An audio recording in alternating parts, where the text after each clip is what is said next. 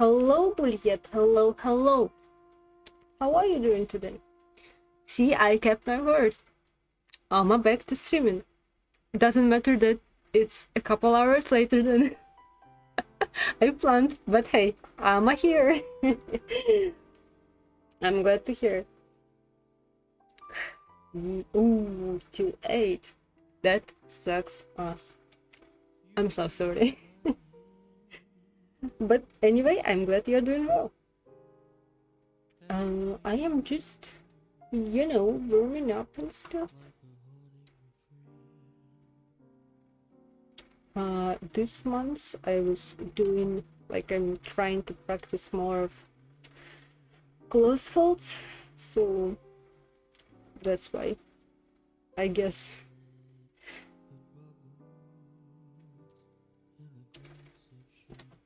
We will see more of such guys.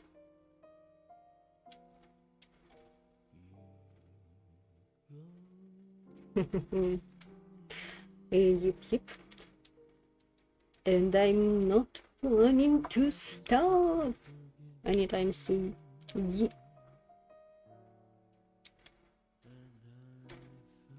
Yep.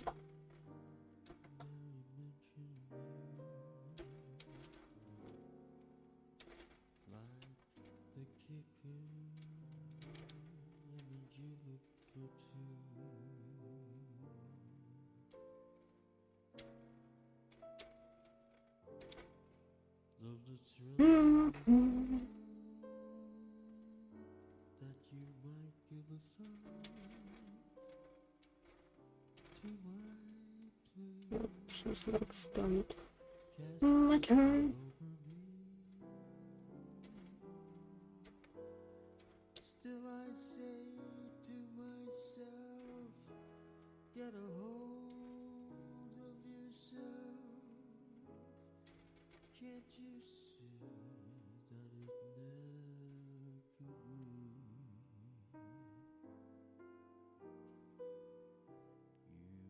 You grow to my head with a smile that makes my temperature rise like a summer with 1,000 goodbyes. You intoxicate me with your eyes.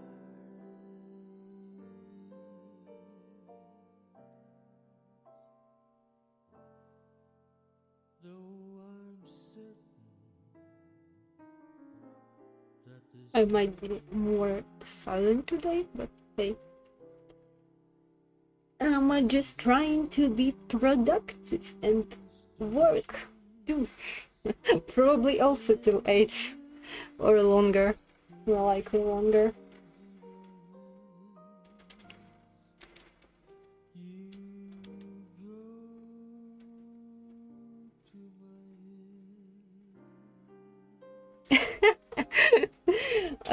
I just, I imagine you're like a cyborg and you lowered the loudness of people around you, you cranked somewhere around your brain, okay, you need to talk less, you know. I was just saying that you, I am going to talk less probably today, but hey, yeah, I understand that you're probably online meeting or something, but yeah, I mean, I'm just, I'm trying to be more focused and stuff, so I hope you enjoy some good old music. Yeah.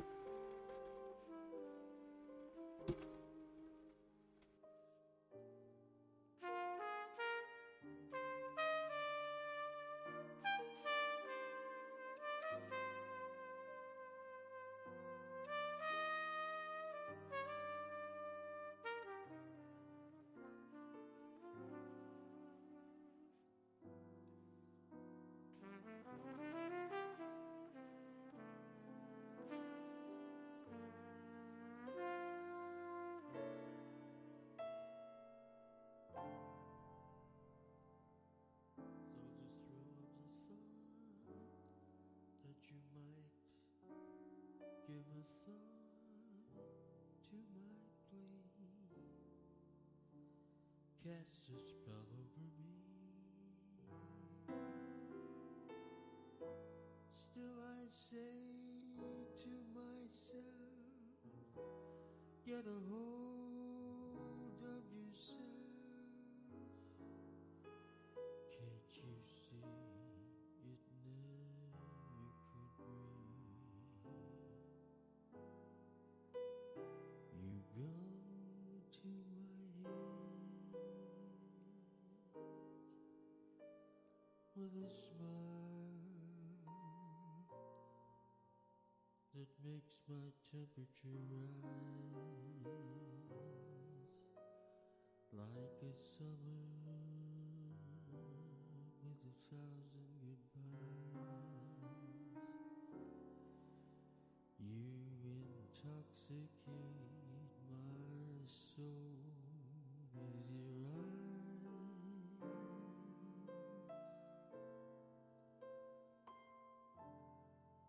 Though I'm certain that this heart of mine hasn't a chance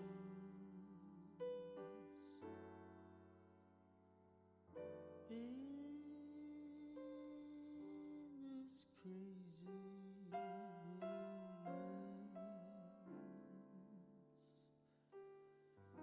You go to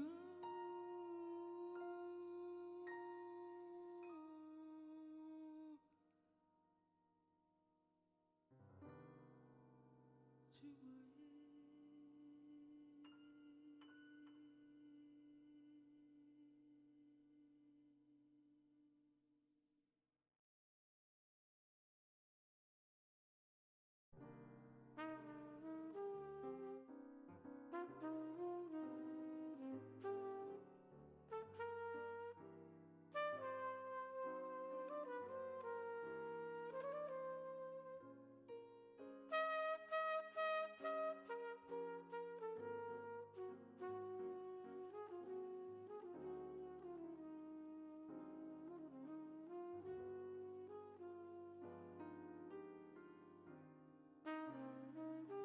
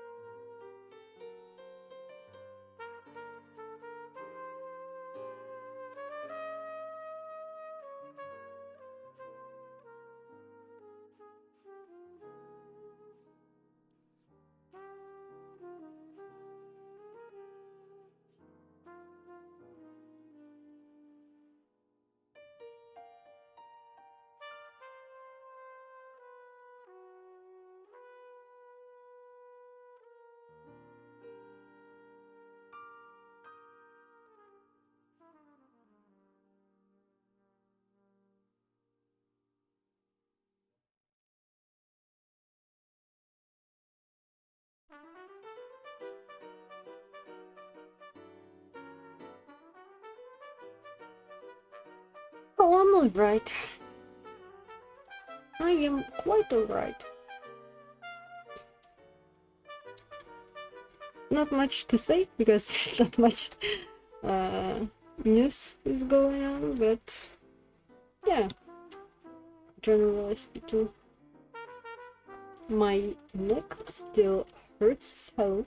Now that is a little upsetting, but I am able to move with it better today.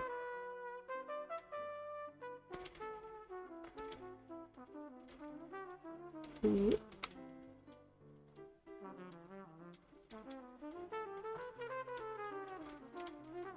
Mm.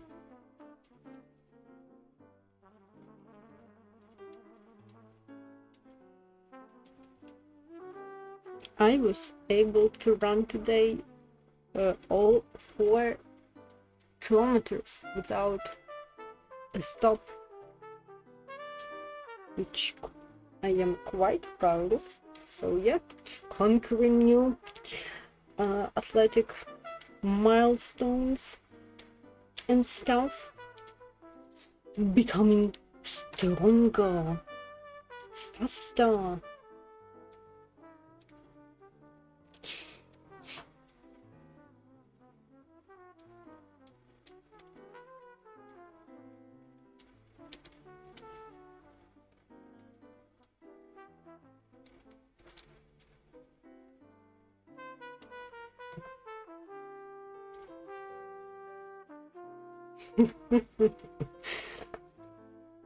They definitely will. My buns will outlive me, even me. That's just how strong they are.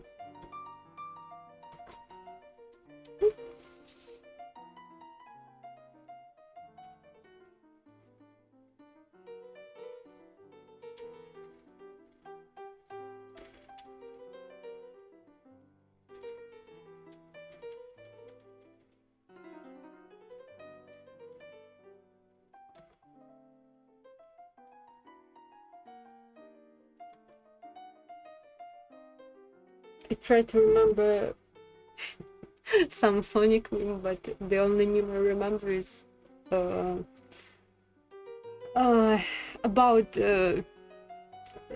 Jordan Peterson joke. I'm not even sure if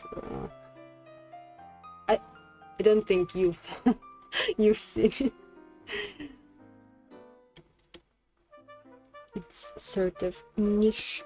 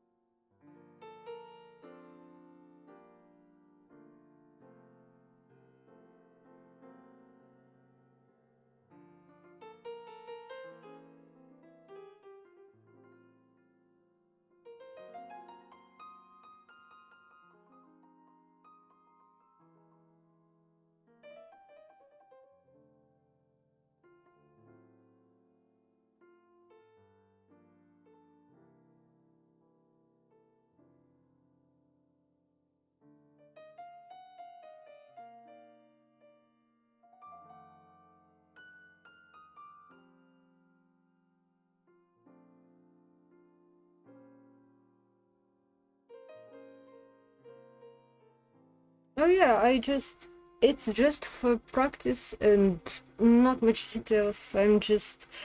Um I'm practicing more, like pattern of folds, how they form, how they interact with the form of our body. So um I try not to waste too much time with it. I'm just trying, um you know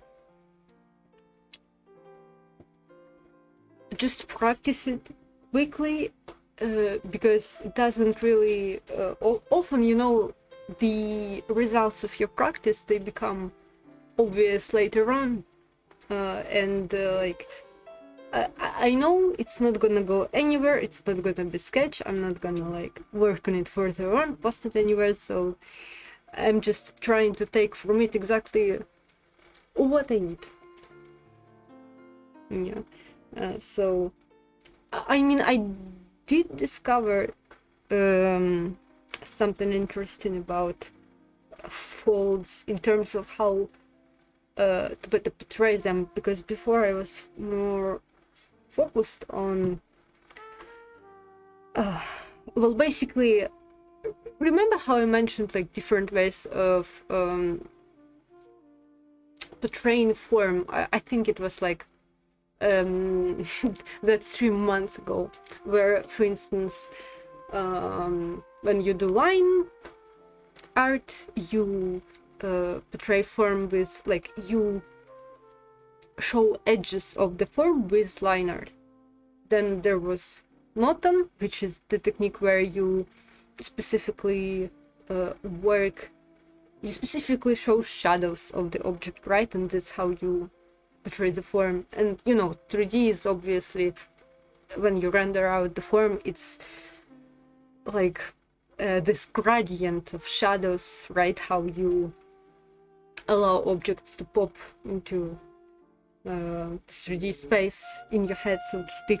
And usually when I worked with Pulse, even for like 3D rendered pieces, I thought of it more of as lines, like technically you can definitely think about them like that, like lines of how clothes stretches and folds around you and stuff, but it's more about specifically like that Notan style. It's more effective and more like natural if you work with the shadows that the folds create. Like, this is specifically what adds certain like realism, not even the realism in the same in the sense of 3D, but realism in how we look at the image and we understand how that material works. If you specifically focus on the shadows the clothes creates, it, even in like simple sketchy drawings, it allows to add so much more like realism and understanding. Like this is like an interesting also example. I think it's simple, but you kind of see how way more easy how it is stretched and interacts with the body, right? But I think it's earlier on I had an interesting example. No. Where was it? It was like the first one, or it might be in another. Well, no, it's not it. Well, there was like one among the first one. This probably was the last month. Yeah. Hello, Gaby. Hello. You've been found out. How are you doing?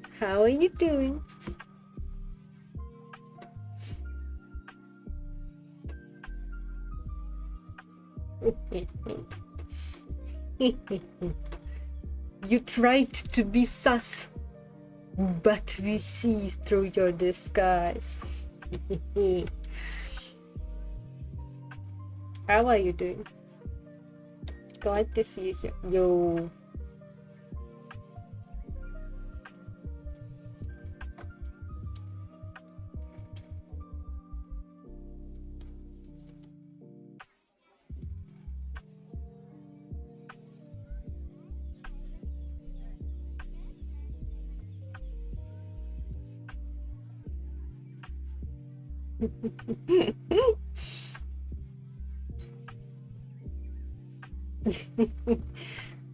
Well, he does have the mighty sword, so he can do whatever he wants.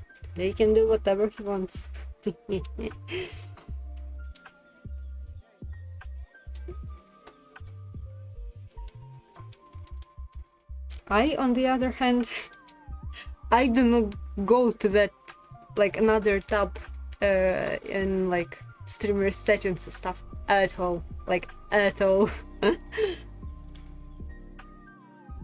So I don't know what's going on the stream outside of whatever people decide to chat about.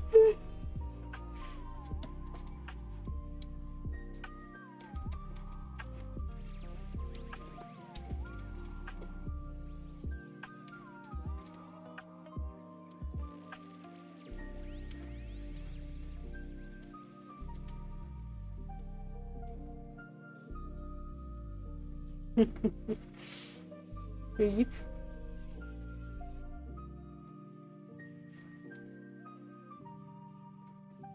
I only have a pretty face. That's all can I offer to the stream. All the technical stuff is done by my agent. Agent.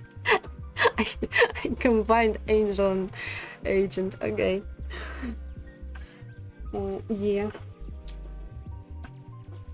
Yeah. It's very unfortunate that you don't see my face. You have to trust. You just have to trust me. There is a pretty face.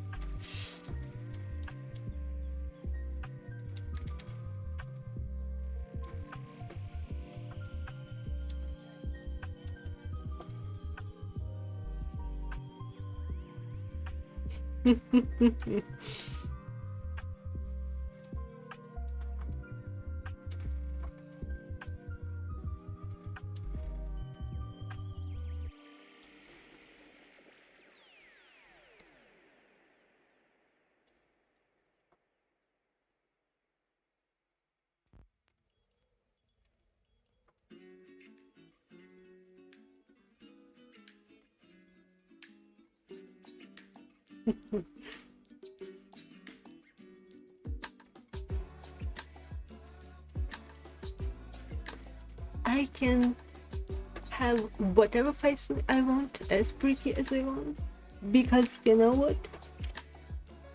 I'm just an artist. I'm just a motherfucking artist, and I will show exactly what I wanna show to the people. Yeah. Yeah.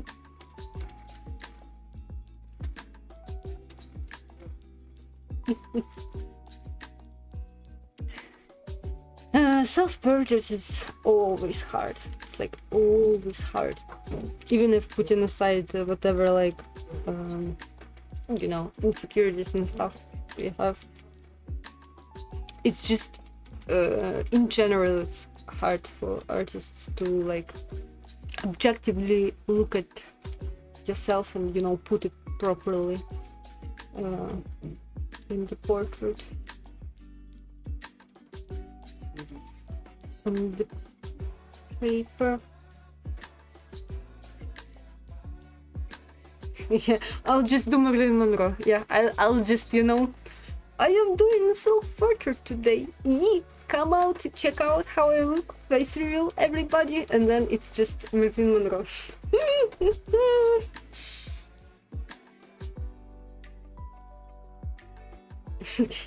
Yeah. Yo, check it out, everyone. I'm a pickle cinnamon bun. I'm a pickle cinnamon bun. Yeah? Did you expect that?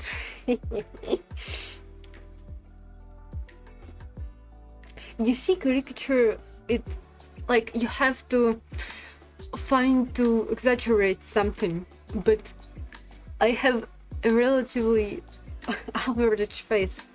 I don't really have anything interesting. Like, I obviously can exaggerate whatever I want, but it would not be super representative of whatever my looks are, because I'll have to, what the hell happened? No.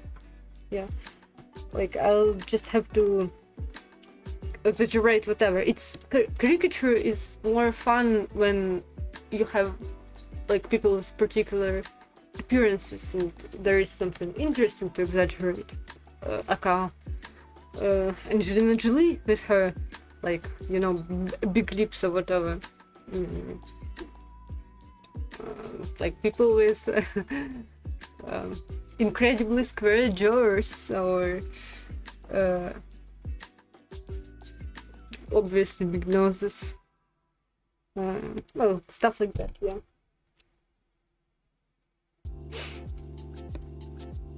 Everything in me is on my face is like relatively average. No, not much peculiarities there.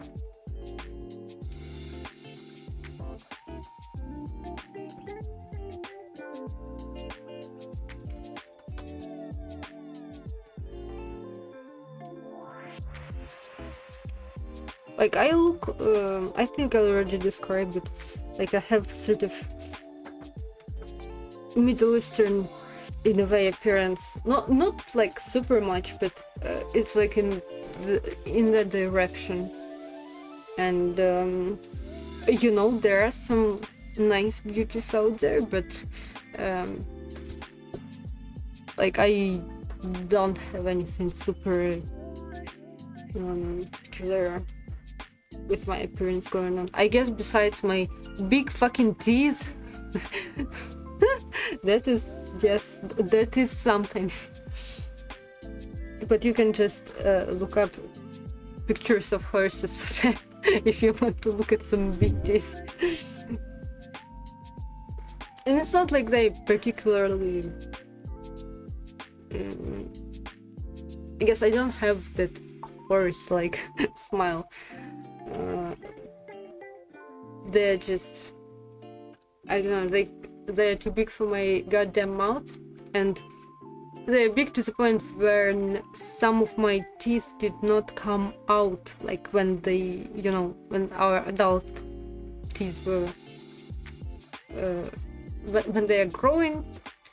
I had some of the teeth, they just could not come out because there was no more space. So yeah, that makes somewhat crooked smile.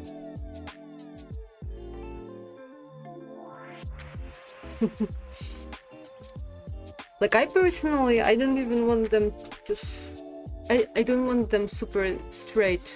Like some of the photos that I've seen of people who, you know, had brackets and stuff, they look noticeably superficial, and I don't really like that. I just want, like, it would be good if just more symmetry, I guess, would be with my teeth, more symmetry going on. That would be perfect, but I don't think it's you can do it like that, because I believe if you do not put your teeth in certain specific like spots in a row, like they have to support each other, and if they are not, they just go in. Once you taking off your brackets, the teeth will just start sliding wherever if they are not properly straightened, something like this.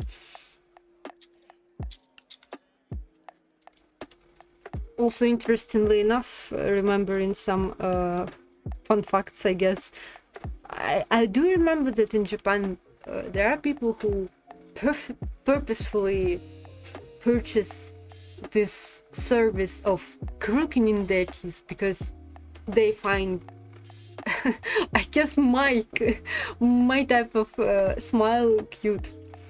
So I guess you can look up that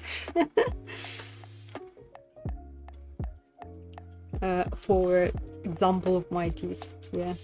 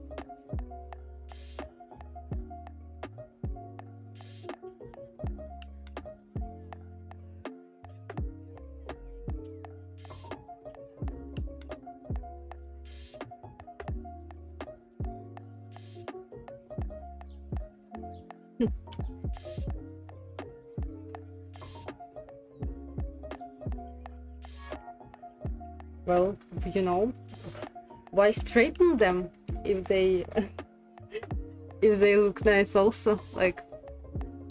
But yeah, you have very, like, technically speaking, many crooked teeth, like many smiles, I guess. Well, not smiles, like us as cookies, they still perform their function of, you know,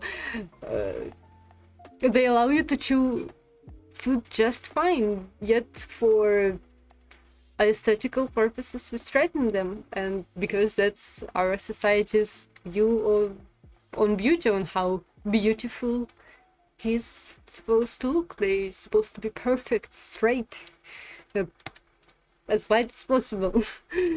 And in Japan, I guess they have another assertion on how beautiful teeth should look.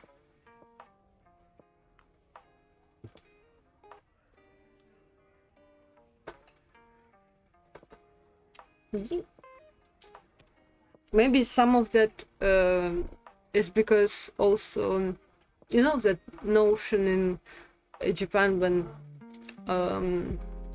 like they don't like perfect symmetry. I think it relates to like either Shinto or something.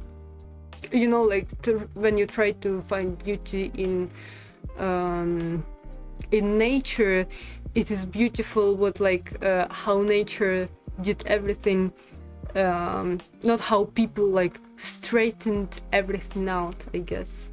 Like they have these certain approaches to what beauty is.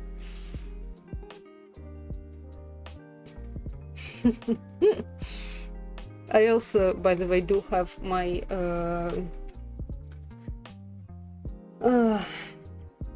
pens. Like one of them specifically is like to the front.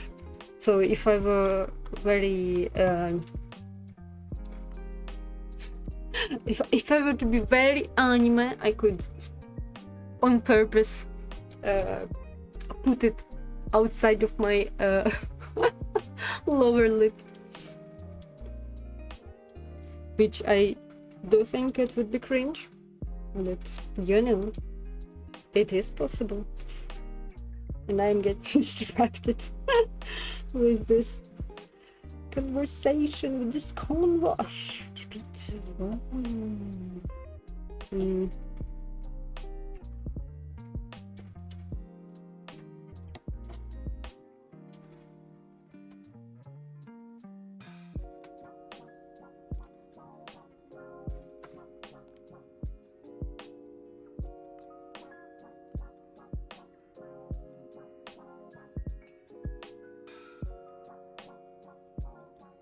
Oh.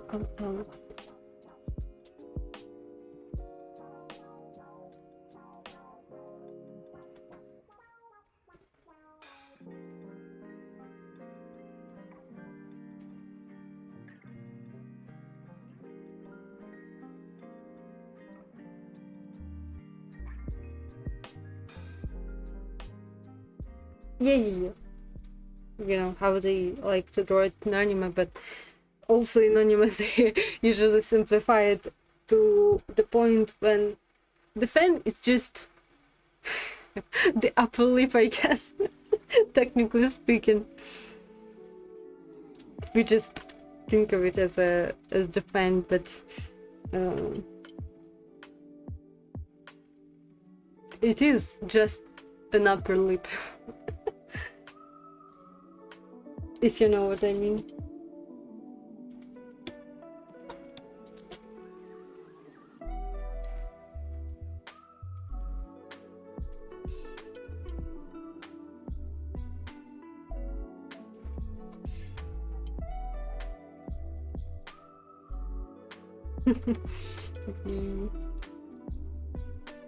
I remember seeing some memes about that sort of fan.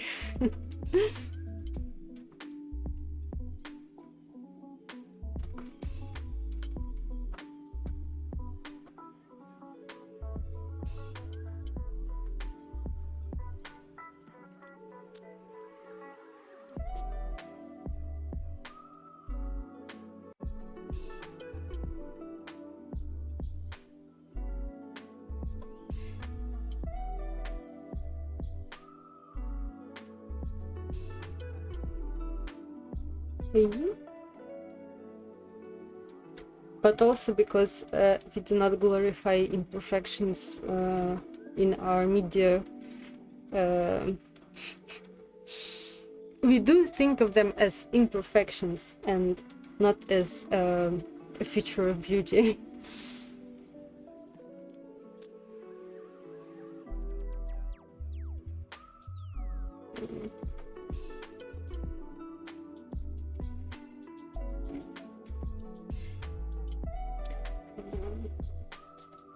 I'm just trying to work out, you know, blades have a very peculiar type of how, I guess they are how shadows versus light work off them, because metals are always like, they're very interesting.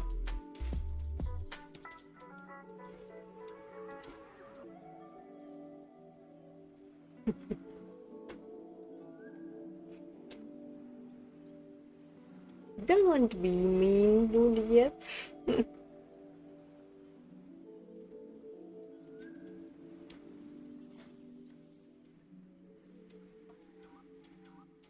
I'm sure Gabi is quite handsome.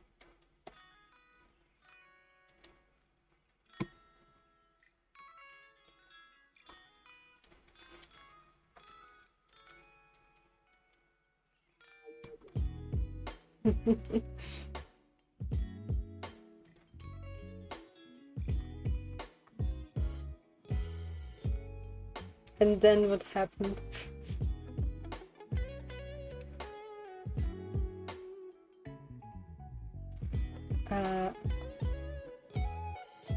I want to eat. I don't know what fridge is, but something with Louis, I guess. Price? Okay. I thought so, but I wasn't sure. Je veux mange. Oh no. Je veux mange une fruit avec lui. I dropped my French dual languages like at the beginning of the war, so I wasn't seeing French in a long time and practicing it at all.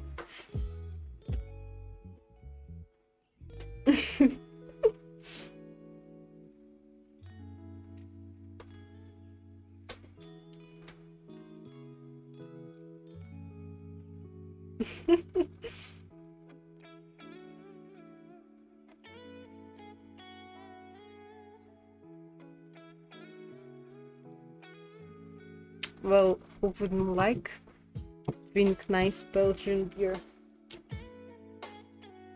Yeah, that I can agree to.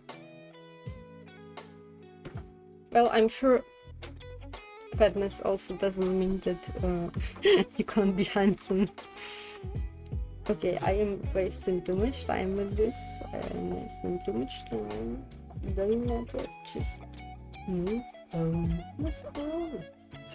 Let's come back to here.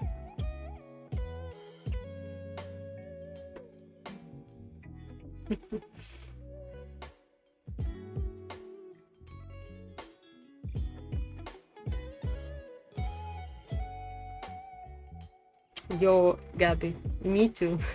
Me too. That situation sucks ass.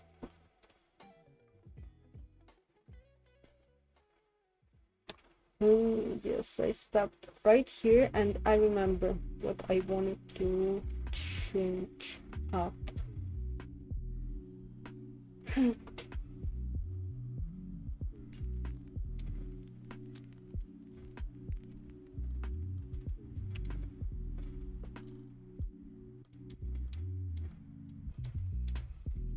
Are there particular troubles in finding jobs in French, I guess? Or it's personal struggle?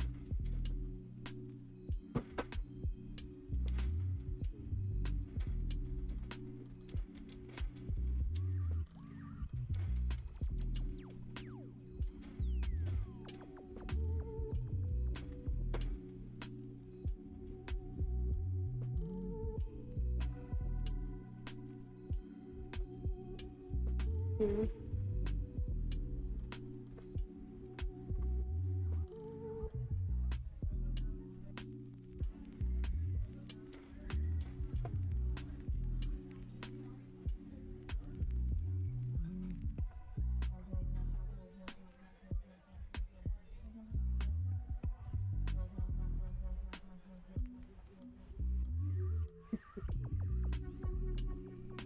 Yo, networking is cool. You can just get an IT job in Netherlands or whatever. Yeah. Yeah.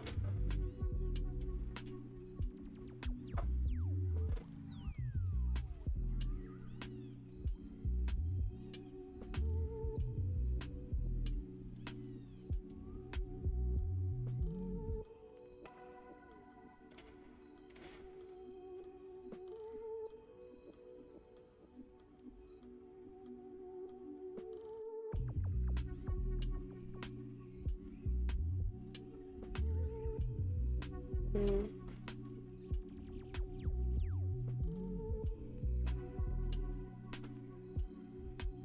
Is it threatening your living situation?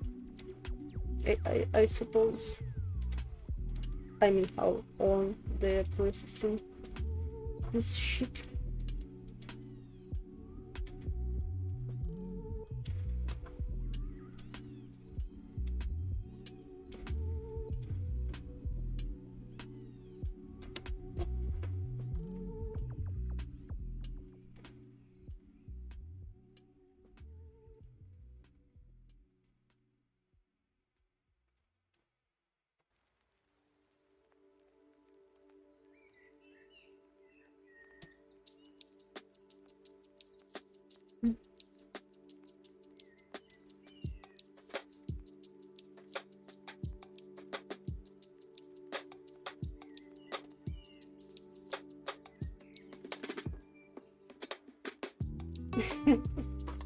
Uh,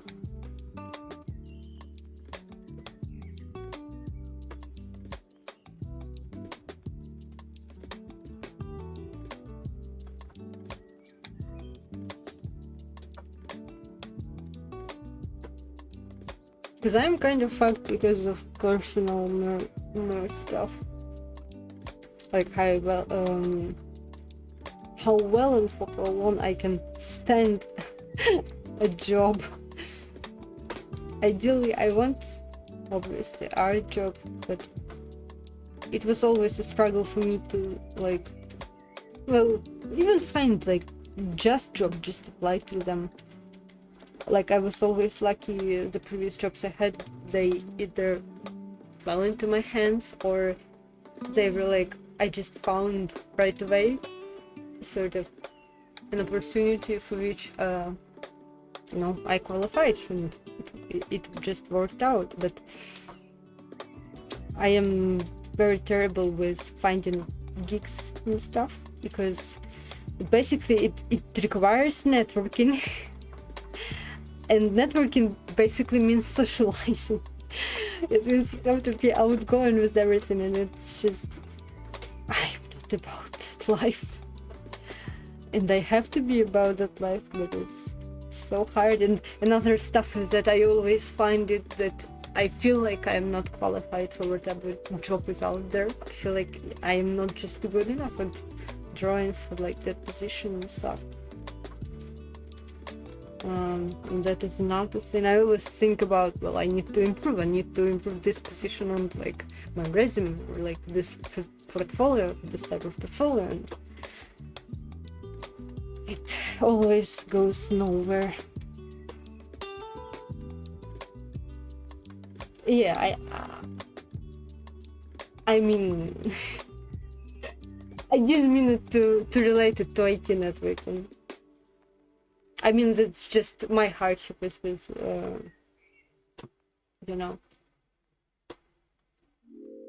social stuff in general.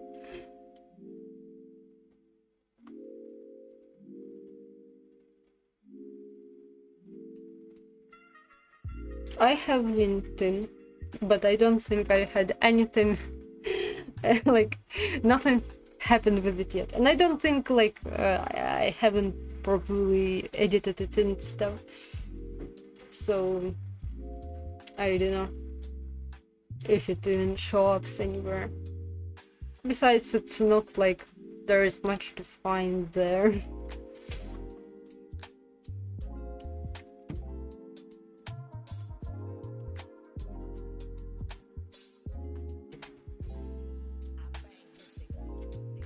Well, you see, I don't want to work full-time job. I want freelance gigs and stuff. And that's, on one hand, I know that many companies, they do hire like basically like a contract worker, right? For like a specific job and stuff.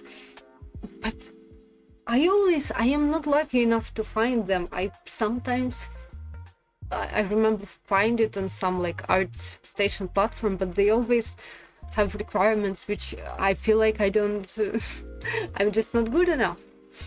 And I know that there are other ways to basically do that kind of search, not LinkedIn, though I heard that it's a good platform. Actually, it might be a good platform for artists, but yeah.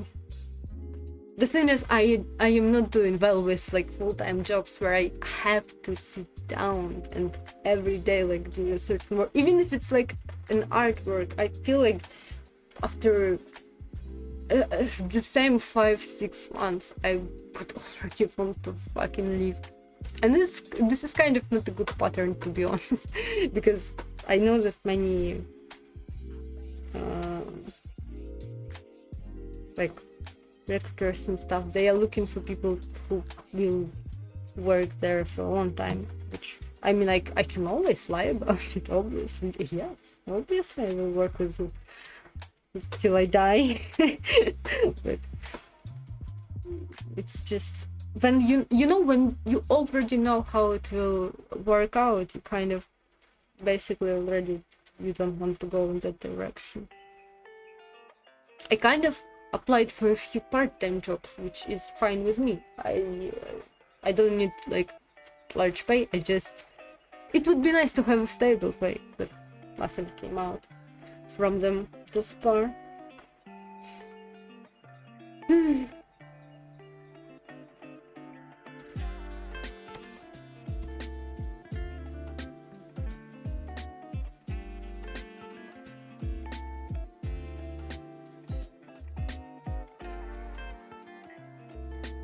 You see, I've heard about it, like ignore the well, not demands, but like ignore what recruiter put in, like that you have to qualify for, right?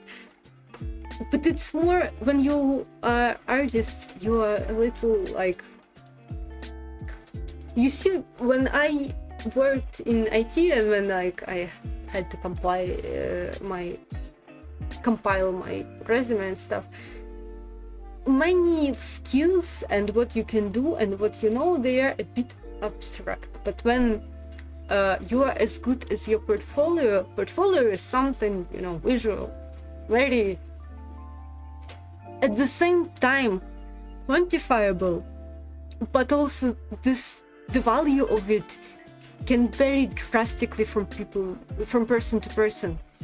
And as an artist, you always, pretty much all artists I know, I've heard of, they all devalue what they do. You do not understand personally the quality of your work.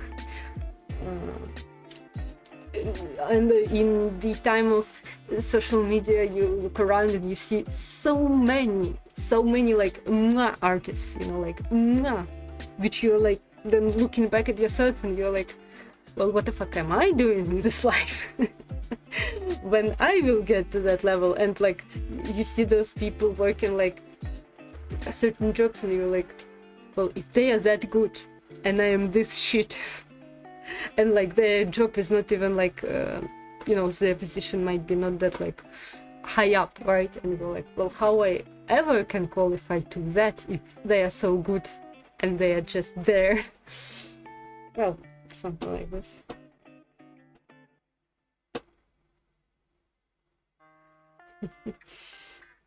Well, you shouldn't compare yourself to anyone, but as an artist you actually kind of should, because that's how you actually become better, by studying, people who you think are better than you. So you can't escape it. It's part of the learning process.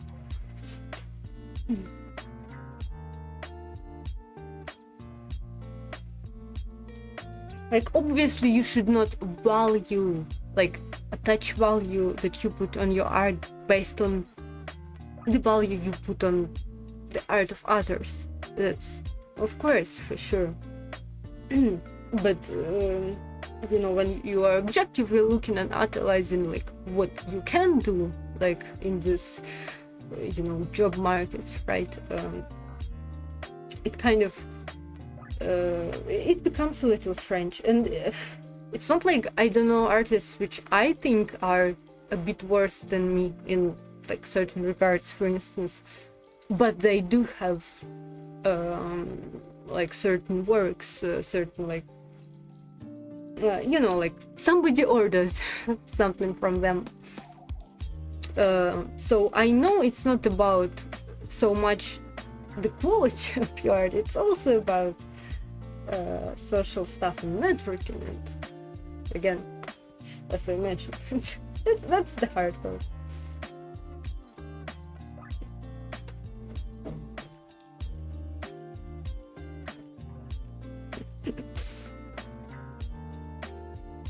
Of course, I know something about coding, being in IT job for once. Not that I was coding, but, well, sometimes, some fucking times, people did force me to do some shit I did not want to do relating to coding. And my god, I regretted it every single time.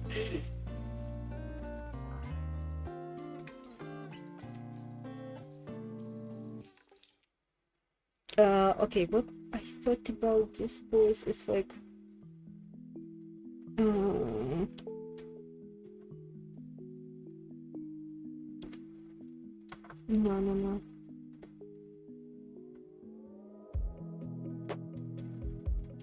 I thought about it yesterday.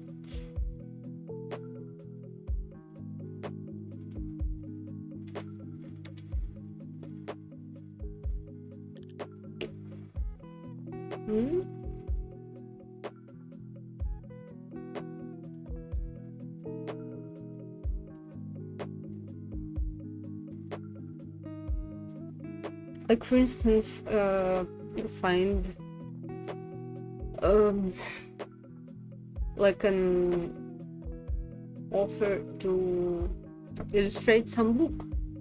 Technically speaking, it shouldn't be that hard, because as I understand, you just have to reach out to as many authors or publishers and whatnot with the offer to illustrate, right? But at the same time, sometimes it's unclear where to reach out, because for instance, those same publishers often they don't have, like, their emails for internal, like, operations open, so they only have, like, for instance, for the sellers emails mentioned in their site, and like, well, you already know who it is going to go. If you will use that email, they'll just ignore you, and then you wasted time.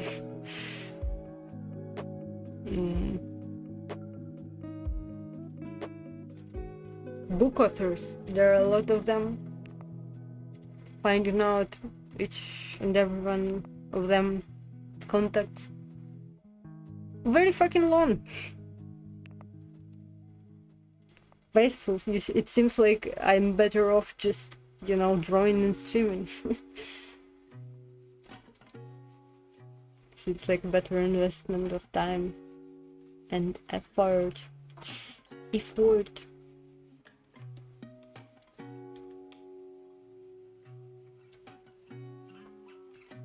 But also, if you want to live and have a food on your table, you kind of have to do some of that. So yeah, I was never lucky also with those, freelance platforms. Do not how to sell myself properly, and do know how to be, I guess, attractive enough for possible,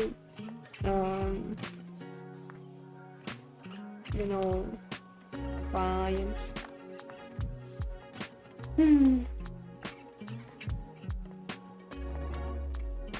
Yeah.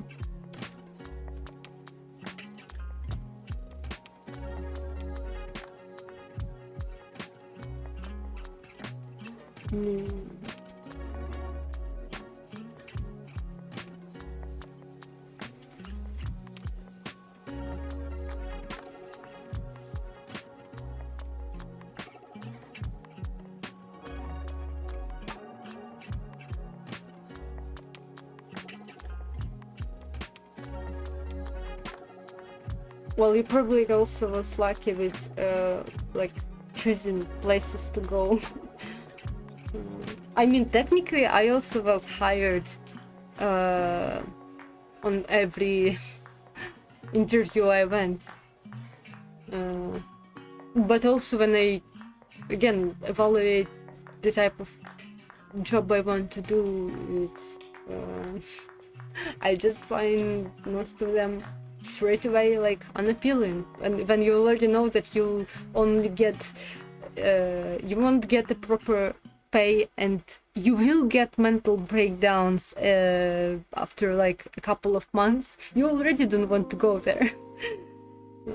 Yeah.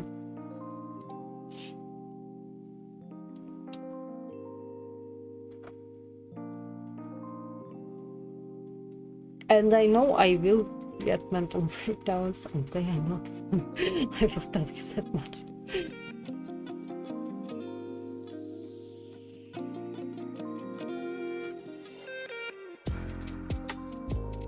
Well, you see, you can be passionate about art as much as you want, but and technically there are a lot of ways to make profit with art. But you kind of finding such jobs is another skill in itself, and that's just a skill I'm terrible at.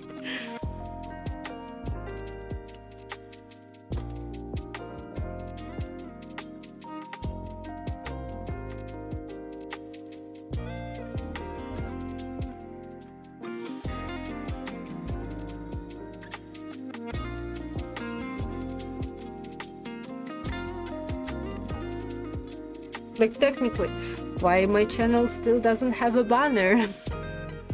Because I feel like, okay, let's draw something for it.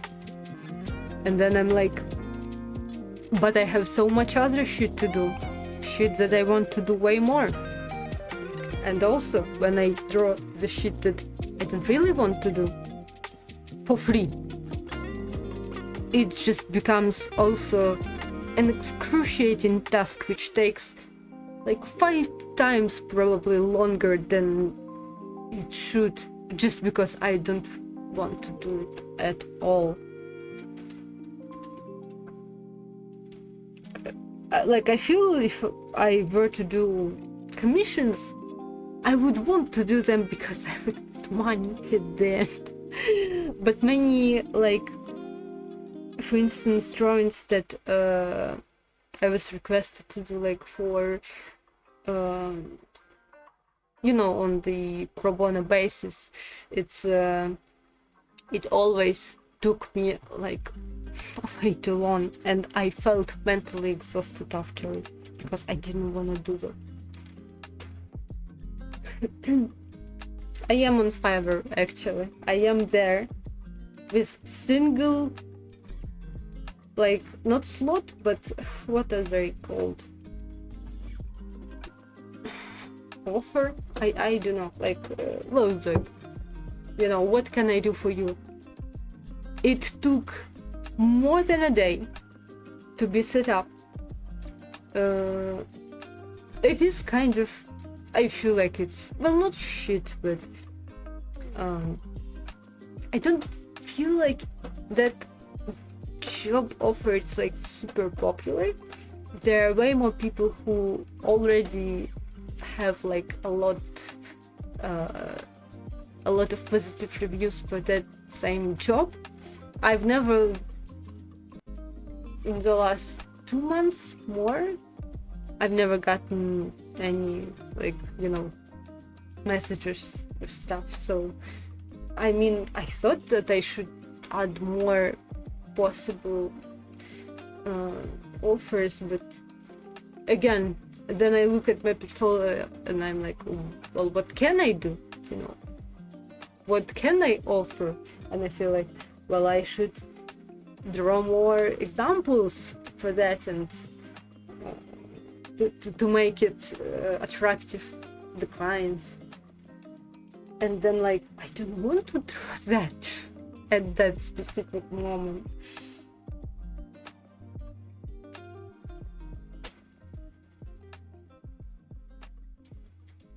Yeah, well, stuff like that.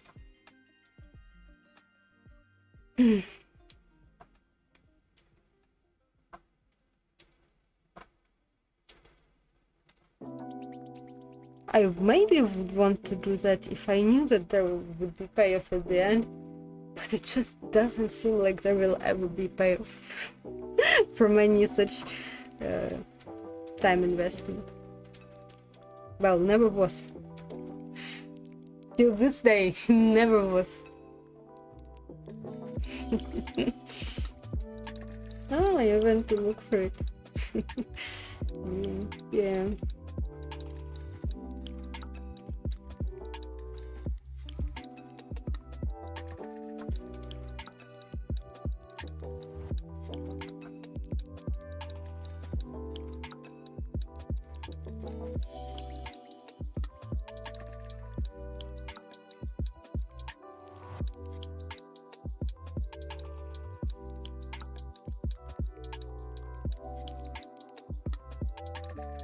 I feel like I'm being a bit of a doomer here, but also it all is kind of true. The struggles of life.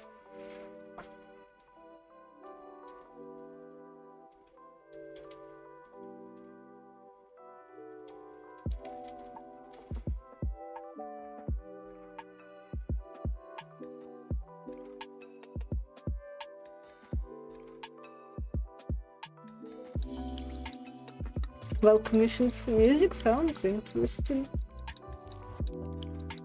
I'm not sure, like, if I understand correctly, you're a coder and you can do websites and stuff. But yeah.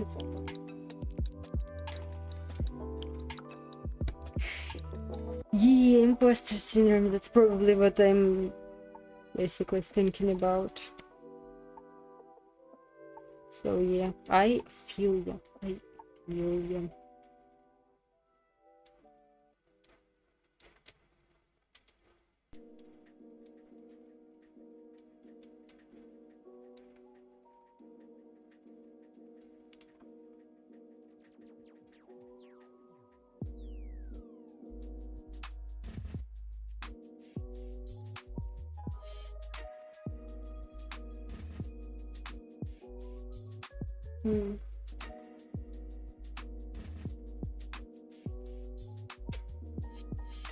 Well, it seems like there should be a lot of possible open positions for that, especially with 2 years of experience. I have a paid course for Python. Haven't finished it. I'm just, when I was working my IT job, and it wasn't really like IT job, it was like a hosting support job, and I thought, like, I mean, I was pretty good at it, and I knew that I could be good at coding stuff, but I'm just, when I tried really going into it, I'm like, I am so fucking bored. I am so insanely bored. I would not. My soul would be crushed if I invest my time in that.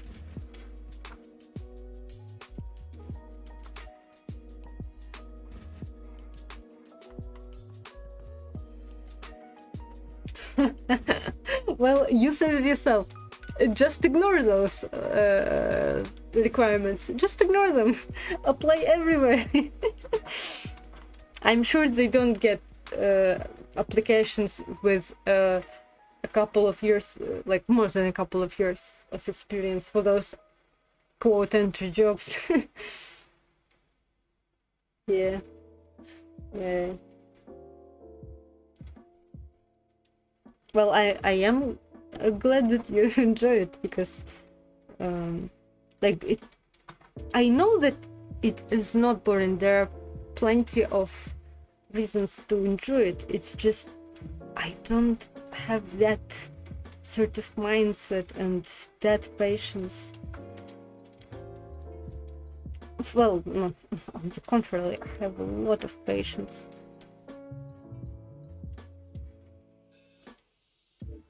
But it's just personal character flaws that prevent me from being like focusing on what would benefit me.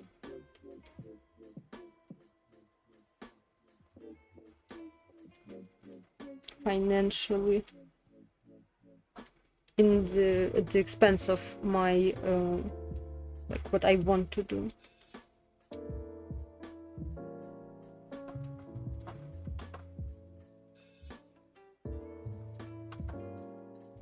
I feel like I wasted already so much of my life on shit I don't wanna do. And I just can't waste more.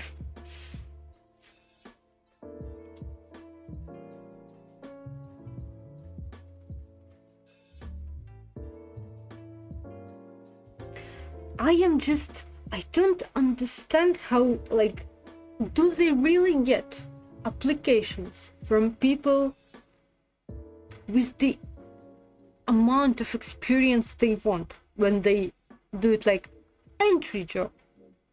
I just don't get it. You know what?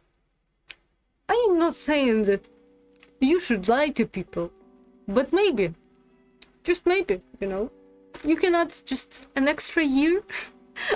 Just maybe, because the main thing, if you feel like you're actually qualified for that job, you just have to convince other people that you are qualified, right? If the only thing that prevents them from assessing your proper qualifications is like the number of years, maybe you should help them see past through that. I'm not saying you should lie, but you should help them. And yourself.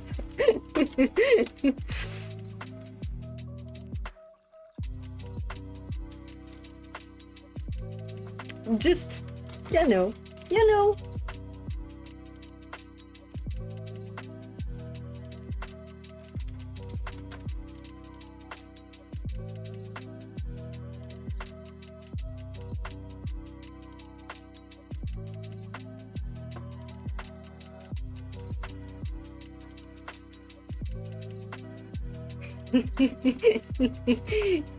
Yep.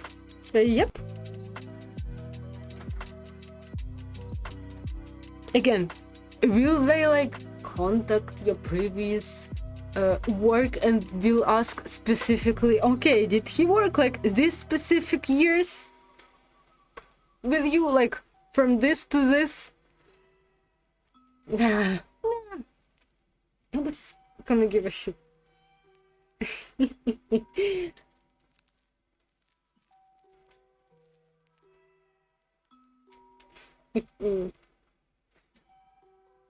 Well, it's not like even fake experience, it's just like, for instance, there was this video I watched recently about tricks to improve your resume and stuff, and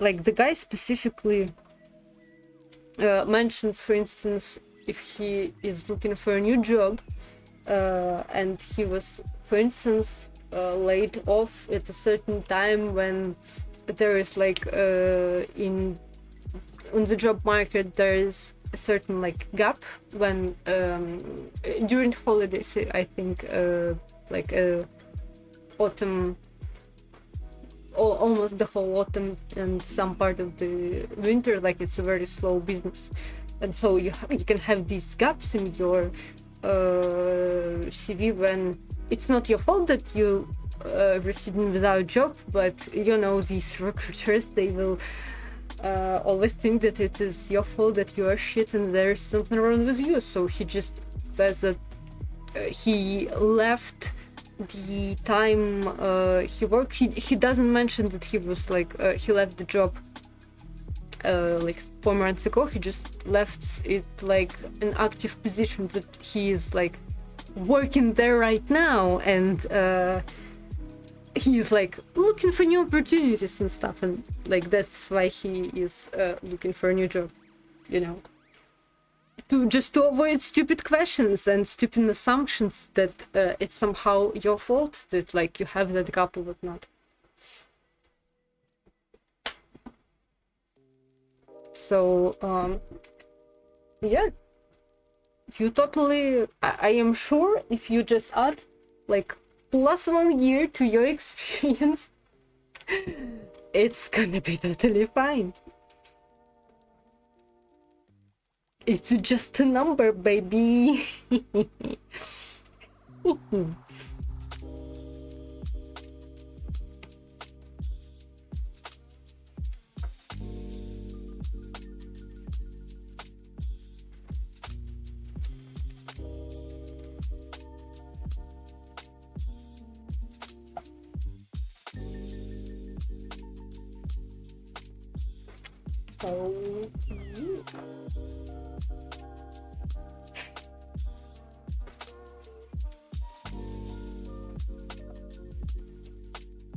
Hold on for a moment. I will remove the lights in my room because I can't fucking see keyboard anymore.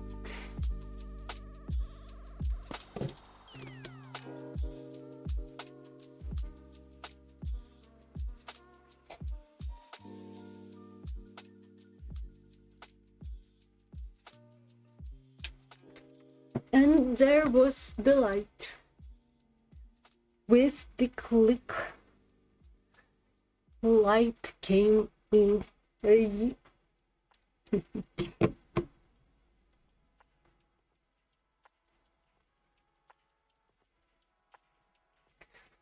Okay, I should be fucking done with it.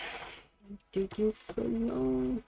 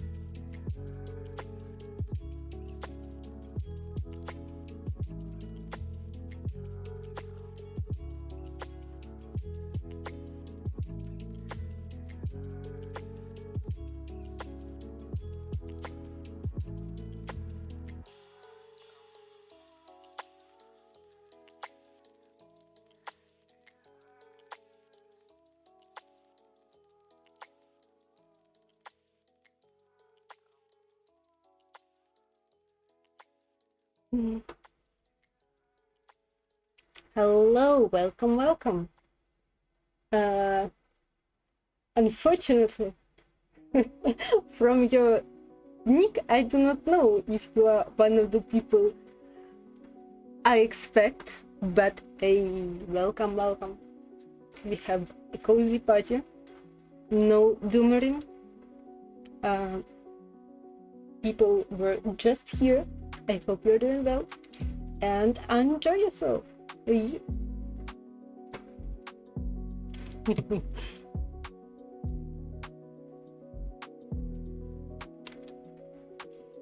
Okay, what am I doing here? Hmm.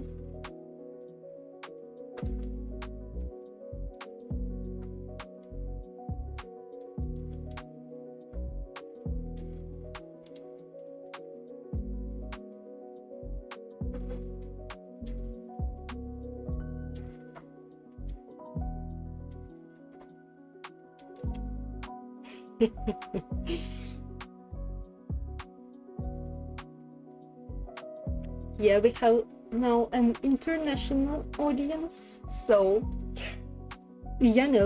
keeping it English would be mwah. But also, I'm sure many people have access to Google Translate, so we will understand each other.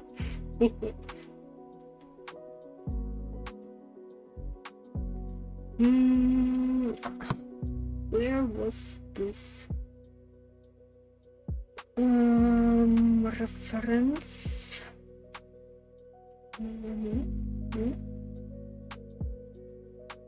Somewhere here. Yeah.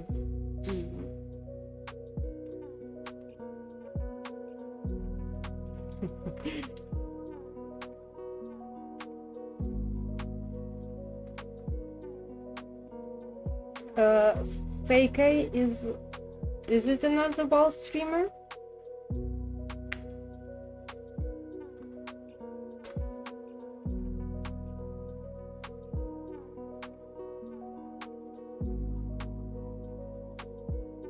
Ooh, you're talking about TwitchCon, I assume? Ooh, you had to buy tickets to TwitchCon 2022. That's the way. That's the way. Yeah.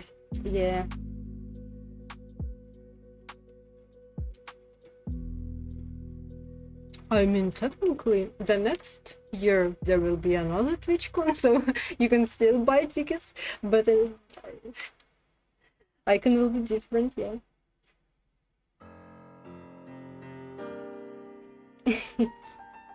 By the way, what is actually like this good luck, have fun, like what is drawn there? I genuinely don't understand.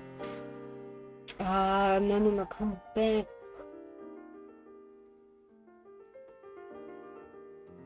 Yeah.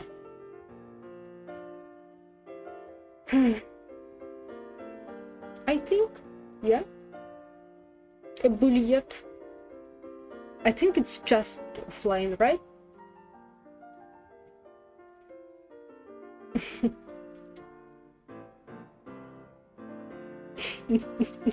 Well, hey, Gabi, I don't have any badge, so, you know, only in this chat I have my streamer badge, and that's it.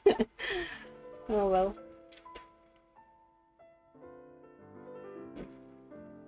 See? By the way, is TwitchCon in different places each year? Is that correct? It's just so happened to be in Amsterdam this year, right?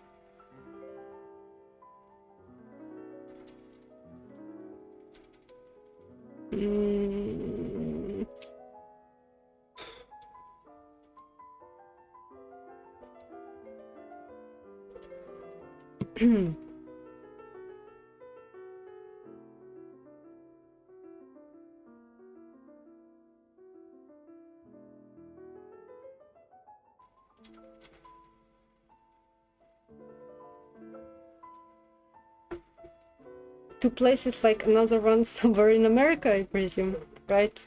Somewhere in LA. Was the LA bitches. Yeah. Those goddamn Americans will not bother to come to our decadent Europe. No, they won't. Too afraid.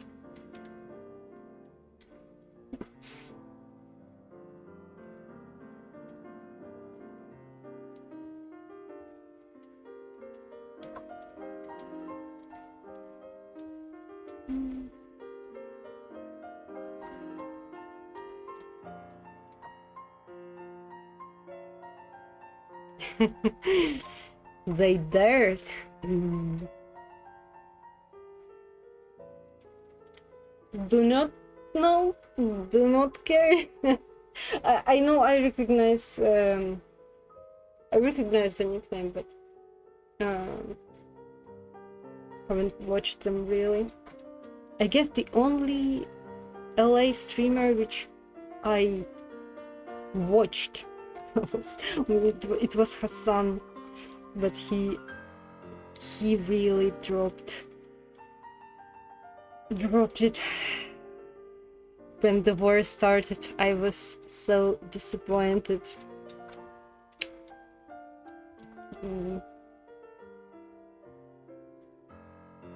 And I don't really watch any like major streamers too.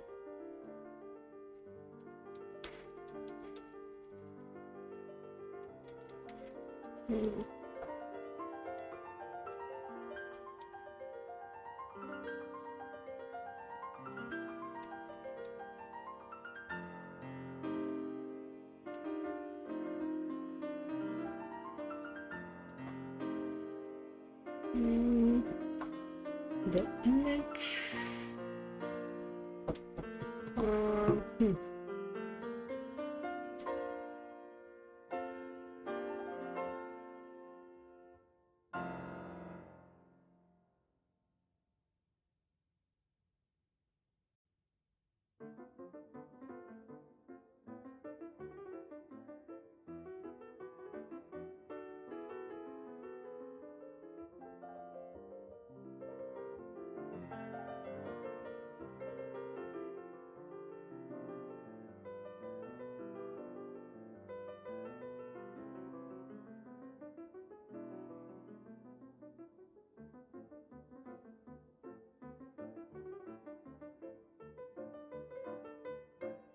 And I'm back.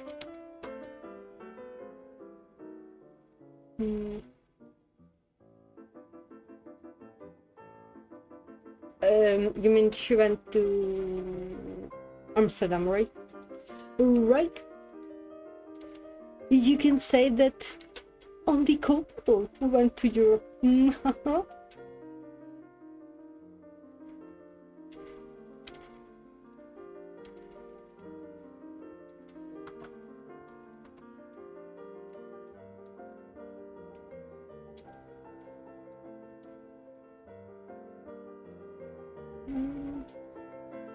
Is it right? Yeah, it is.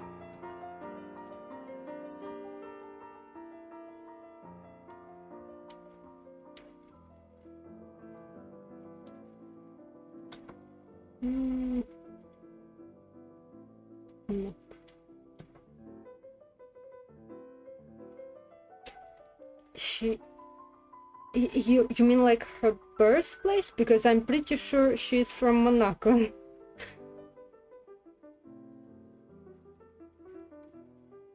Oh, okay.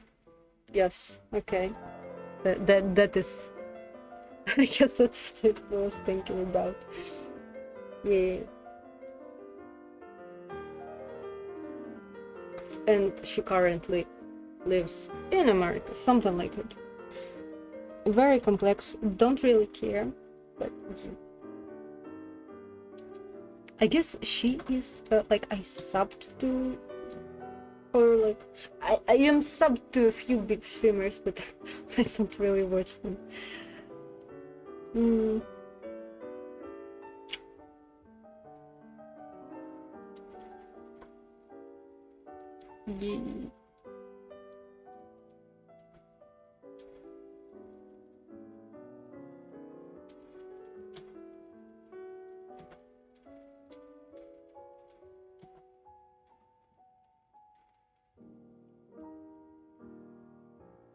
Вітаємо. Hello. How are you doing? I expect all of you to know English and especially understand my broken Eastern European accent. Yes. I hope you do understand. I know sometimes to some people it is a little hard, but what can you do? How are you doing? Really? I mean, you are like you're a chatter of our favorite Ananas boy, and I'm pretty sure Alec is not a big streamer. Oh, I see.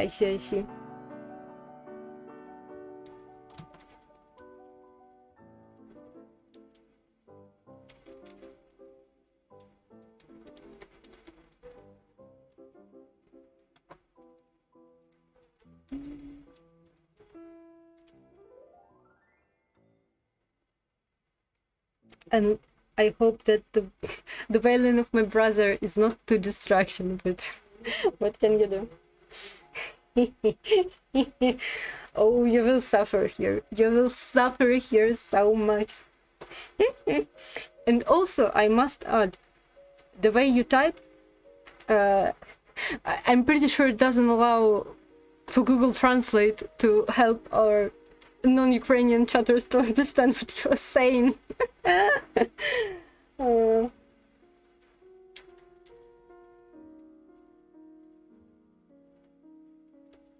I don't know anything about them, like anything. Like I've heard the names and I don't know what the fuck they are doing. And my cat wants outside. Hold on for a moment.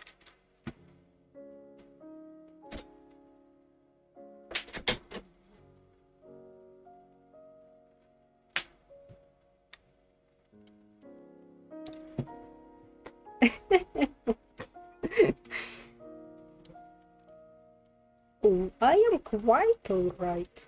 Quite alright. Glad to see so many people here. Glad to see people from my favorite Ukrainian chat. The only chat in which I am actually somewhat active. Yeah.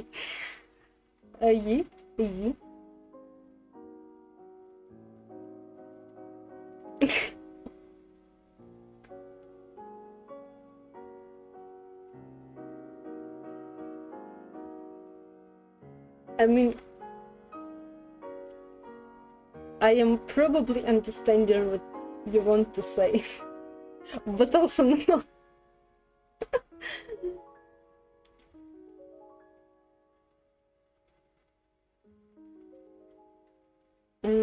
Okay, where am I going with this section?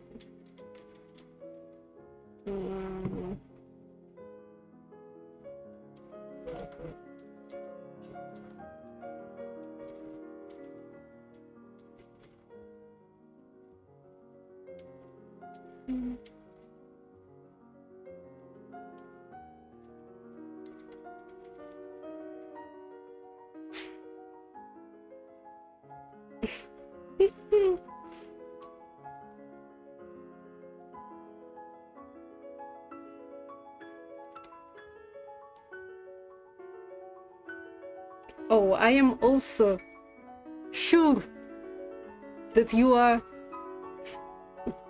a rat.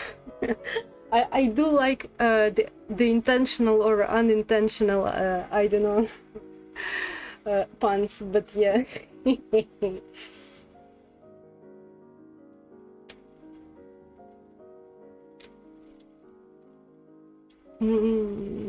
Okay, what was going on there? I need a mirror, actually. Mirror. Mirror. Let me look at my. Let me look at me pogging for a moment.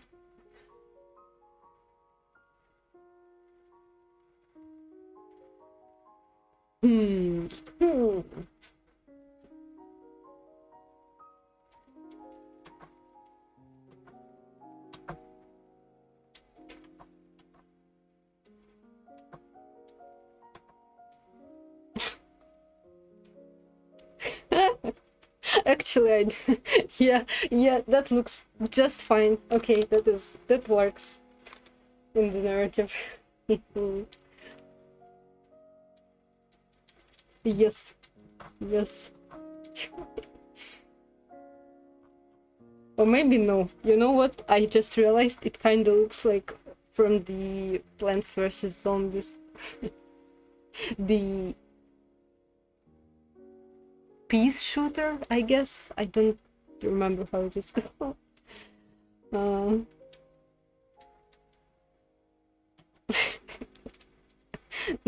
no.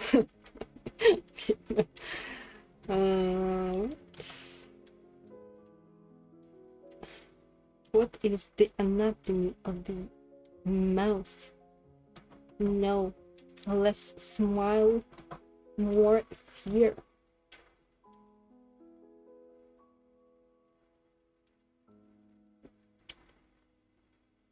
I remember it from the school times.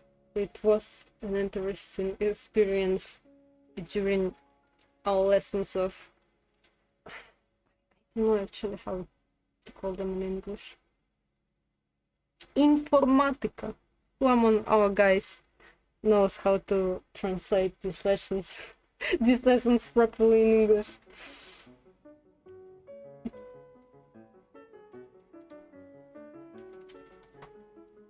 But yeah, it's like an interesting concept, but I am more of a storytelling.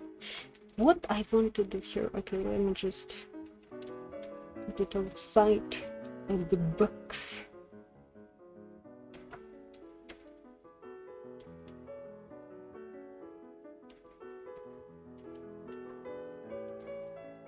Mm.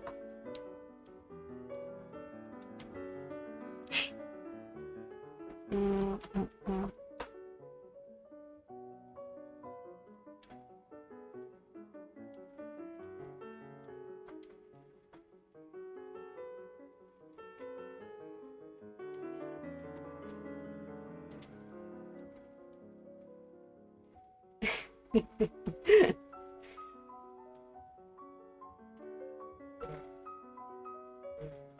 Yee.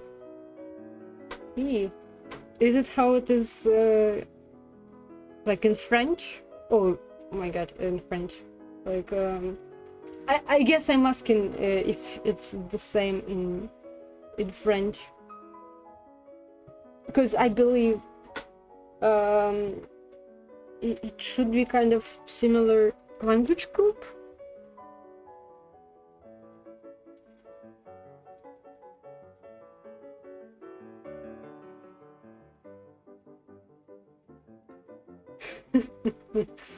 Do fly, do fly.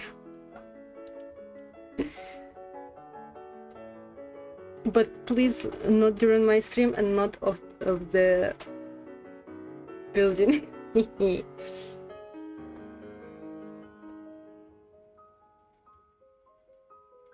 Ah, okay, of course. The Q freaks. The Q freaks. What can I say?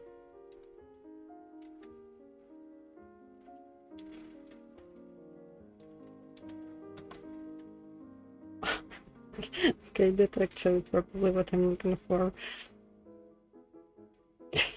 Okay. Yeah. Yeah.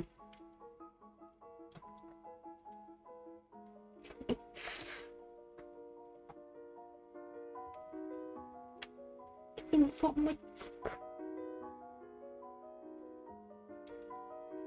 I already forgot all of the French I was learning. French spelling, it's just, it fucks with me. It fucks with my brain. And I also have trauma from the days I was studying it in school.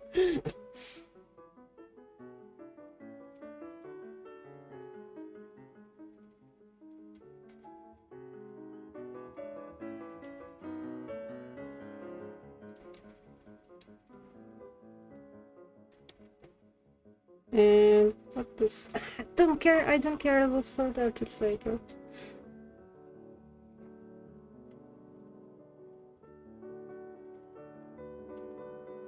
Yeah, maybe. Mm, mm.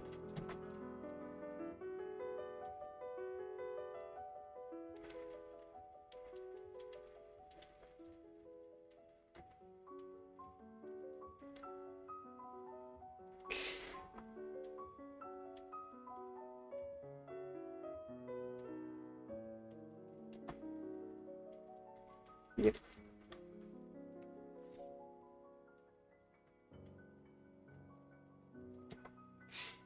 Later.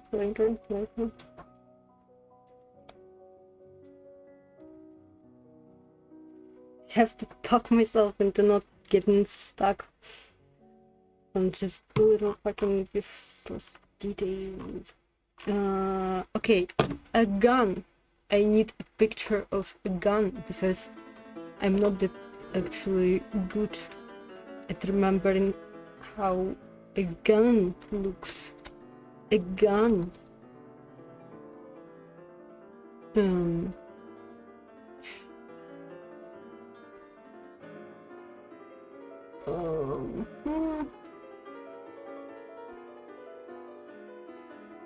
Something like images. Well, none of these kinds. Well, maybe this one.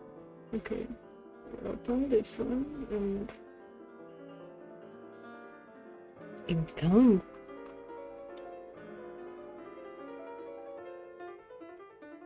Oh, yeah, that's too old. It's looking too old for my liking. Okay, maybe like shotgun. Maybe that's what I'm. Yeah. Yeah. Yeah, this is simple enough. Okay.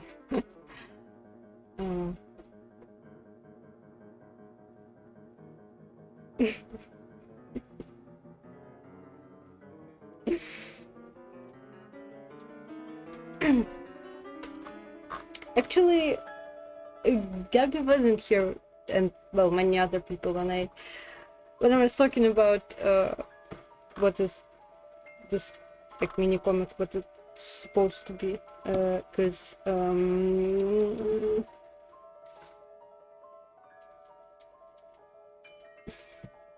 it's just it upsets me. Well, basically, it's a comic about.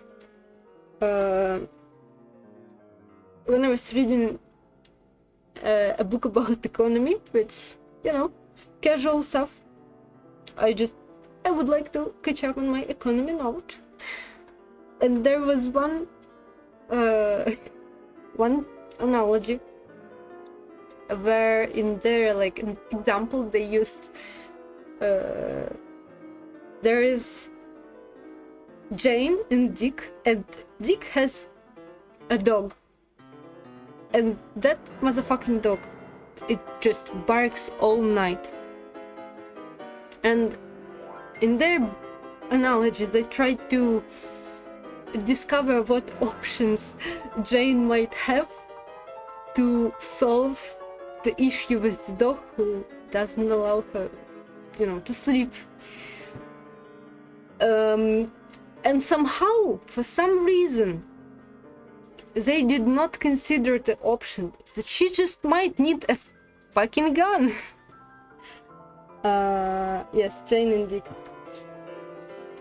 So, you know, it was so weird because in other analogies and examples that they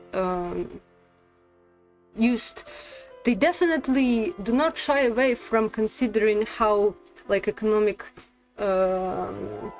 incentives may influence our decision to break laws and stuff. And somehow, for some reason, they did not consider that the easiest way for Jane to get rid of the dog is to just shoot it in the face. Because they like think about, well, is it feasible for her to spend some amount of money to pay Dick to get rid of the dog? And I'm like, oh, what? Do you mean that Dick now can just get a new dog, a new loud dog whenever he wants, and he can extort her? whenever he wants. To get rid of new dogs as well, it was like ridiculous. Why she need to pay him? Or like why she should keep suffering? She can just solve the issue with the price of a single bullet. And you know, in America, specifically in America, it can be the most economically feasible solution to this problem.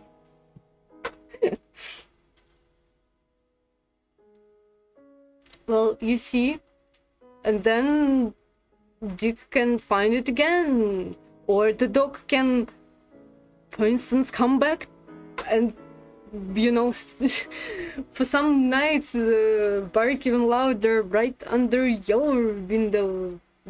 Many options. Like, technically, I guess you can also like steal it and put it in another what's the word? Not asylum. What am I thinking? Not like animal orphanage. I forgot how we can call it, but yeah, technically that would be a more peaceful option. But you know what? It's not that fun for a comic. Yeah, animal shelter.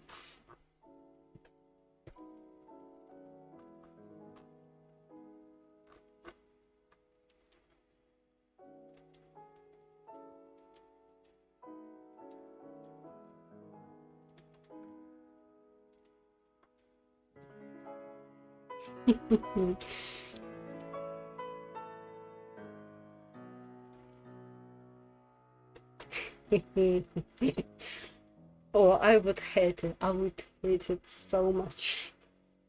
I would absolutely hate it. I have such a bad sleep schedule. And, you know, I'm a restless sleeper, so whatever source of noise is there, it should be eliminated. I'm just saying.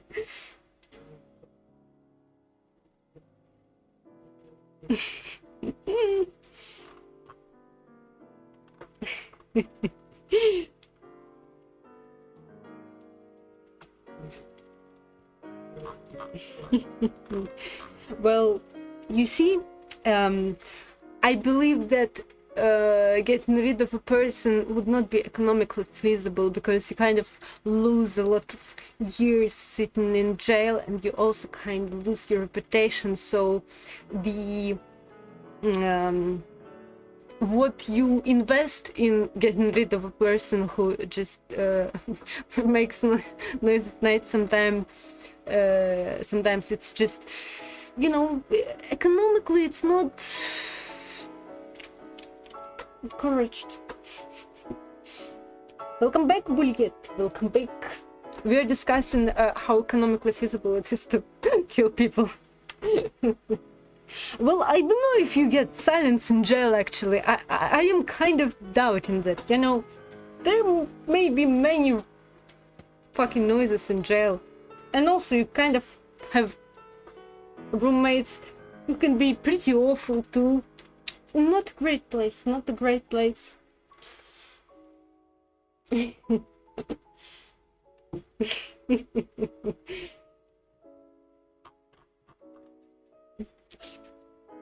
Fix it later.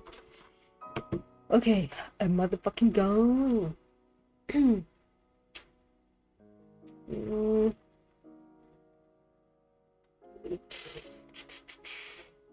Add reference layer, yay. Okay, save this D and open this, yay. Okay, it was smaller than I expected.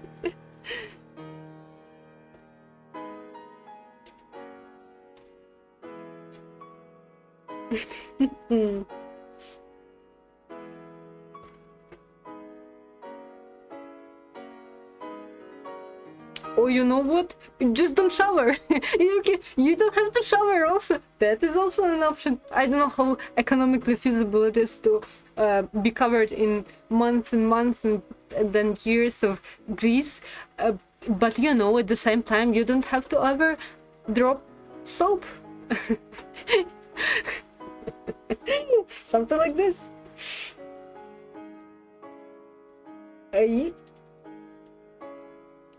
Actually, maybe because you're stinky, you also discourage others from like coming up to you. So you stay more protected, more you know, saving yourself for the marriage. Okay, a gun, like a gun, and now you go here. Also, yay.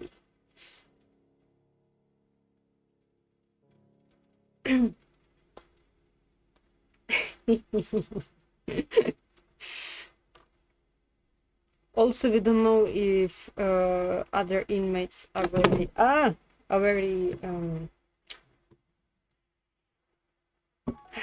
clean, I guess. How well they support their need for, you know, their hygienic situation.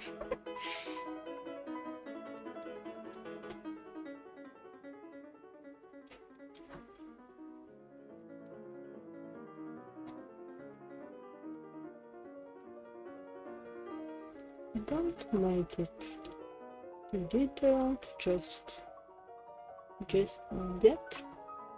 and that and that.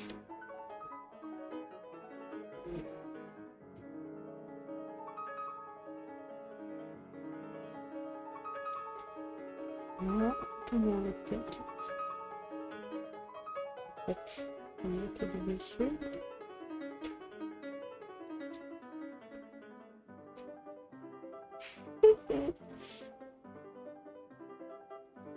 Yeah, getting to prison is kind of not very efficient for your economic situation. I presume it might be only useful if you are like homeless, and maybe then you, like, you know, steal something useful, get caught, and then you have shelter, which is basically how many this is why recrimination rate is so high in many countries. Excuse me.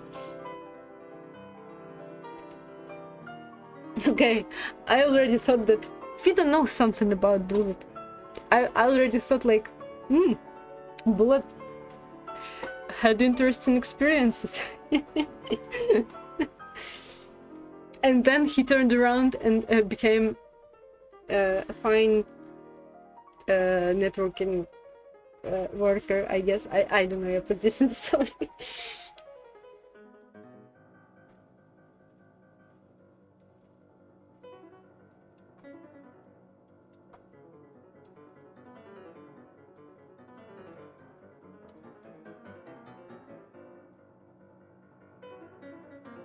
Oh, I see.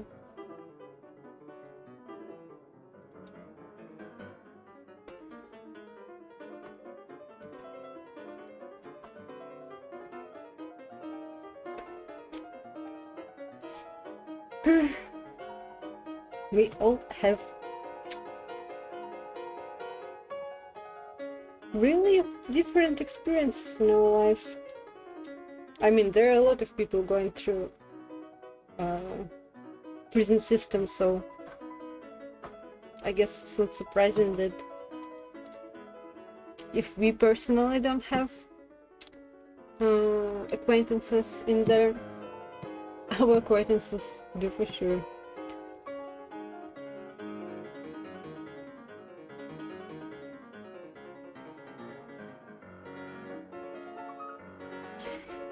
Then I might say, then it turned dark all of a sudden.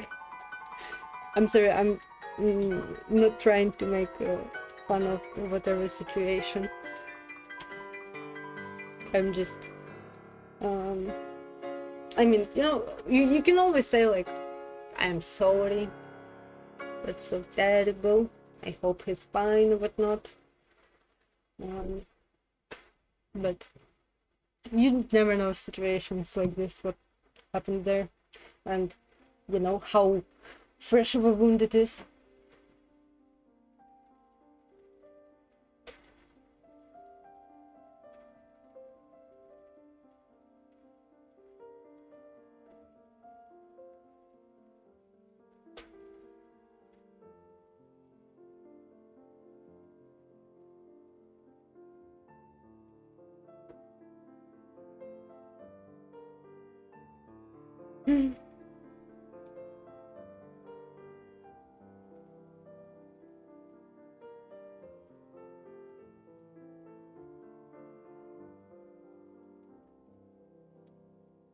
Well, in any case, I hope that you personally have, both of you have better lives now that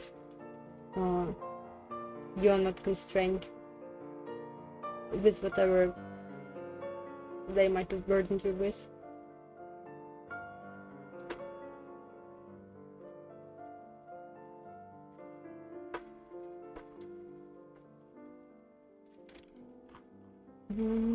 It's actually, it's not much detail, but I need to.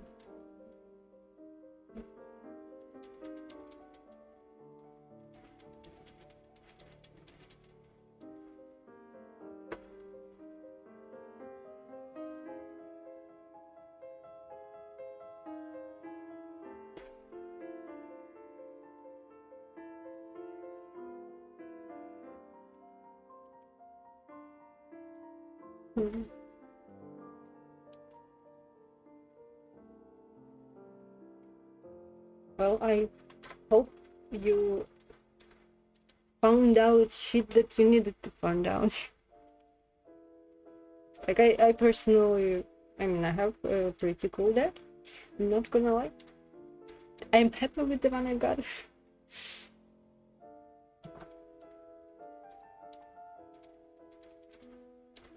Which is, you know, at least something should be good in our lives.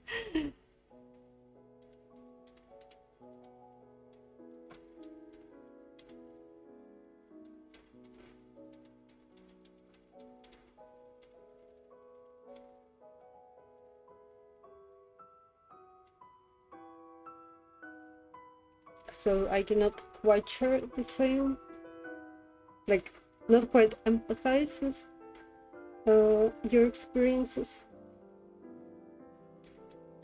But also, I had other close figures with which I wouldn't want to ever interact again, so maybe not on the father's level, but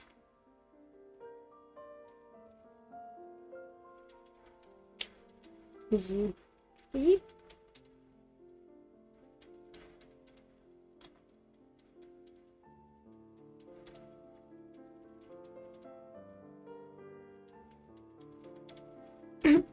Damn.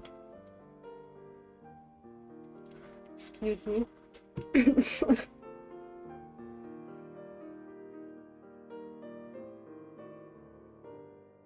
I had to loudly cough because I forgot how tough it can be actually to talk for a long time.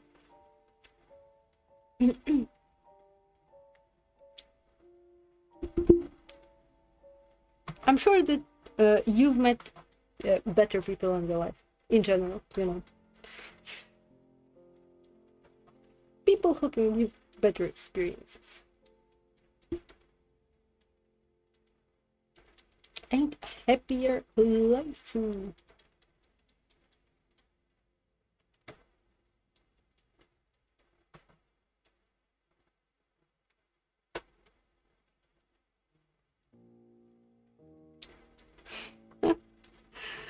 I mean, I do this gun. I am doing the gun. Oh no, I know what is going. Oh my god, thank you that you've said it to me. Okay, okay. It was. I don't know what happened there. Actually, I don't remember switching anything on OBS, but I guess we're back. Yeah, I wasn't just doing doing nothing. Okay, like, eh? I mean, I will work on it better on the lane levels. But yeah.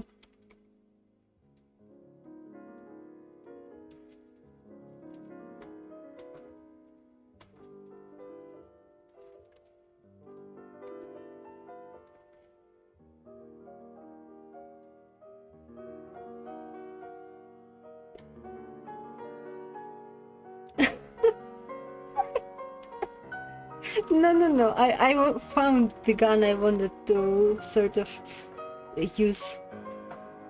I guess like a shotgun stuff. It just, you know, it looks pretty simple. Also pretty... I don't know if terrifying is the right word, but... like... it symbolizes danger. And I feel like it symbolizes it the best among all the guns. Like, you know, small guns, they can be threatening and dangerous looking, but pretty often they're also quite detailed, and I wanted just like a simple symbol of danger. So yeah, that will do.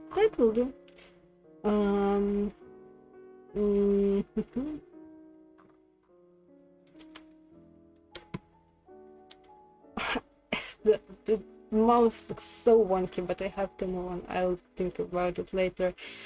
This was... let me open up the text I made accompanying all of that.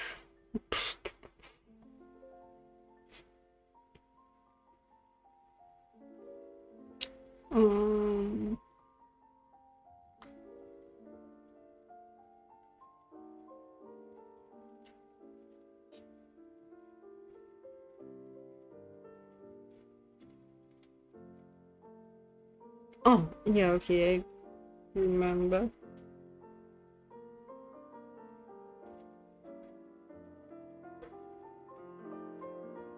He's probably still at work. He's definitely still at work, so yeah, he might just leave us here and there. Well, I draw specifically only in one soft at the moment, well, at any moment in time, but just I wanted to do this sort of comic in this soft. It's just I used Krita for, you know, for a warm-up and stuff. Yesterday's warm-up. So yeah.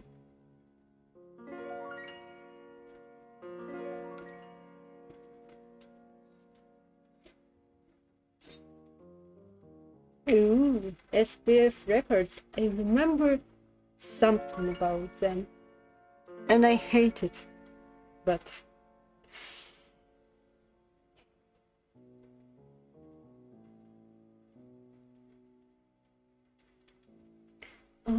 so this is... I don't remember quite what I wanted. Like, I have text, but I don't remember what exactly I wanted to draw in her, like what she is thinking about. But I guess I'll think about it later.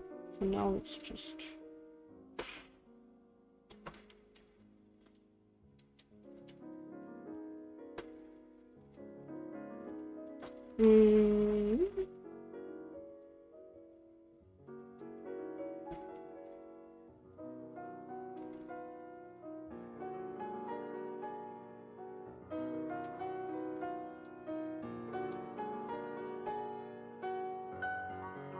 Yes, I draw it on it right now with the display.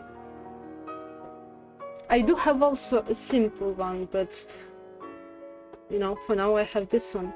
Well, for as long as I have functional my one and only stylus, which is it has a spoon tied to it, so it would bend in a specific direction and work. Otherwise, without this pressure, it won't work.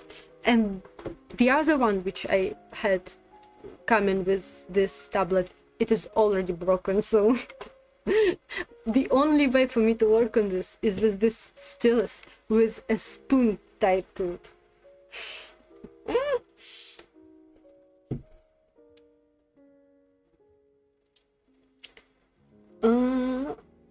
You mean when I look at the screen, right?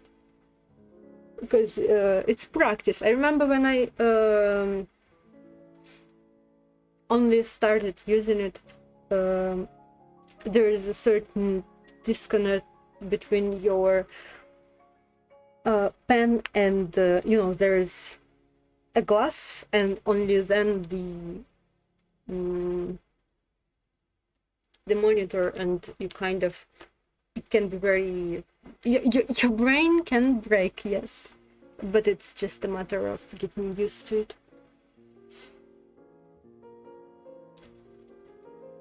But I will say this, when I had my first simple tablet, I expected it to be very hard to get used to it. Totally untrue. It's just so easy, like, to look at the monitor and, you know, do some stuff with your hand. So easy. I don't know why I thought it would be hard, but basically, you know, when you do stuff with your mouse, you also don't look at your mouse, right? You look at the pointer, where it goes, what it does, so it's kind of like that. And the how strong you, like, what kind of pressure you apply, it's practice.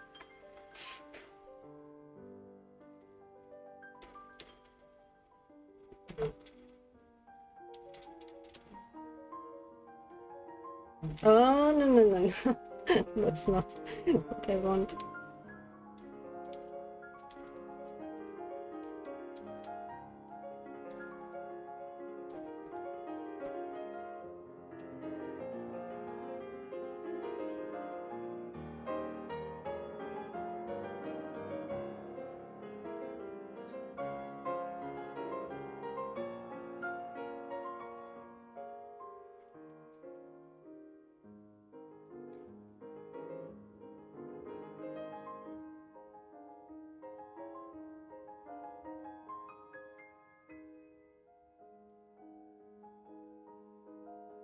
Not that high. Yeah.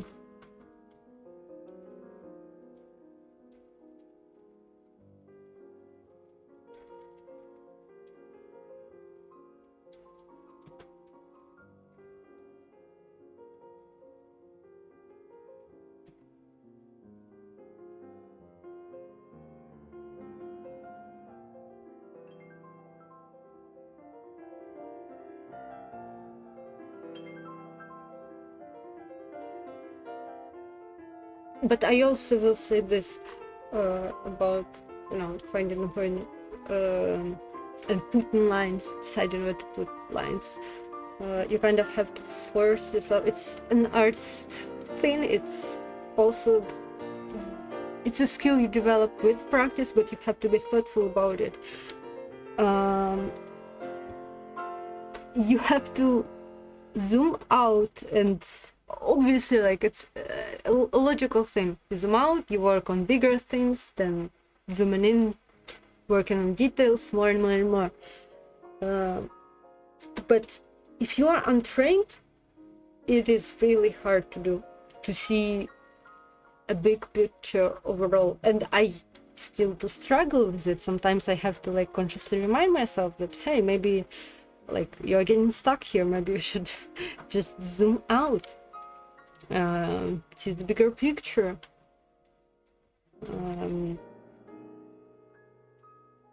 And that is sort of a skill that even if you are not working with digital soft, even in traditional, it's still something that you work on separately.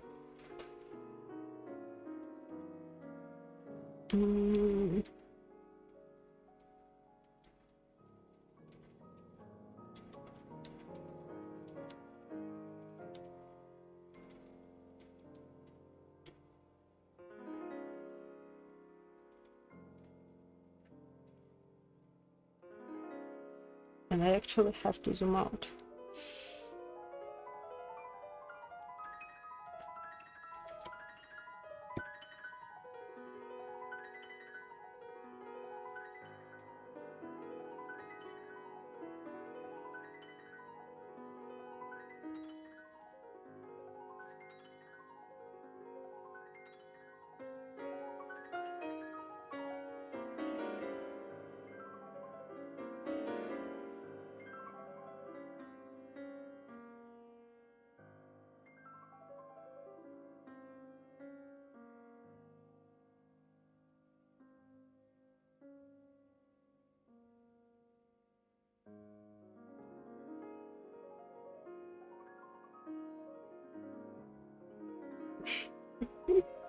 Are you spoiling something, Bullet? Are you spoiling something?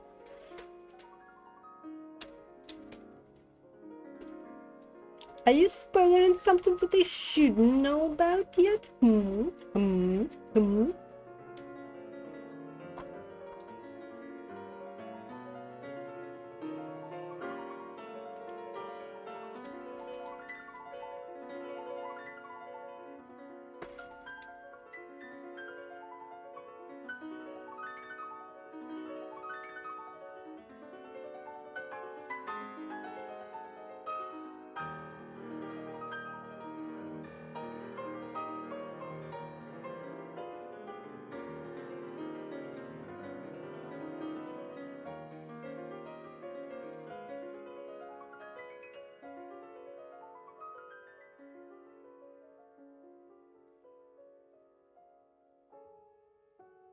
Okay, Booba. Booba should go here.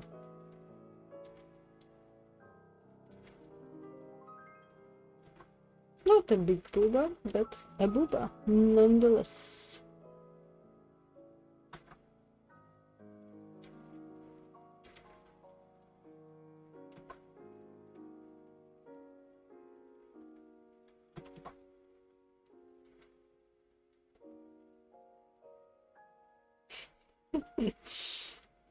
People are talking about something. Something secret. Something secret.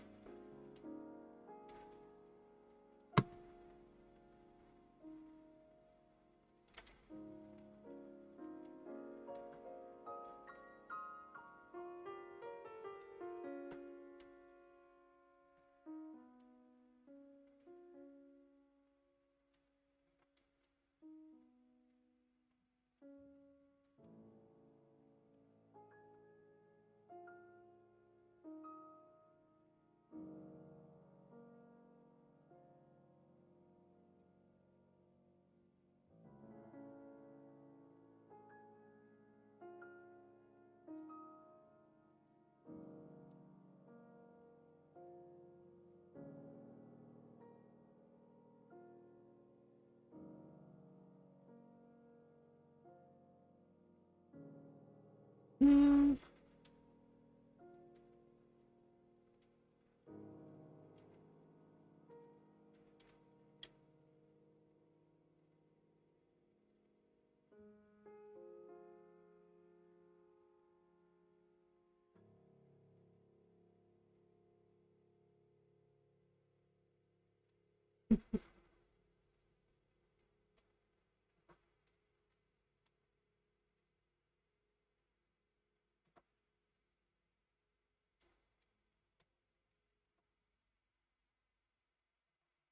Uh, hmm.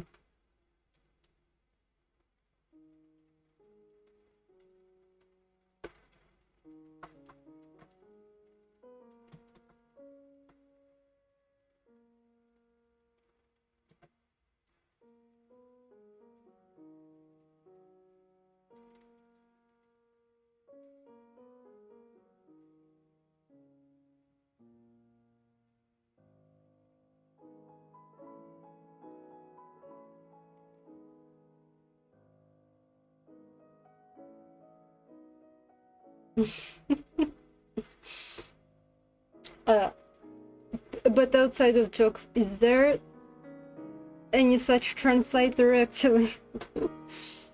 Because I don't know, maybe you're not joking.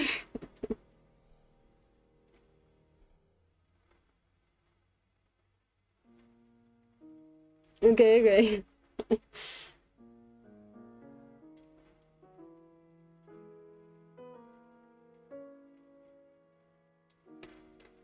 Are you compiling a poem?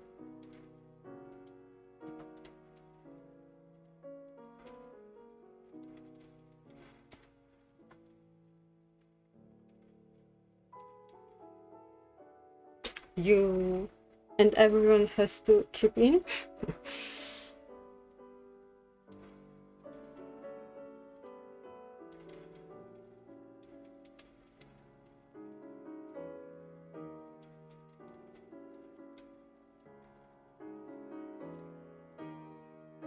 Oh.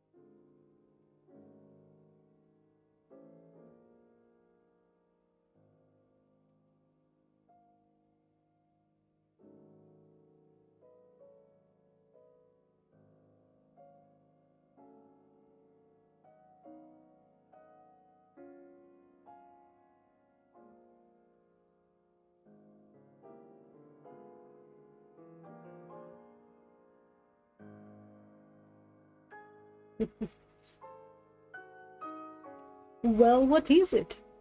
You share with me, Gabby, share with me your poetical genius.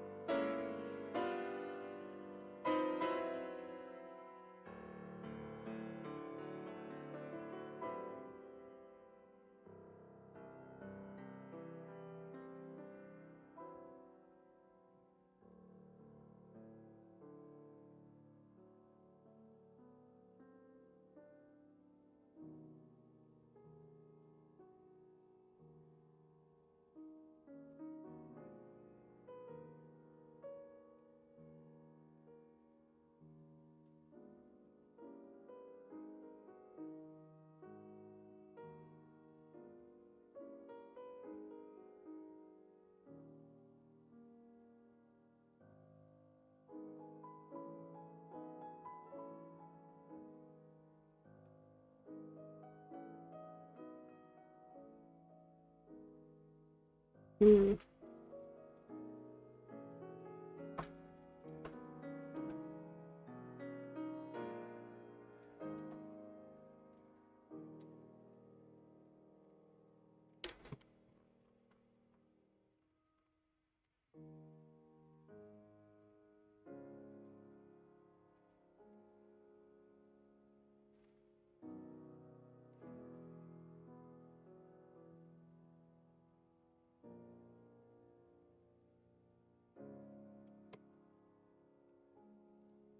Mm.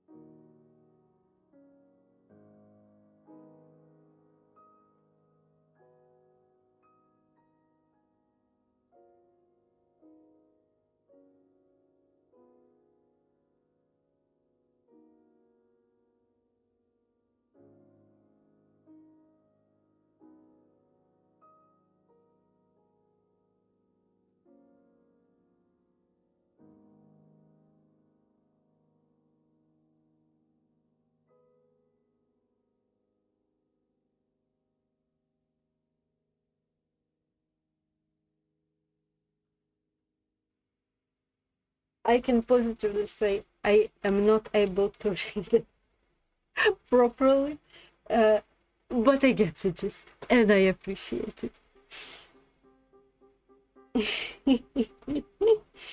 I mean, I understand the majority of it, but Old in English is just, not my strong suit. Just, you know, kind of, I missed those languages at school. Not to mention, we didn't have those lessons at all.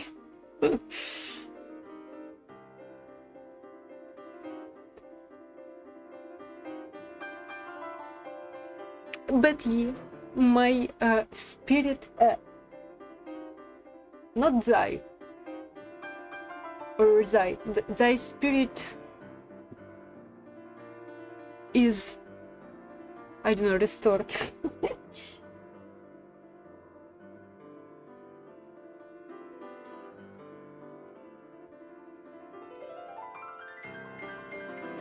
It kind of sounds, what's the name? Haiku, I guess. Like when I read it, it reminds me of that sort of structure.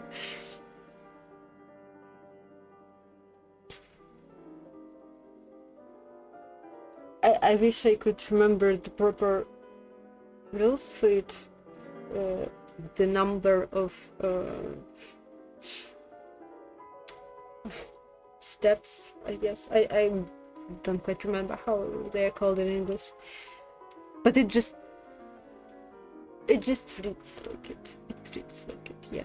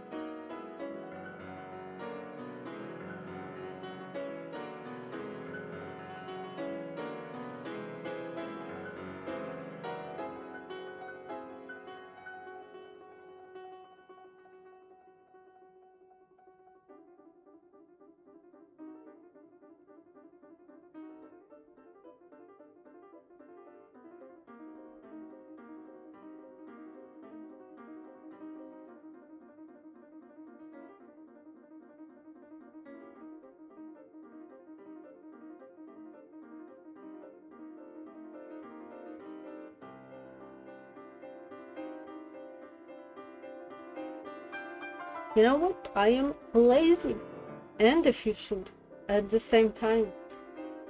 I will just... But can I do this? It lies a different angle. No, I can do that. I can't do this. No, I can be lazy. It kills me, but I can't be lazy.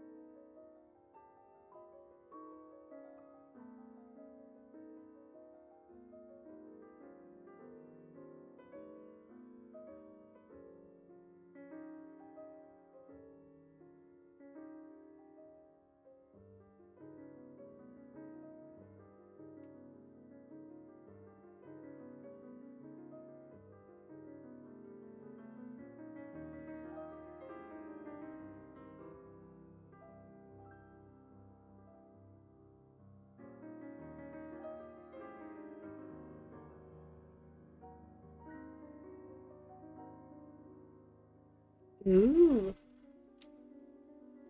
And what's up with the new agent? Are they going to join in soon? I'm just, I'm not following Valorant scene. I was a little bit into it when I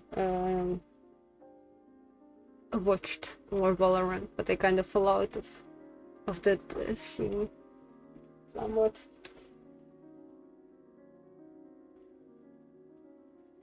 Oh, Indian representation.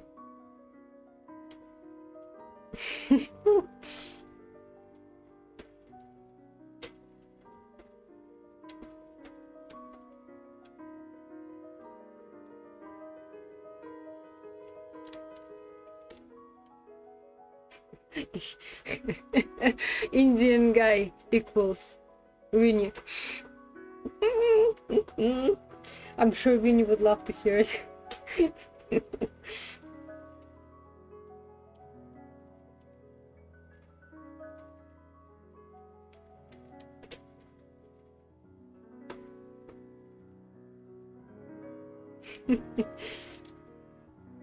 Does he want to play as himself? Like it. Curves. Curves.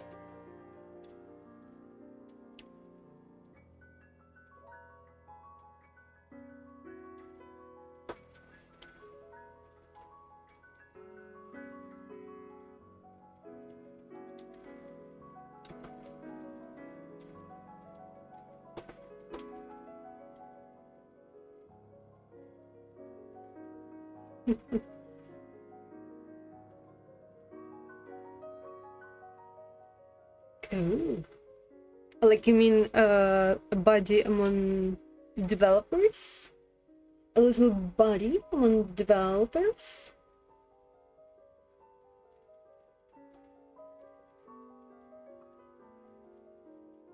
Ooh. Well, also it's a big game, so I'm sure a lot of people worked on it.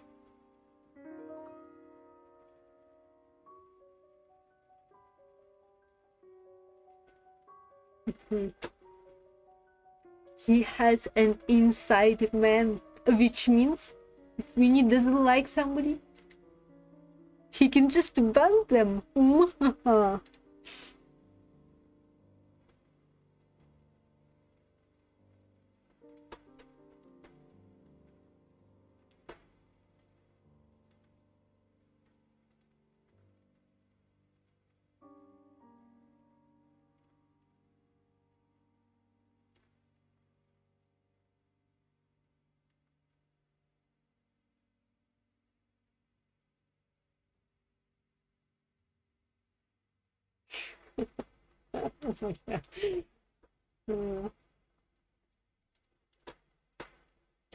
Do you also have a body in among devs?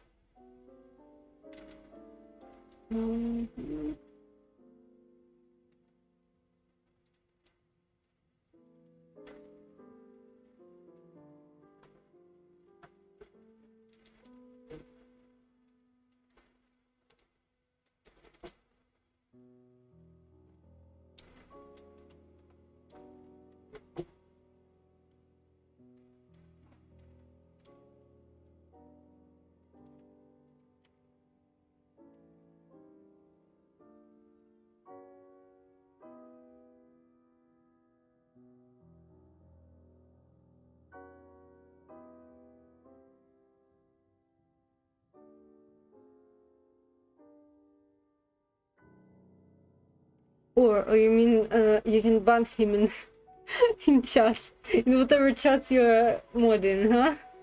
I guess that was a joke. I'm just too slow. Sorry. I am getting a little bit mushy, I'd say.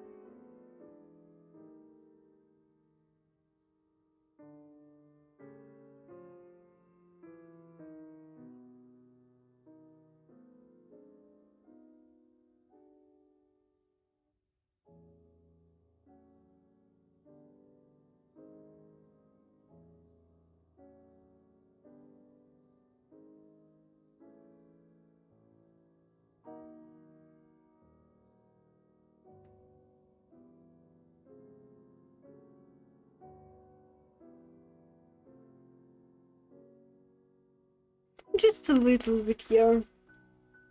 It is. Well, it's not that.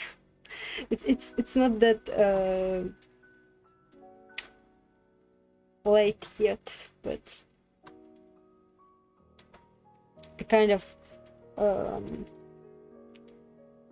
I wasn't concentrating on drawing for like big chunks in a while, and I haven't streamed in a while, so this is something that I have to come back to.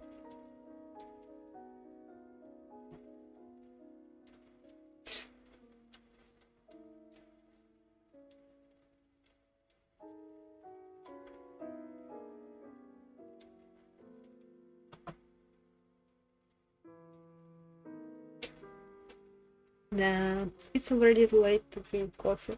Otherwise, I wouldn't fall asleep. I already like on pills to help me sleep, and they are not that effective. This is actually why I don't drink tea anymore, like black and green teas. They are just not. They have too many of that caffeine in them, and it's sort of. Even if I drink it in the morning, if I drink it for a while, like for a few days, I already will start having issues with falling asleep and keeping myself asleep.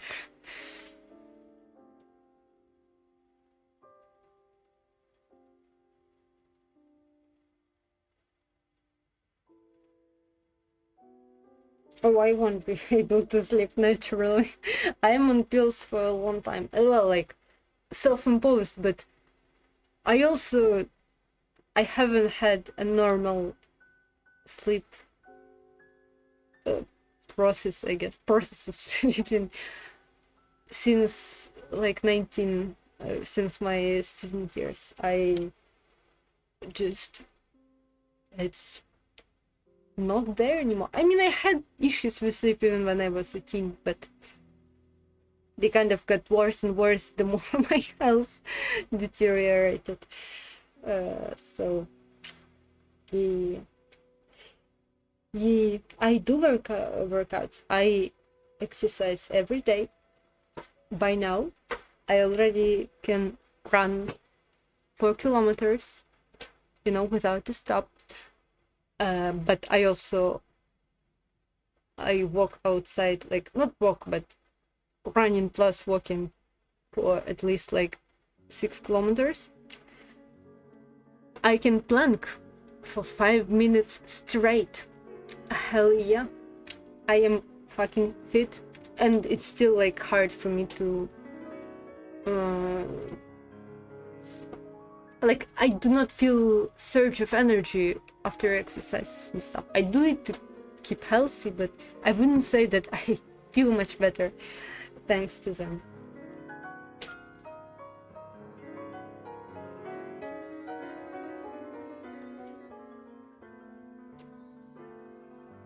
I mean, I feel like I've just been depressed since like student years, and in general, I also had some like bad health situations, like a few times, like due to just illnesses, almost pneumonia, a couple of times. Maybe even COVID helped with deterioration, but it like all amounted to the worst situation. No, I don't have booba. I'm sorry, but this is not happening. Not in a million years, but I just don't have booba. Not my genetics, I guess. Small booba. Small booba.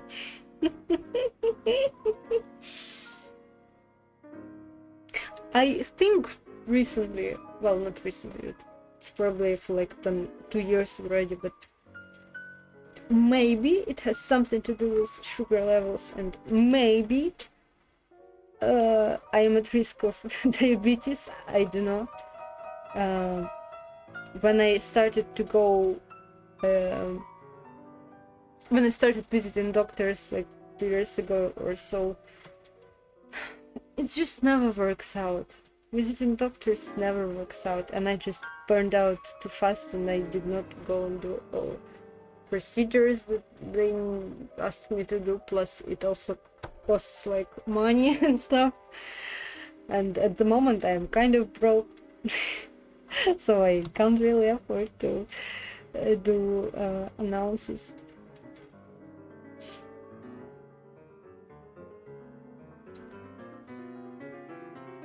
Oh, I see. Excuse me, I just in chat I see only like text Kek W and Booba. I don't know. I remember what Booba what Booba means. uh,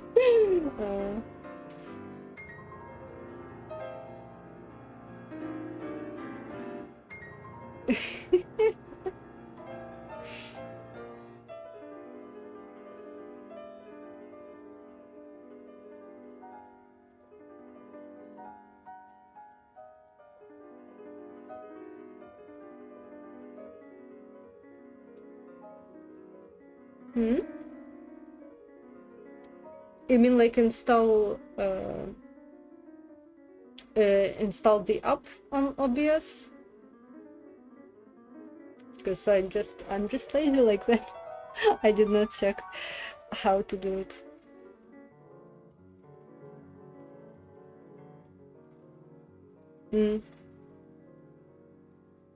In settings. Sigh. Settings. Okay, I can open them. I can do it.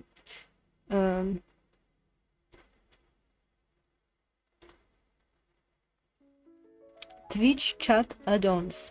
It is grayed out. None are available. I might be not in the proper menu, but I clicked stream.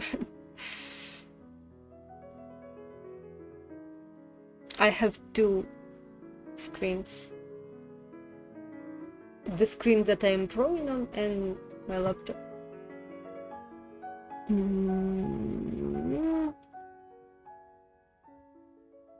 I feel like I just have to install whatever I need to install separately to be able to enable those emoticons.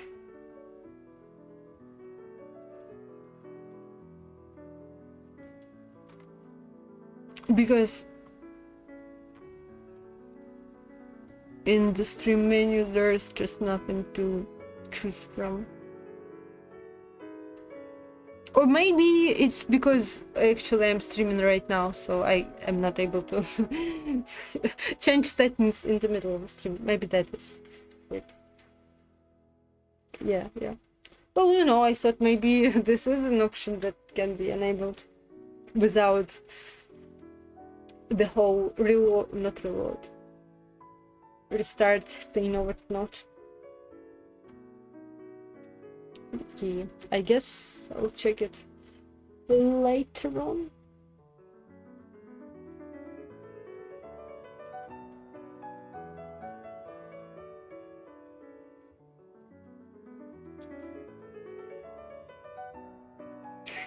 Sure, I know. I've just been lazy with that, you know. I haven't bothered trying to set up emoticons on OBS. I know I am a great streamer. It's a quality content, I know.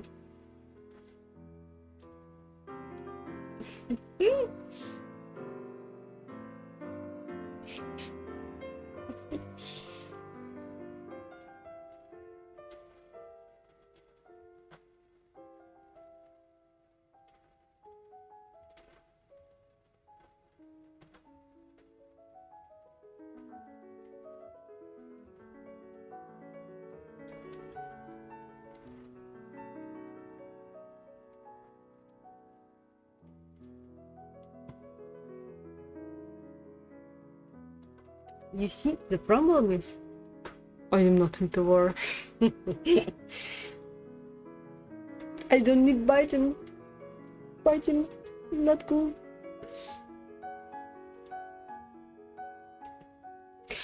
Oh my god, have you seen this game? I don't remember how it's called, but I can find it, like YouTube. The game where it's basically inflation fetish game. Just yes, this one. Just give me the link. Give me the link. Give me the link.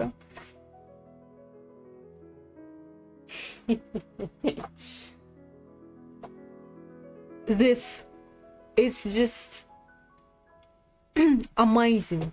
Amazing.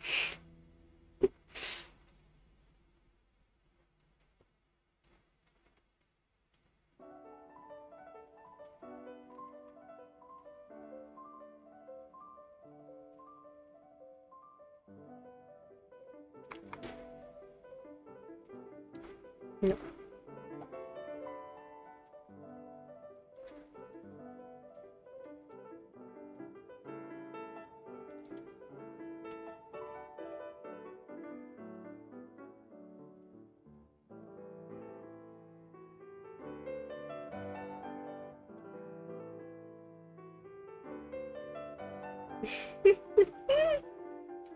Just watch the it. Watch the it.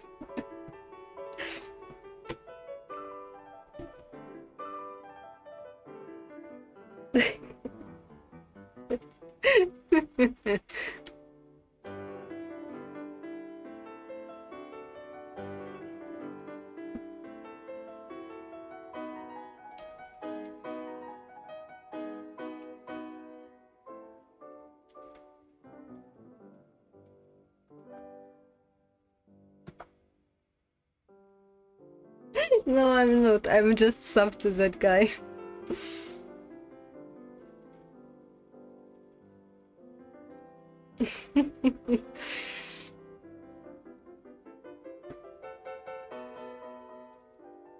I like his reviews no matter what the fuck he is reviewing, even if it is the rate of US inflation.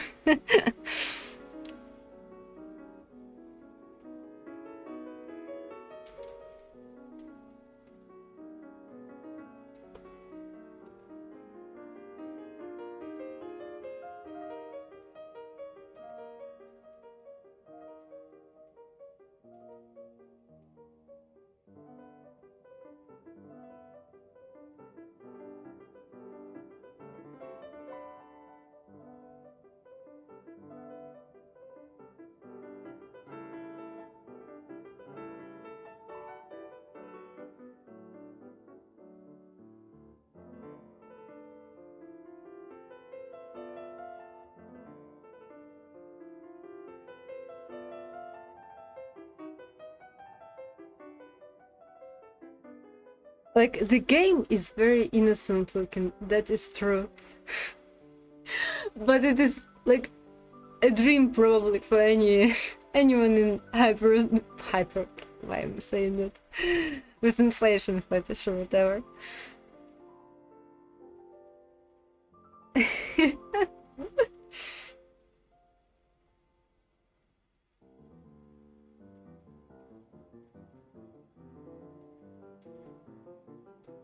But I bet it also serves for the purposes of war fetishists, so yeah.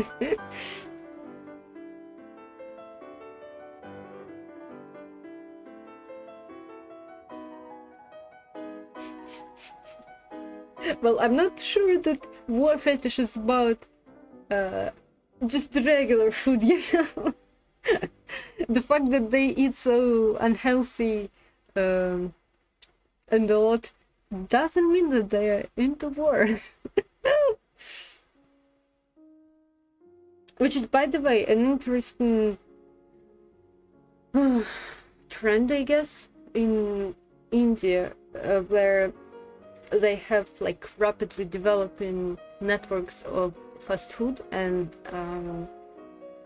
they like have worse health regulations, not health regulations, but like food standards in India. And it comes to basically the result is that due to good branding and rapidly developing networks, a lot of young people in India, they flock to fast food, enjoy it. You know, in Ukraine we've been there, and they do become obese like real fast. And when they are young, and a lot of not hospitals, like plastic surgeon clinics, I guess, liposuction clinics, they basically decided to monetize on that and invite people to quickly get rid of their fat with liposuction, and it kind of becomes this mutual business development thing. And the thing is that many Indians, they really do not consider at the moment like to just, you know, switch to healthier food, cut off their cut away on consuming that greasy fucking shit, because it's kind of also like I think one of the problem is that government doesn't like, you know, if it would step in and maybe like ask to cut down on advertisements and maybe try to encourage people to be more healthy, maybe this would help, but this doesn't happen in India at the moment. So a lot of young people in India currently also suffer from like the American plague of McDonald's.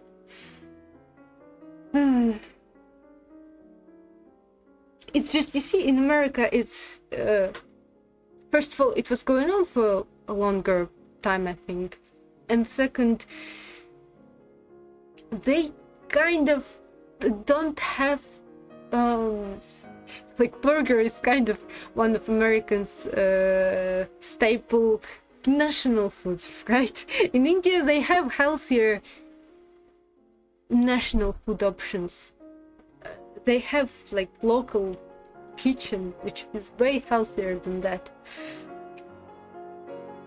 Way less fat meat and stuff. While in America, especially, I know that there are some places where basically the only stable source of food is meat. So, sad, yeah.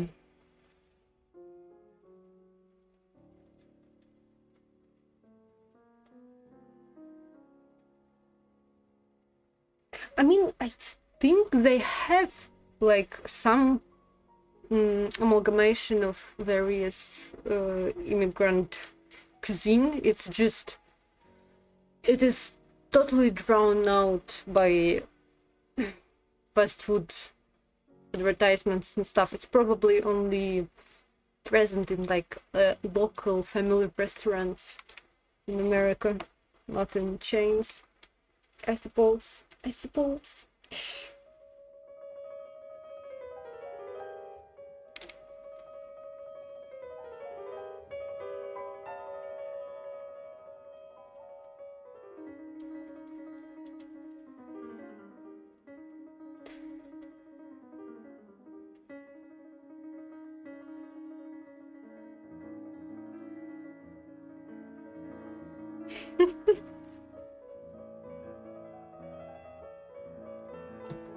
I mean, we pretty often eat macaroni, just not always with cheese.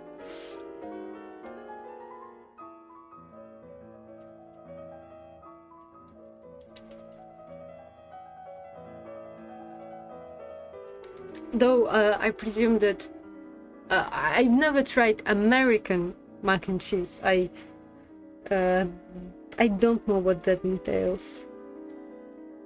But I'm sure it's not what I mean when I'm saying about what we eat as we mac and cheese here.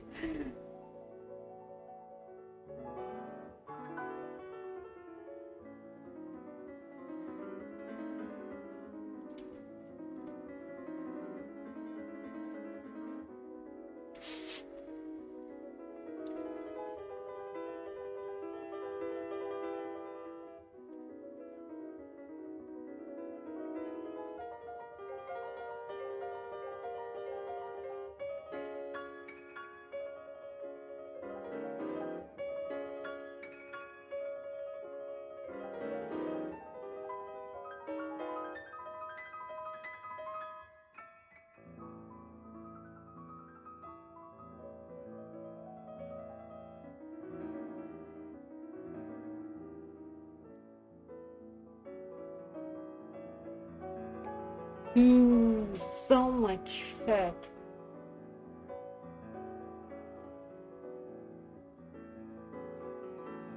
No, that sounds like shit. Is that what they call cheese? Butter and flour?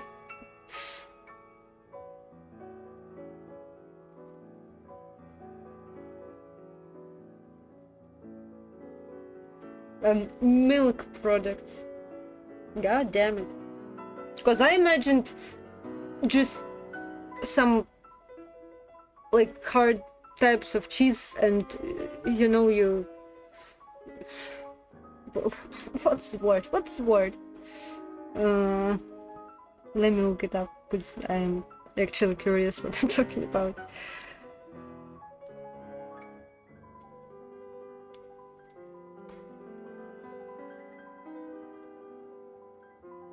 Not grind. Chaff?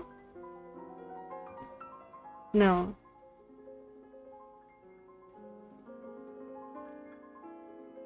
Well, I guess grind. You know, like grind some bits of cheese on top of warm macaroni, and this this is pretty alright. This is pretty nice. But what they call cheese sauce here, oof, baby, I'd rather starve to this.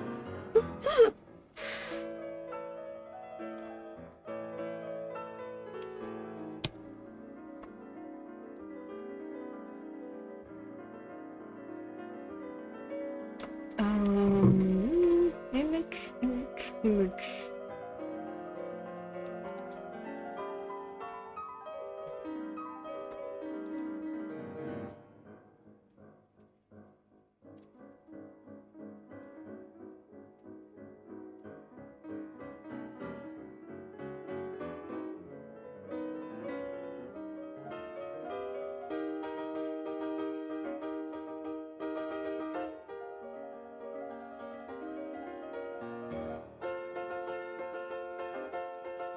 Yeah, and the way they just wrote milk products, you know, I imagine like whatever is like left of any normal cheese that was made, you know, like some just shit scrubbed of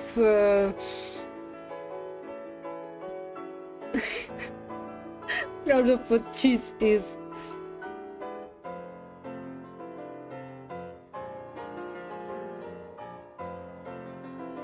I guess they just really desensitized to fat. Maybe there are like better, you know, I'm talking about like ready to eat type of food where you just add water, boil it, and spray, you know, with whatever like is already prepared for you. Maybe those kind of sauces, they are made better with better balance of fat, but I don't know, I would not willingly try to enjoy such meal.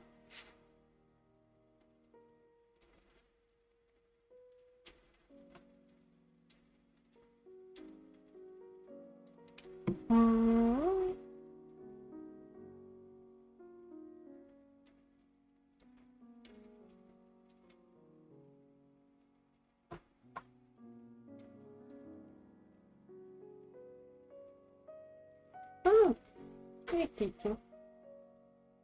I have a kitty visiting me. Well, I wouldn't say she's a kitty, because she's like 9 years old, but... Oh.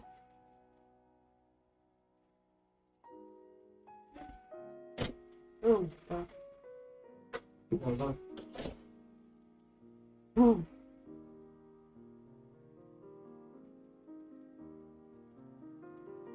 Well, probably a lot of, not a lot of, but like a little sugar is fine. Both sugar and salt adds something to dough. I just don't know what exactly. But you know, it's just like in some sweet cakes, you also can add a little bit of salt to dough.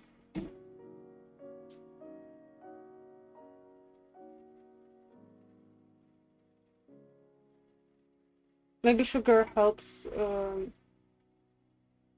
it rise better. I don't know, like feeds what are those bacteria that inflate the bread, inflate the dough?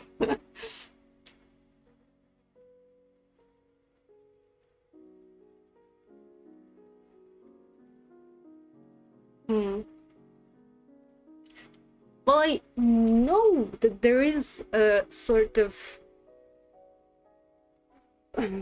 bread that is specifically made to be somewhat sweet, even if not like a dessert bread, but just a sweet bread with sweet aftertaste, I guess. Though I don't know if that's what they are going for.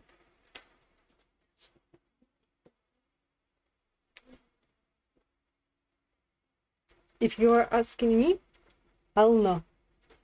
But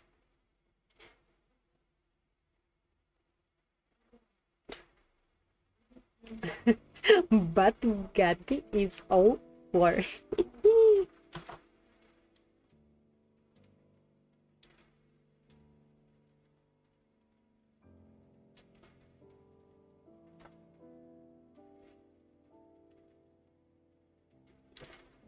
Ooh. Hello. Hello.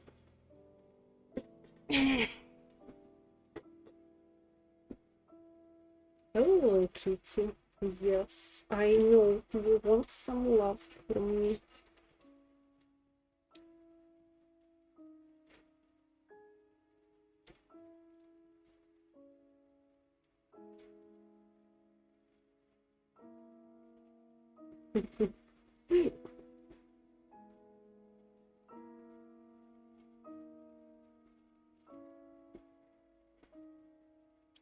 Yes, yes, I love you. I love you.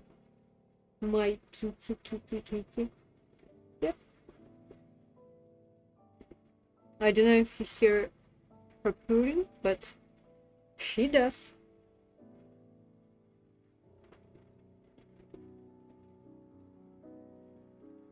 Do you have any local whiskey, Bullet?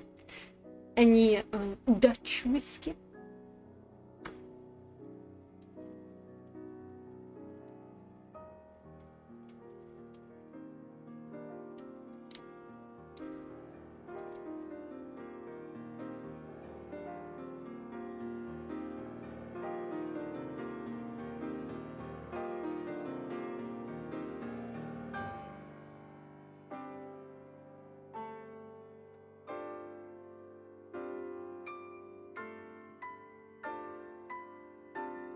Mm.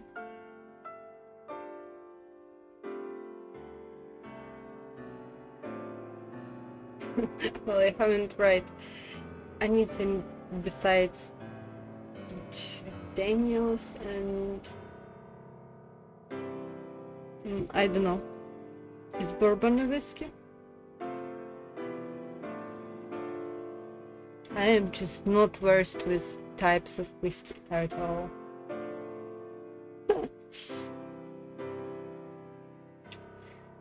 You're so needy. You're so needy. You are stuck in my drawing process.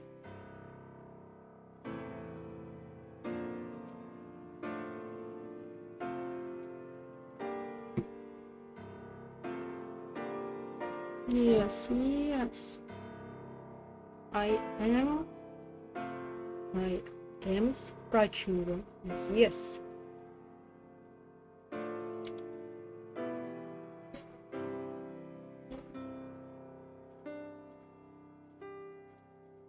That is just fine. I'm sure Bullet also understands that You probably don't know the name of every wine whiskey there is.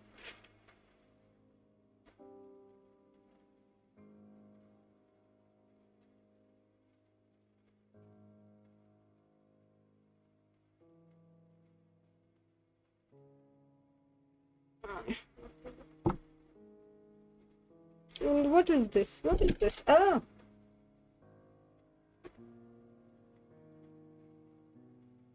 That's it. And now, okay, 5-minute break, guys.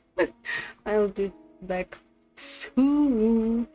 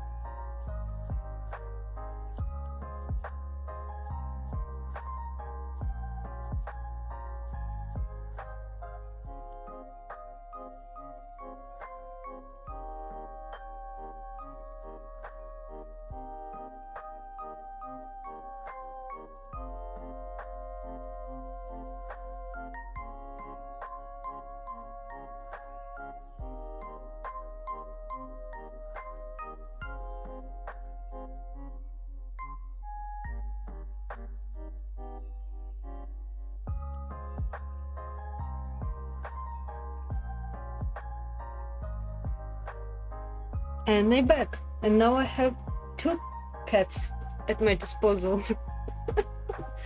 And one of them... No, no, no, you do not walk over my goddamn keyboard.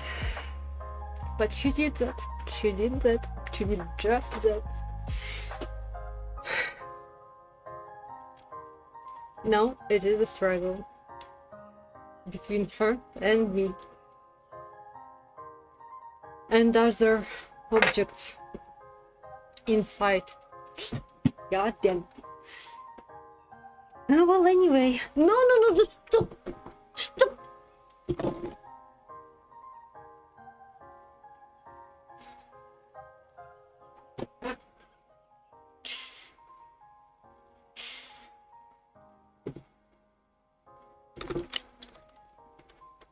Yet she doesn't want to stop.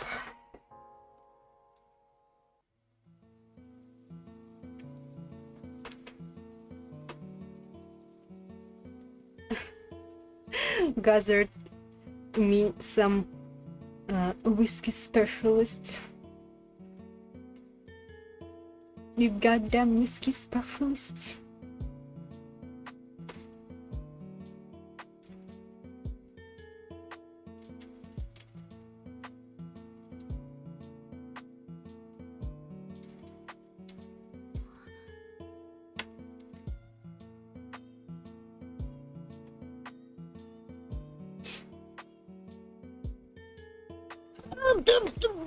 Yes, yes. Please stop for a moment. Just stop, please. Oh, she's just a ball of energy and just runs around in all directions at the same time. I swear it's just impossible to calm her down when she wants to run around.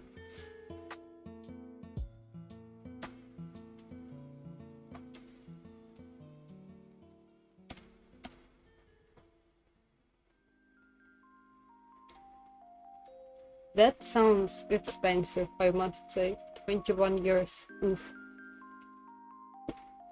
An adult whiskey.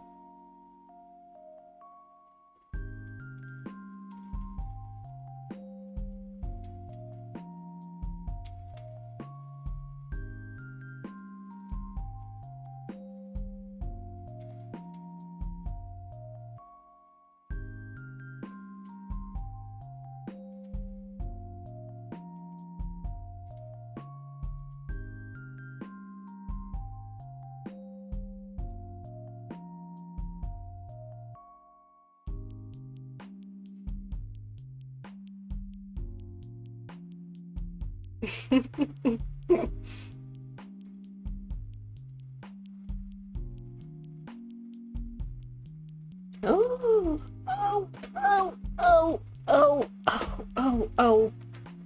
Please, please. No, what are you doing? And where shall I put my leg now? Can you not bite it, please? Can you not bite my leg? You are actually quite strong. Please stop biting my leg. No, no, no, no, no. No, no, no, no, no.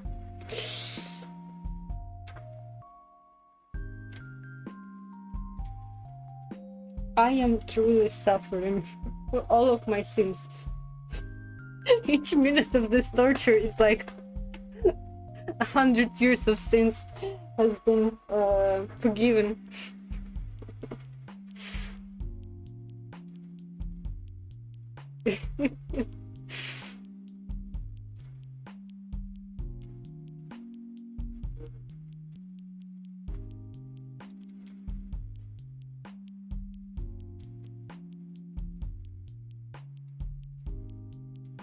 No, no, no, no, no. You know that. Mm-hmm. That's right. That's right.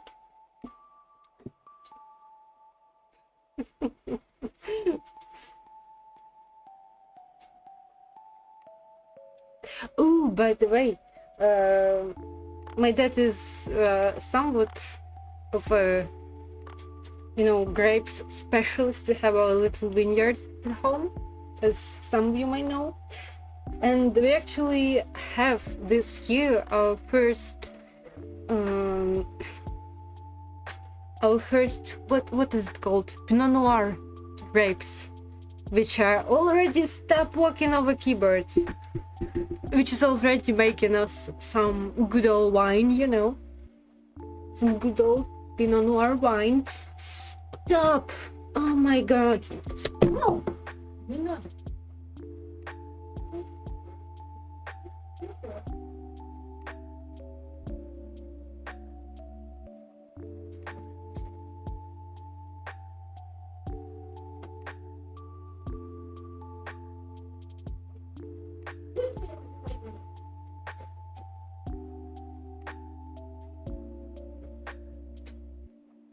She won, and I had to put her outside of my room. Oh my god.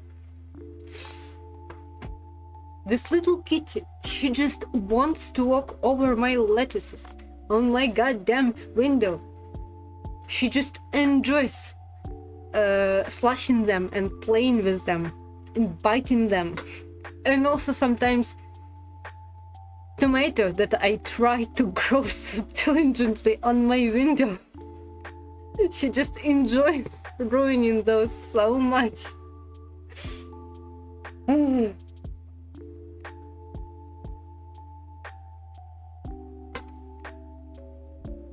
Yes, Pinot Noir, right. Just that.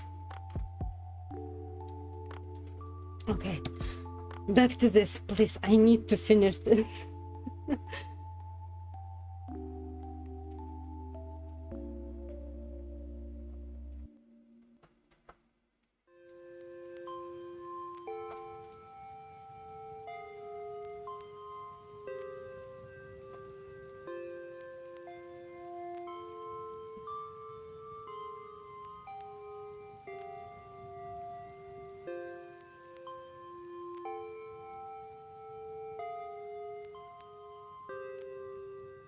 I mean, my favorite wine till this day is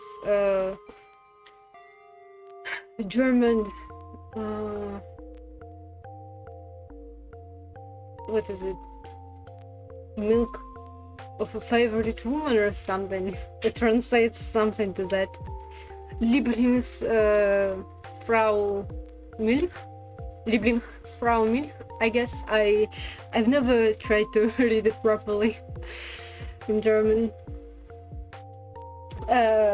Just so you understand, Lieblingsfrau is on the logo. It's Maria with Jesus.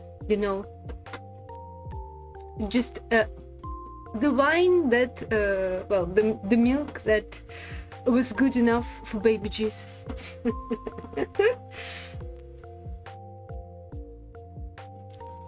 It's like really sweet wine, and I enjoy. Basically, give me some soda as a wine. That's what I enjoy.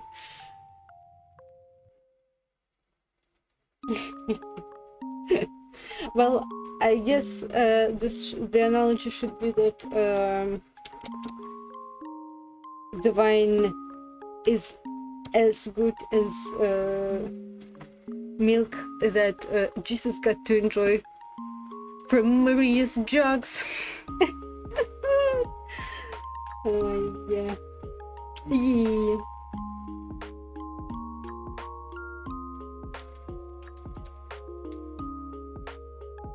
I am terrible, I know.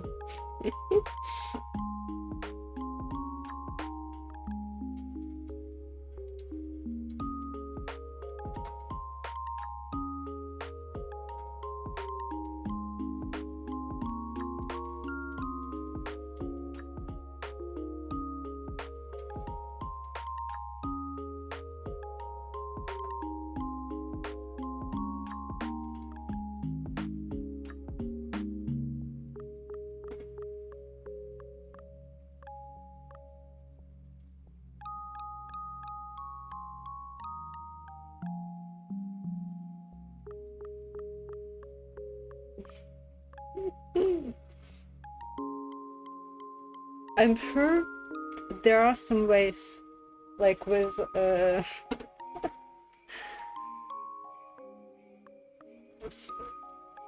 I don't know. I'm sure there are men like who are into the milking kink, so there must be some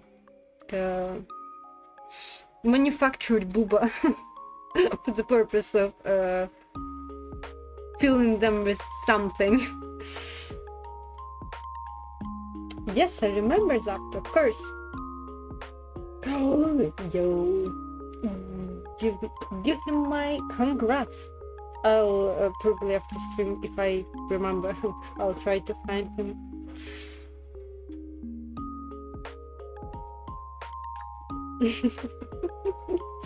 What I know, I don't know if such booba are manufactured. I just assume that there is a market for it, and if there is a market for it, then there must be such booba.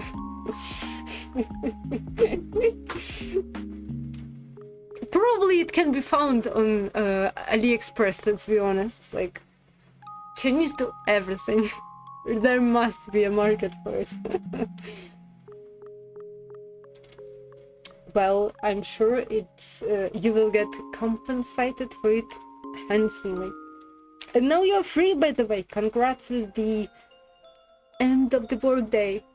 Let me remember.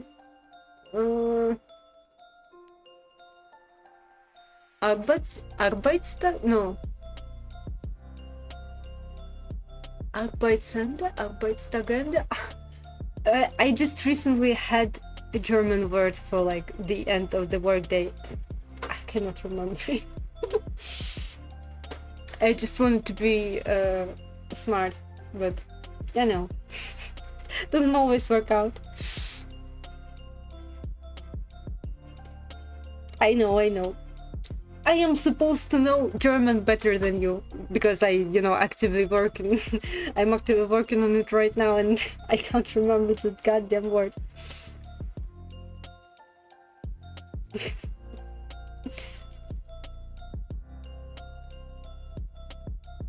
Oh yes, 1 hour late. It's for me 8 p.m. I'm sorry. I get excited way too earlier.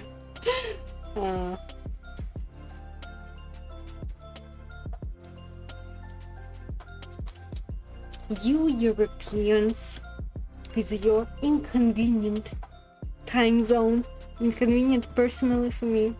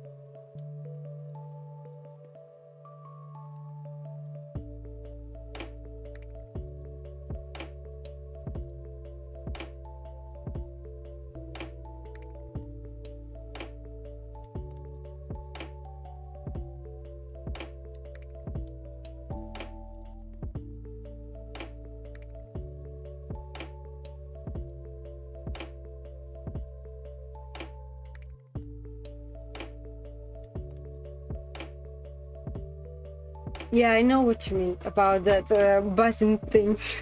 I know what you mean.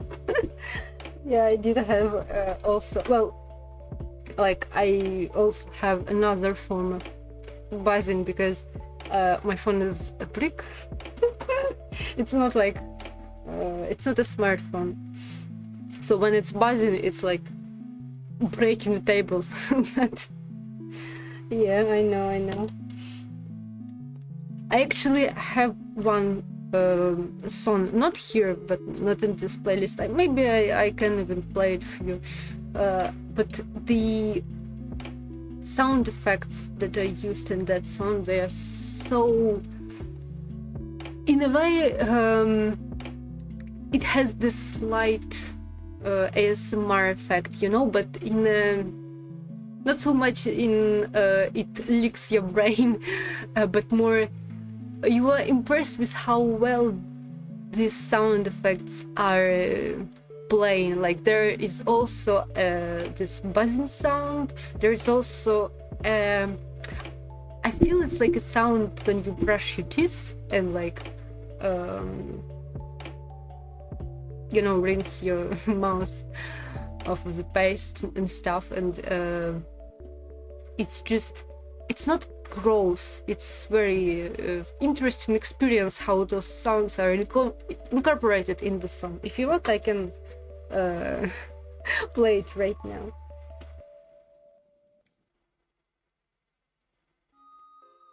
I totally don't get ASMR. It's just I don't really like sounds in my ear in that way, and also it seems a bit boring in general.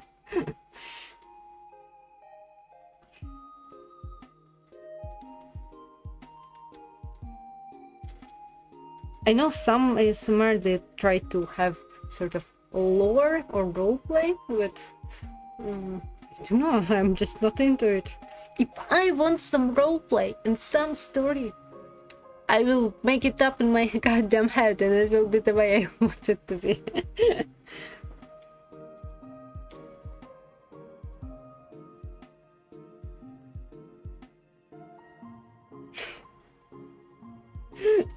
Well, you see, because I am a restless sleeper, I can't have any of the sounds. I sleep with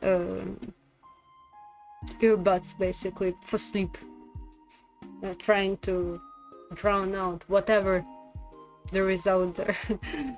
But I mean, I don't know if rain sounds are ASMR. There are times when I tune into this naturey, rainy, maybe with some wind and like forest sounds. I don't know if that's specifically ASMR. I also hate silence. I know what you mean. I also have to have constantly something playing in my ear. Totally get it. But not when I'm going to sleep. Otherwise, I will be distracted by that sound. I'll just eventually focus on it and it will break away my rest. It will break apart my mood to fall asleep.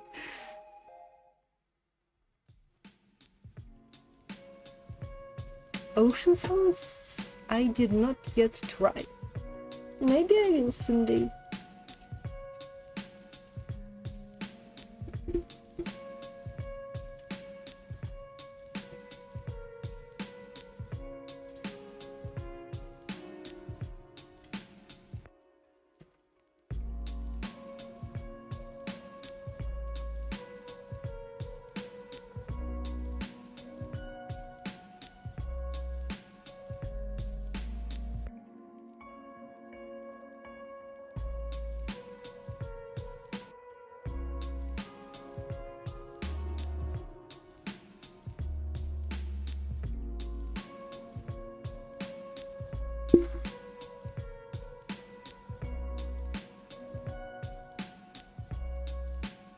Sometimes, you know what, there are some vids on YouTube which, you know, I sub to a lot of channels. Sometimes some of it can be, it sounds the way that I can listen to it on the loop, sometimes even for like a few days in a row, just to that beat.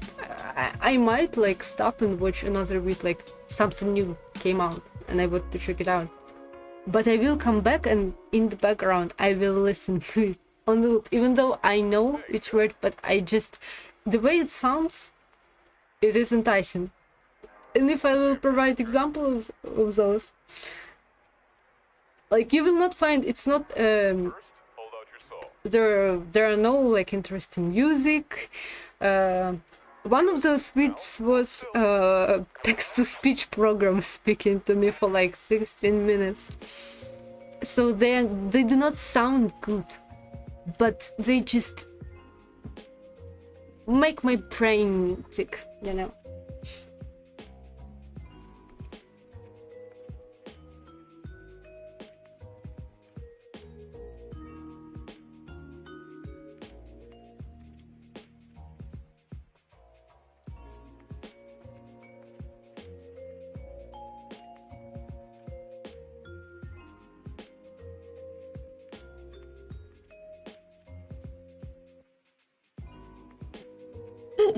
Well, I don't know, sometimes you see the numbers on YouTube, or like how many viewers, what's the name? What's her name? The red one. Oh my god. Well, on Twitch, she gathers like huge numbers of viewers. Yes, Amaranth, thank you.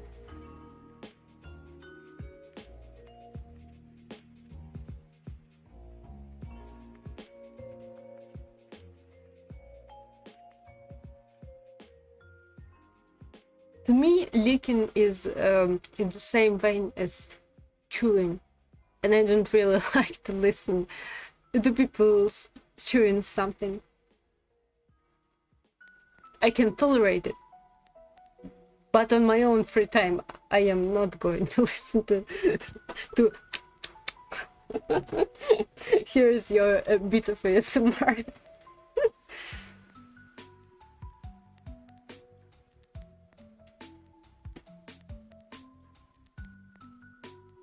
Well, I don't really know anything about Amaranth, so I wouldn't say I dislike her, because I don't really know anything about her. I mean, some a few interviews I've seen, like she seems like interesting, intelligent woman, but again, it's not what her streams are about.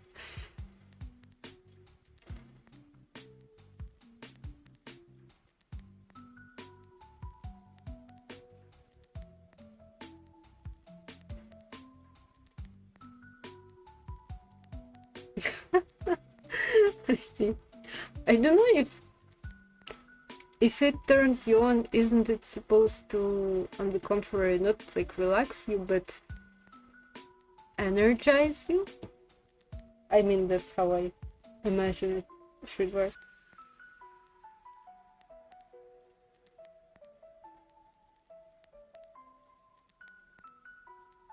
I thought African zones, that's what it means. The zones that if you stimulate them, it turns you on.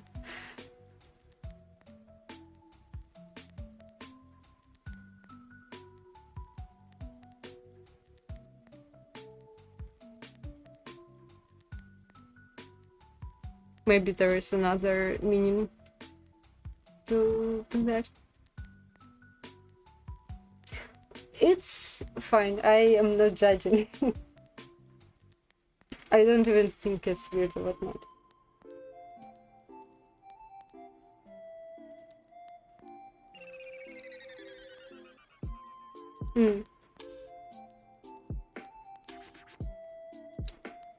Nothing will replace the actual massage for me. Nothing.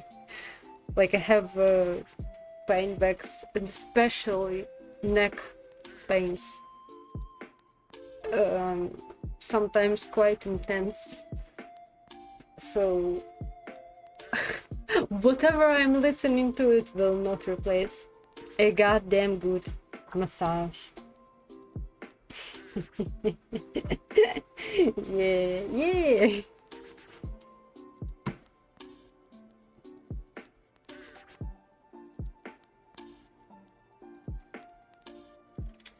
Really?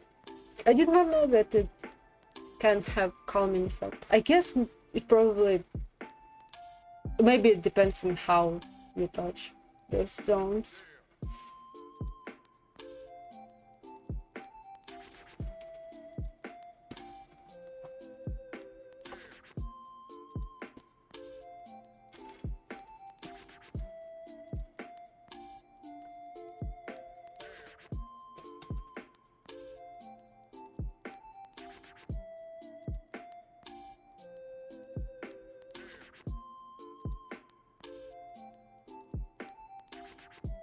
Well, if I want to relax, nobody should fucking touch me.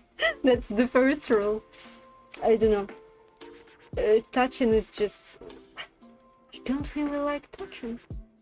I mean, I do like cuddles, but I wouldn't say there is a particular zone that I like to be cuddled around. So it's not like... I don't know if there is anything like that that would relax me.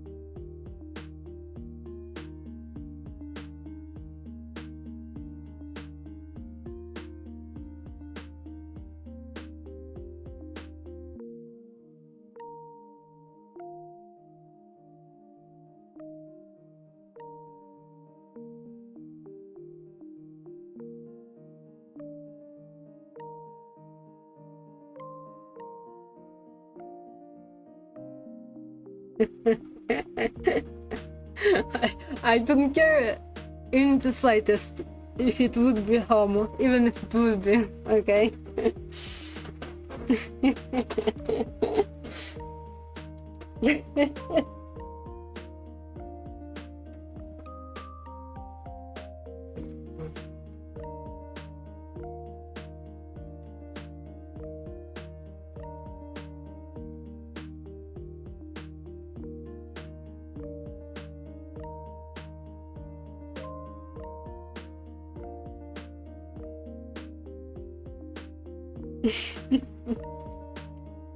Oh, you're letting down Gabby quite politely, I see, I see.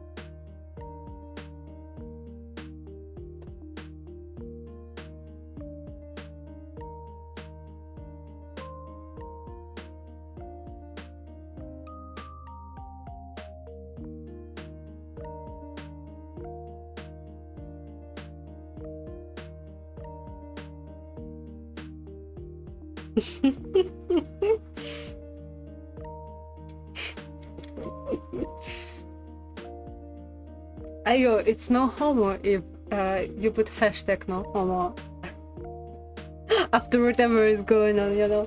You just raise your no homo card.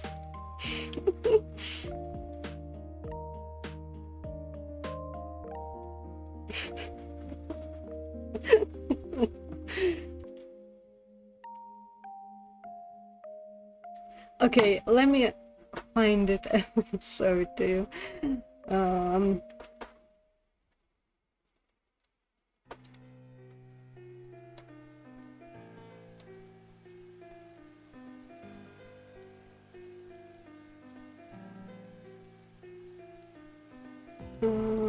Nice dinner. Will you find? What if I will put?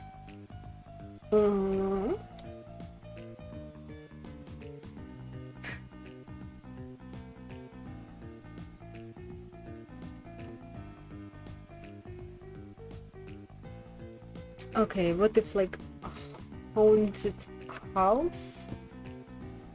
What a family.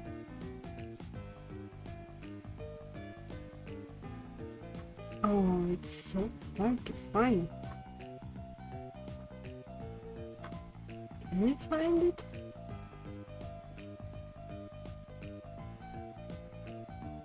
Oh, maybe here, like haunted house.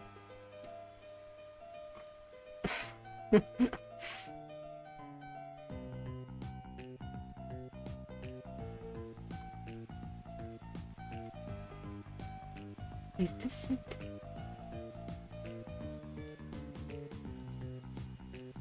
No. What if I will type Jesus? I'm sorry, but I just really want to show you this. I'm sure you will appreciate it.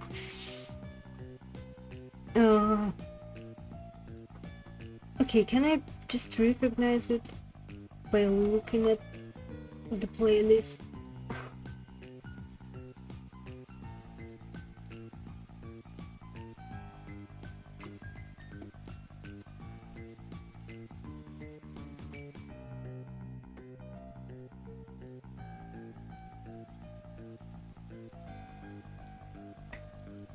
Okay, it should not be that far away. I think it was about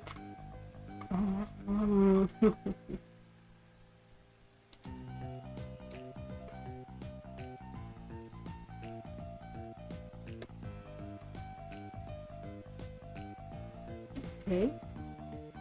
Yes.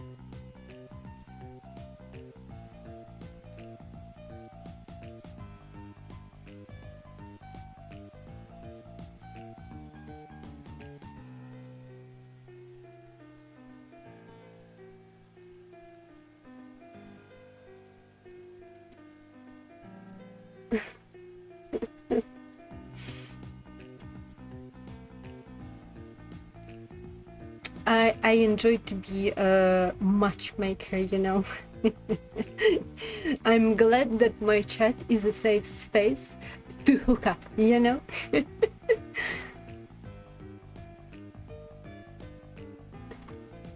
Okay, if I'll do it like this, and yes, I'm like,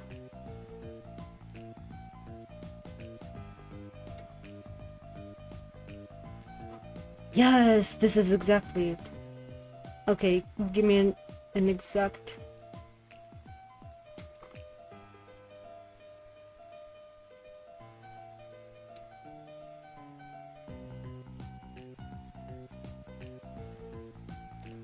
Okay, so allow me to set the mood. Oh, you know, I am a fan of polycules, you know, and much love, much love. The more people can give me some love, the better. But yeah, allow me to introduce you to set up the mood. Basically, there is this drag queens web show that I watch, right? Which is literally called this is the name of the show. And one of the queens shared a story about her experience in one Christian haunted house, right? In America. And I just want you to like listen to what was at the end of that house and stuff. Allow me just to open up OBS and do it properly, like stop this. Also stop this. Yes. Now turn on this. A little test. Okay. I need audio, please. Audio, work with me here. Not default, but like this. Okay. Okay, now you work. And now screen. Screen. Um.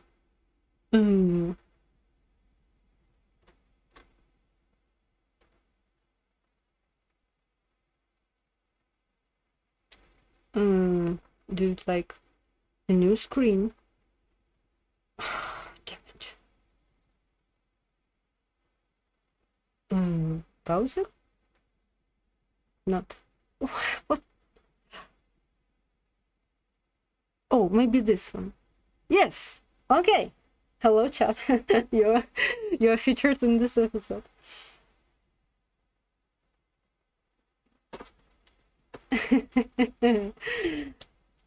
Okay. And taking the looks of the queens, and now I hope you will enjoy the story. I'm sure you will understand. At the end, while I decided to show it to you after the talks about no homo and take me out to nice dinner and stuff. So yeah, let's enjoy. Now he's head of the United Nations. They showed a teenager committing suicide as like going to hell. as like the big sin. And I'll never forget it. It was a girl, gun in the mouth, right? And we're watching a girl do this. This is a haunted house for the family, Wisconsin. And gun in the mouth, gun pulled, and they hit the lights, dark, and water sprays down, so you as a viewer feel like there's blood on your face. Oh my. I was 16. Oh my God, that is traumatizing. It was so traumatizing. And then at the end, you meet Jesus. Oh, Meet and greet with Big J. Thank God. If I have to go through all that, I need to be by Jesus. And then take it to a nice dinner.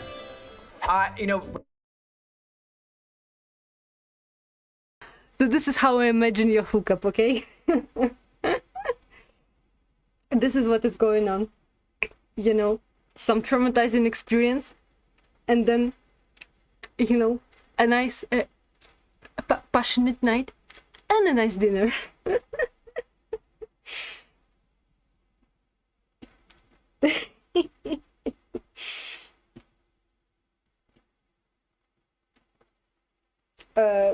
By the way, both of these men are gay, in fact, so there are many ways for them to know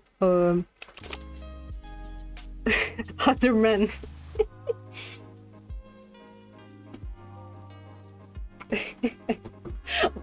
Both of these men are bald underneath their wigs, so yeah. They don't look much different than you guys outside of the makeup.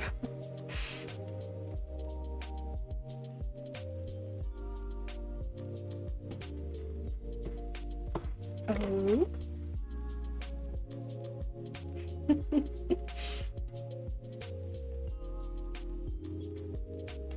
Oh, what? Is there some secret you are not telling me? Or what is going on?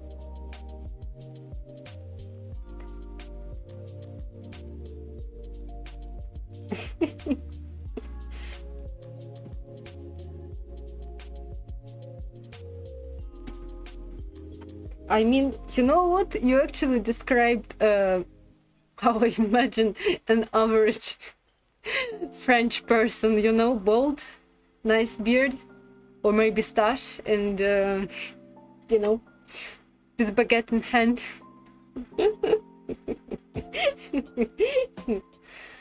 Uh,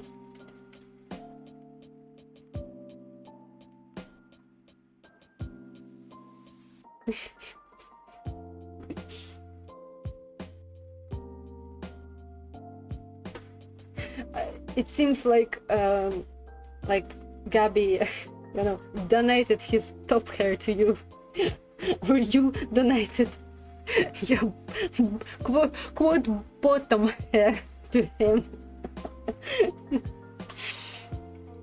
Okay, let's come back to this. Turn this off. Yes. Fun time, fun time.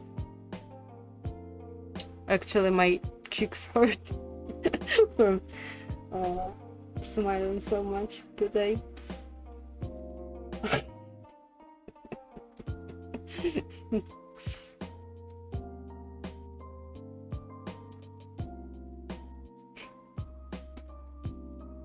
Yeah, that means that you are very manly, you know, very manly.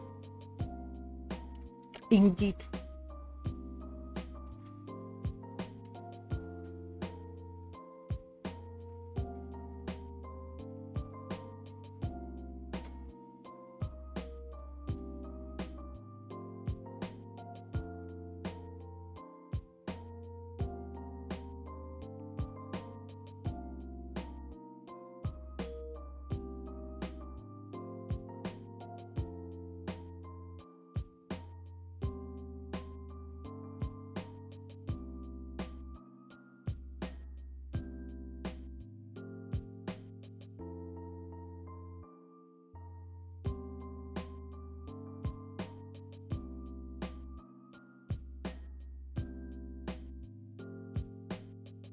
No, no. I think it's not just about testosterone and stuff. Like, testosterone definitely contributes to losing hair, but I don't think it's the only thing. And also, it's definitely not the only indicator of manliness.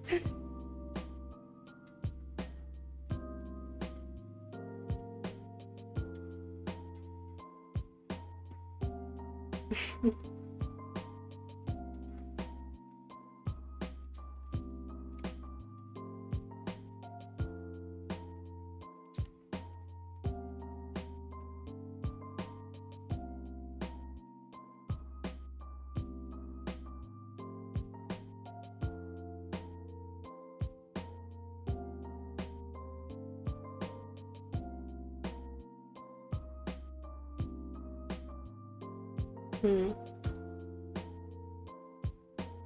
Oh my god. You know, the way you describe it, it sounds intense, you know, like there's such a pressure on your skull. It sounds like you would be in so much pain. Like, you know how there are animals which if they don't break away or like scratch off their, what's the word, horns, their horns can grow into their skull and kill them. Like, the pressure of muscles on your head, it sounds exactly the same. Like, if you do not get it under control, it will crush your motherfucking brain.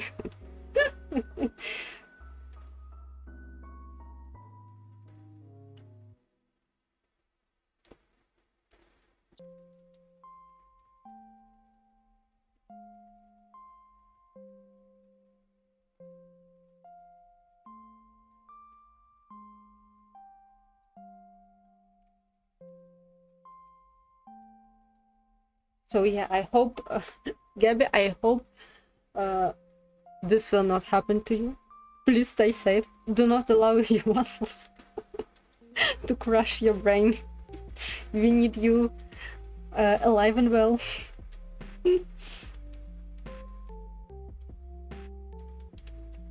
maybe we can even meet someday. Who knows? Who knows?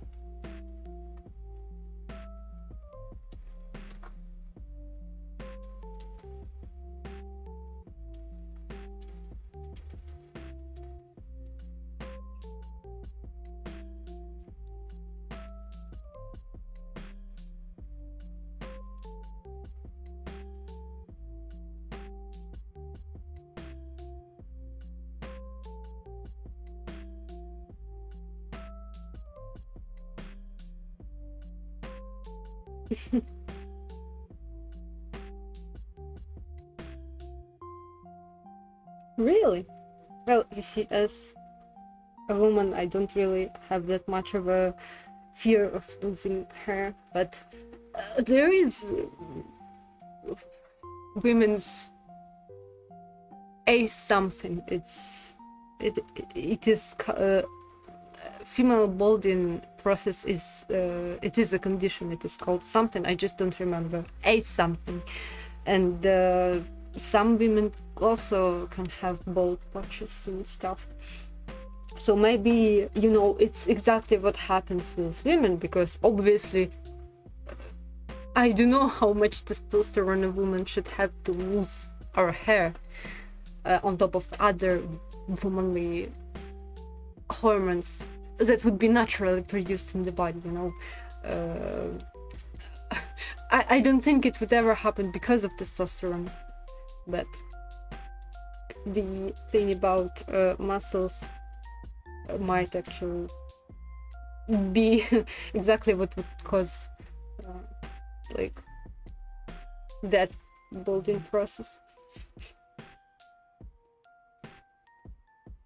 Yes, alopecia, I guess that. Yeah. Sure.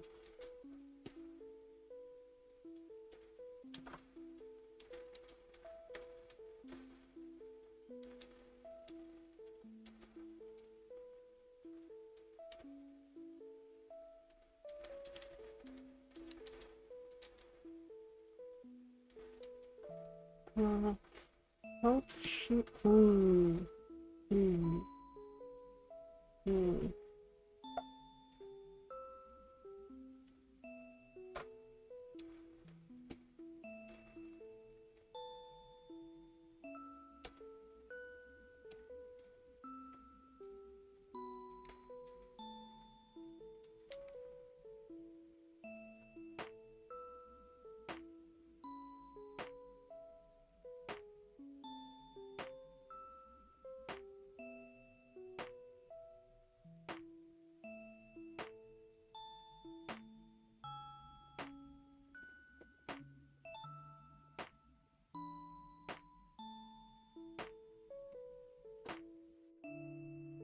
Sure.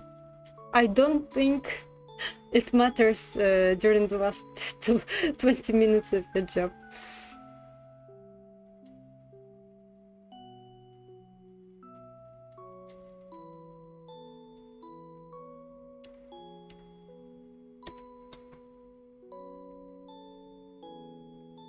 I am checking it out. Yeah.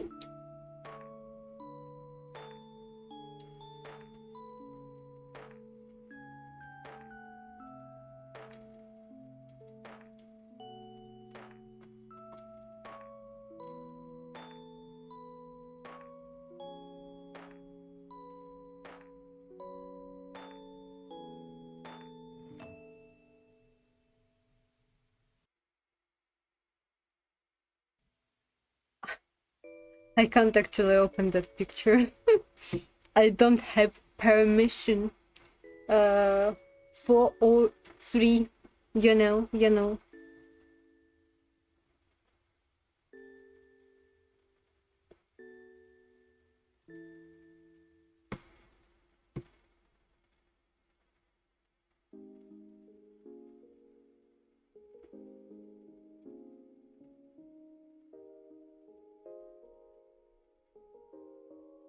I mean, imported from Netherlands, right?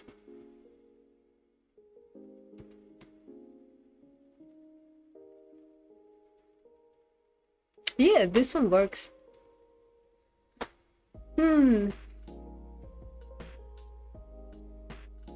do not we have this one. Well, maybe in like big supermarkets and in Kyiv. We do have a lot of European alcohol imported in Ukraine. So I might just not remember this specific one. But we do have Belgian beer, a lot of Czech beer, obviously,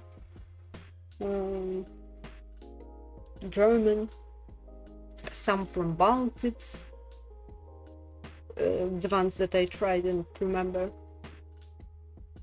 From Netherlands, probably will have some too.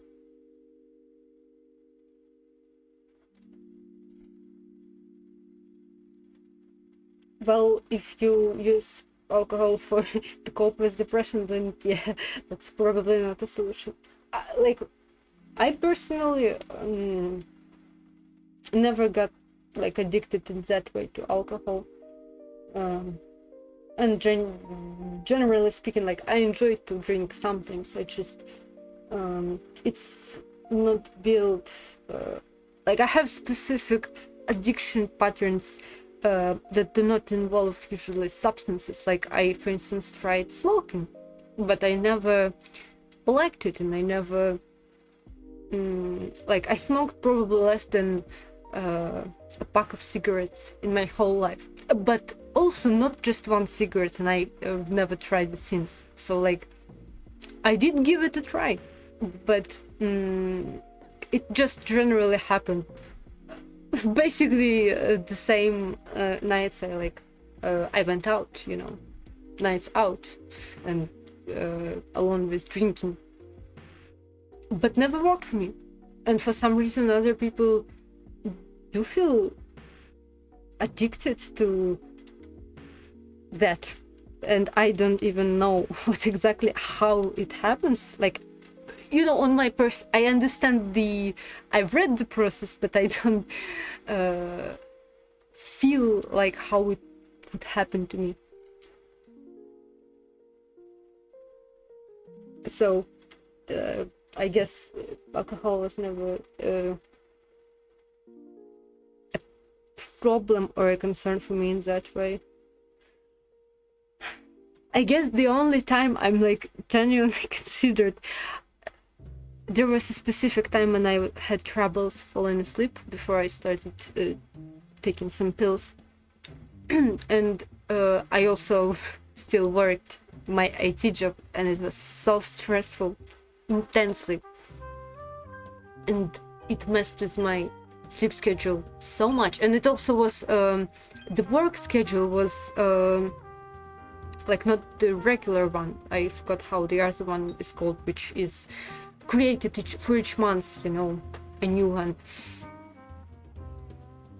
And I genuinely considered, after a lot of restless nights, that maybe I should just become an alcoholic just to fall asleep, you know? You can genuinely just drink a batch real quick and you just don't have a choice but to fall asleep. It was when you have an insomnia, the madness it gives you is so intense that you would genuinely consider just trying yourself. Just, you want to lose consciousness so bad.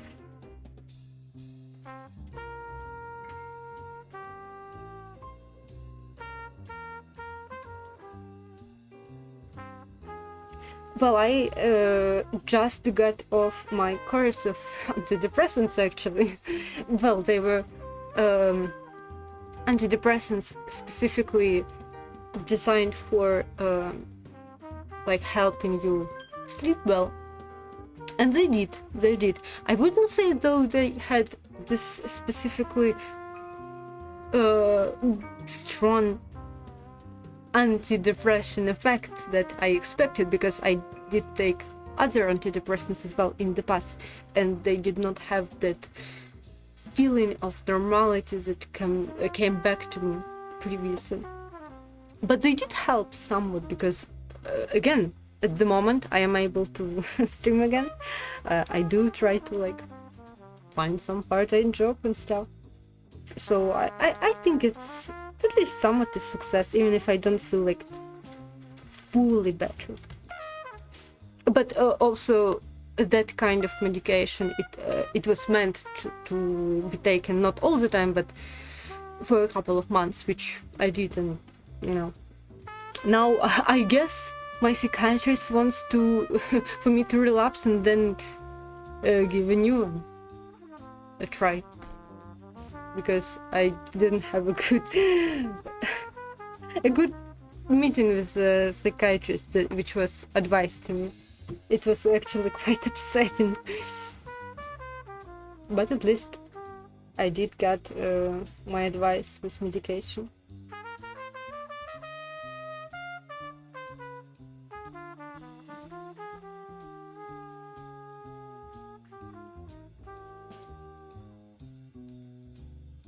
I do want to get on proper therapy, but the free meetings that I've got, you know, as a Ukrainian, with some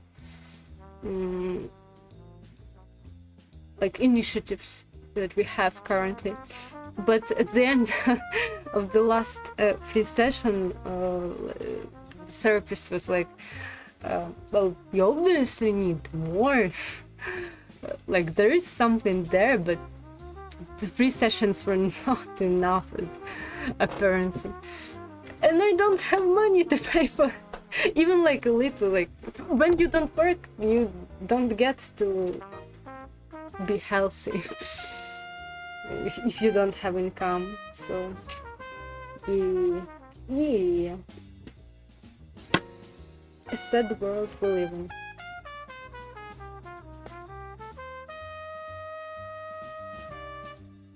I was with both. I started off with therapy sessions, and a therapist wanted me to consult with psychiatrist because she like thought I showed some possible, you know, symptoms of something that psychiatrist would work with. But eventually the psychiatrist that she did advise me to consult with, she was just terrible. Well, she's probably like a normal specialist in some directions, but not in the directions that I wanted her to show. First of all, she straight up said to me that, well, you don't act depressed enough, you know. You don't look depressed. And yes, I don't always act. I don't always have a mental breakdown, but I would prefer to never have them again. Like, for instance. And that was just like a little thing that I can remember. I kind of wanted her to consider like sort of light autism and stuff, because from the people that you know, online share their experiences with their struggles in day-to-day life and stuff, I mostly like I found myself relating to them alone, specifically to women, because apparently women have different set of symptoms, right, with that sort of condition. But in Ukraine, autism is a condition that only children can have. Only children. And once you hit 18, you have to get additional commissions done when they consider what's going on with you, and they basically, if you are autistic enough, they give you some schizoid diagnosis.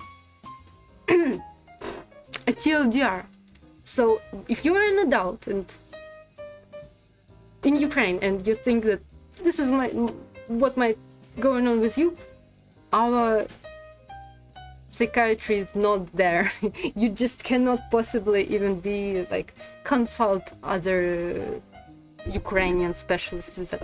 I guess only if the ones in like not unofficial clinics, but you know, like private psychiatrists who would like study abroad and stuff.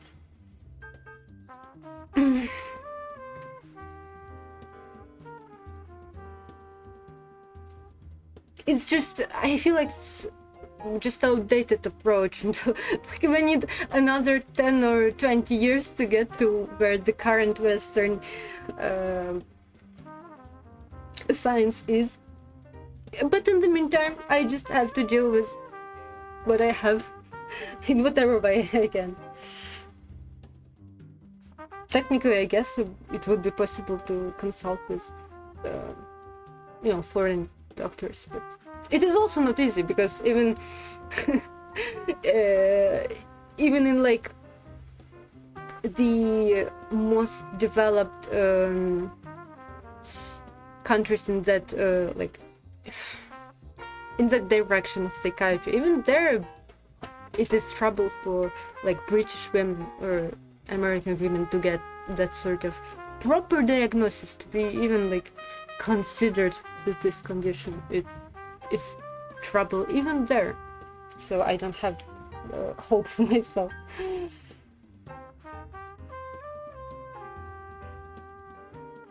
Oh.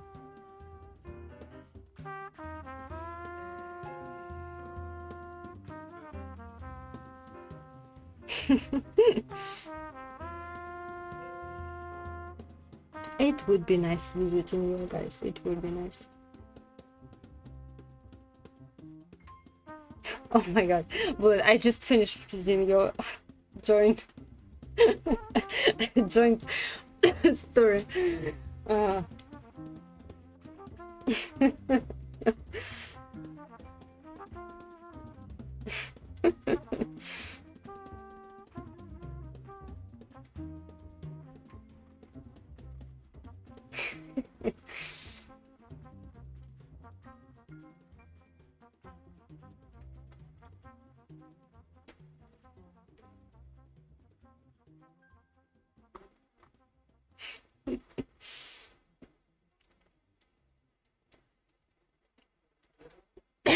Damn it.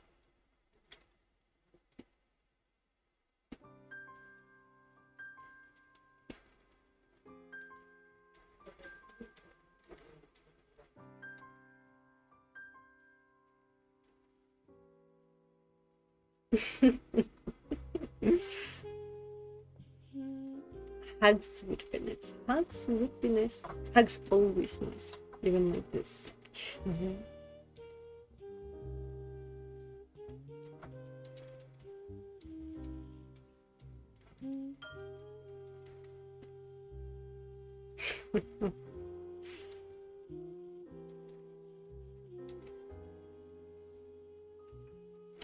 Um,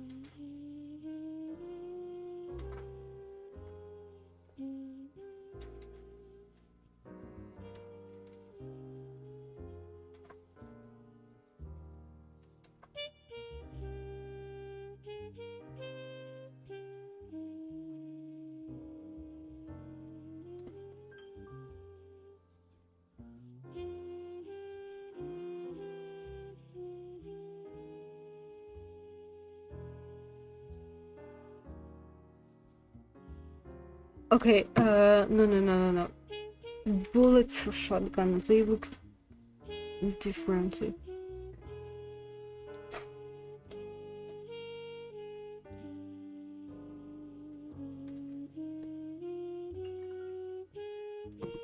Mm-hmm. Like a shell, okay. Actually, even easier.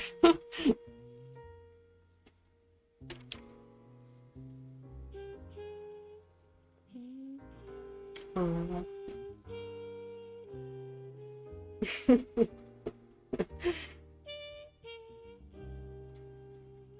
Well, you know, there's like this classical symbolic look of a bullet, which is, I guess, like copy this. Can we like insert it? Yeah. Damn it, this soft is so unnervingly.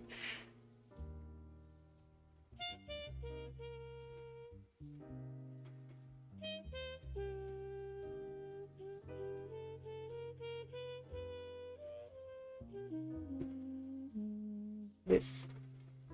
Ooh, like this bullet. You see, this is like a symbolic. Well, maybe this one too, but in many artworks or comics or anime, if you think about bullets, this is what is wrong. So, but I did remember that this is not the kind for shotgun.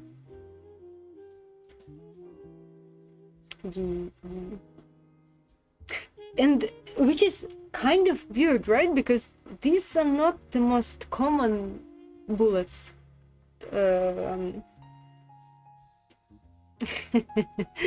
Yeah. Like I think this is for quite a big heavy military weapon, no? Like this is not the bullets that would circulate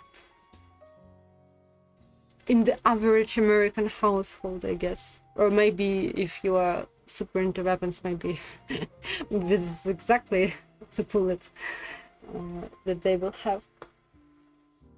It would.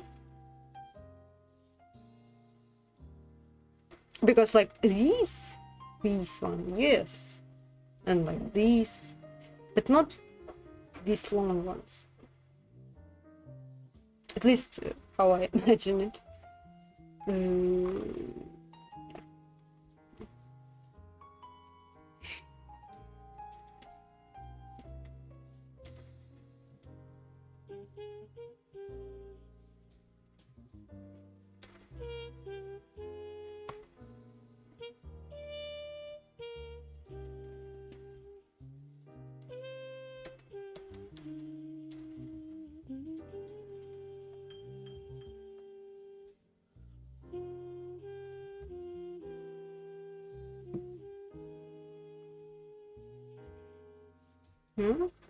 What is going on? Damn it. What? Wait. Yes. Control T. What? What is going on? Why can't I yes, save?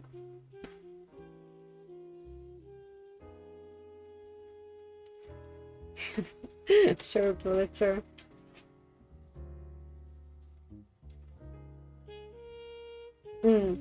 I see. Well, I guess, yeah, Americans do have problems with their weapons. Weapon regulations, I guess.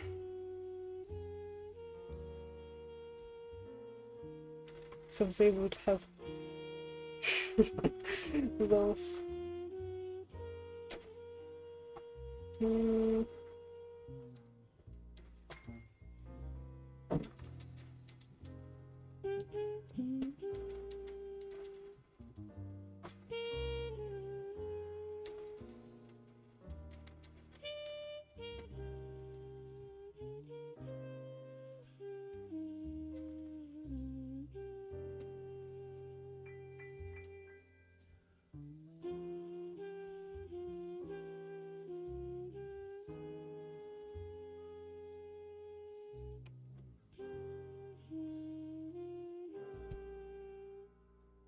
Did you know that men and women have zippers and like button shirts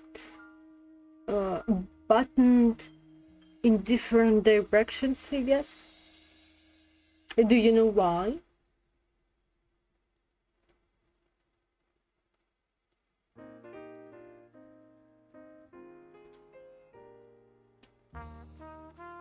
Well, I guess was well something that one of the theories is that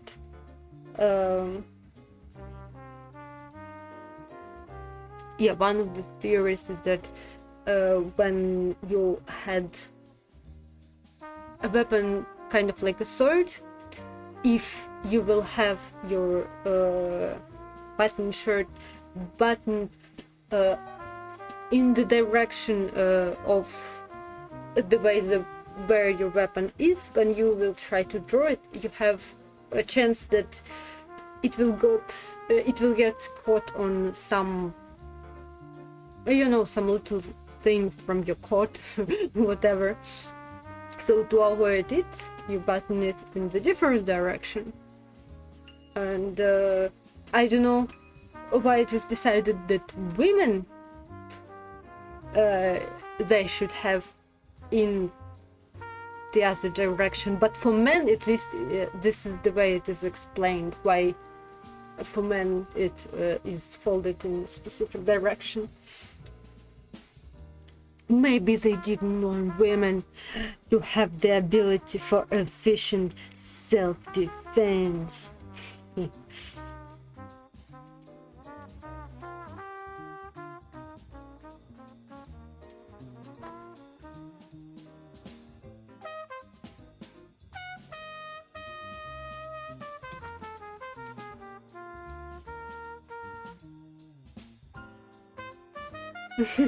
Yes, that is true. That is true. Well, weren't it illegal to be a lefty? No?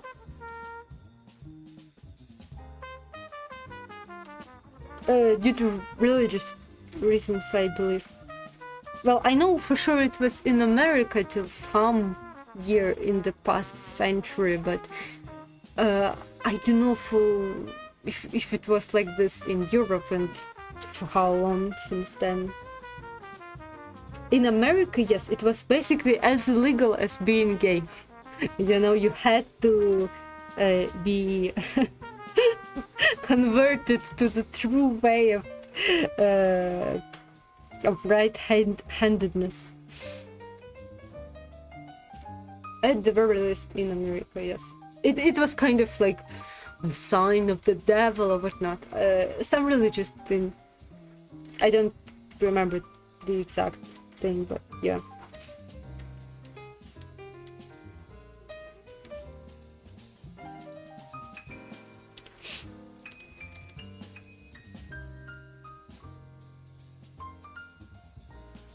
Maybe there were some justifications about that it would be very inconvenient to make some things convenient for left-handed people, like spending more money on some stuff. I don't know what exactly. Maybe they were talking about machines or whatnot, like cars, whatever would require you to pull a lever with your right hand or whatnot. But it's just nonsense, obviously. People are real weird like that.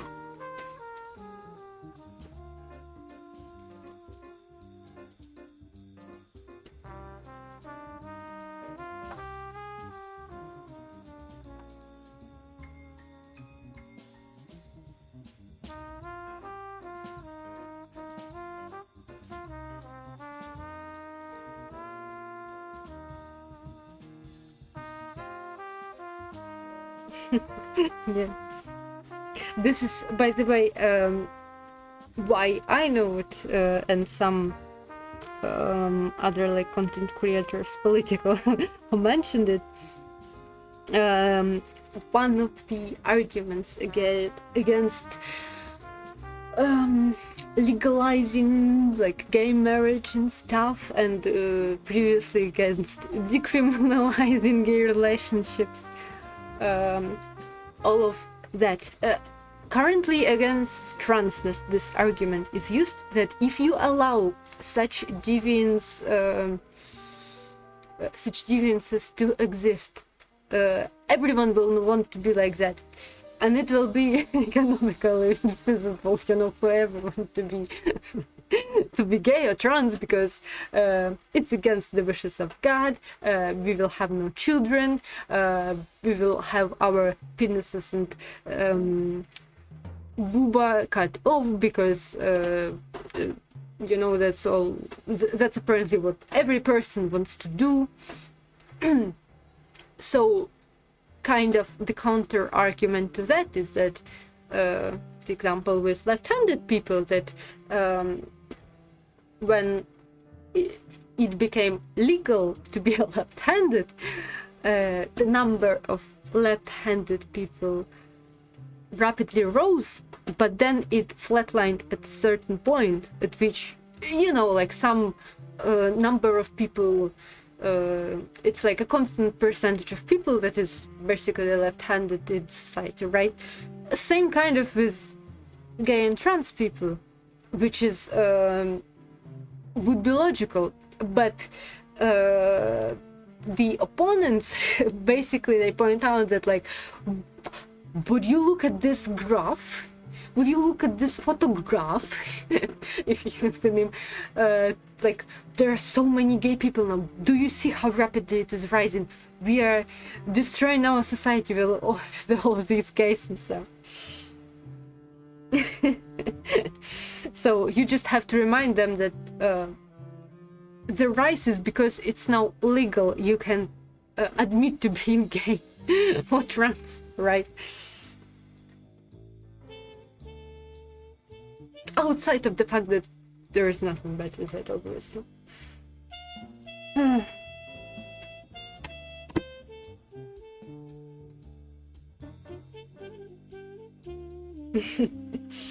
So yeah, now you have now you are armored with some arguments against that kind of mentality. And not just some logical arguments, but even with stats, you have specific even parallels to specific, like, certain events you can tie it to.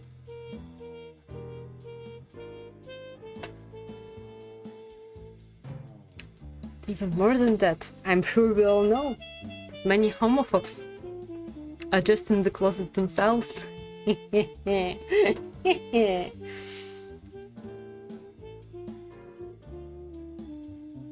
Well, I don't even think that they don't contribute to making people, because gay people totally can have children. Like, previously, gay people did have marriages, like, quote-unquote straight ones, right? And they could allow themselves sometimes to have relationships with their wives, or, like, on the contrary, like, wife would have relationships with the man, and they will have children. Just today's in today's society, you just don't have to force yourself to be in such marriages. You don't have to pretend to be straight, and you know, you can find it, like, have even your own children, just more, I'd say, ethically, yeah.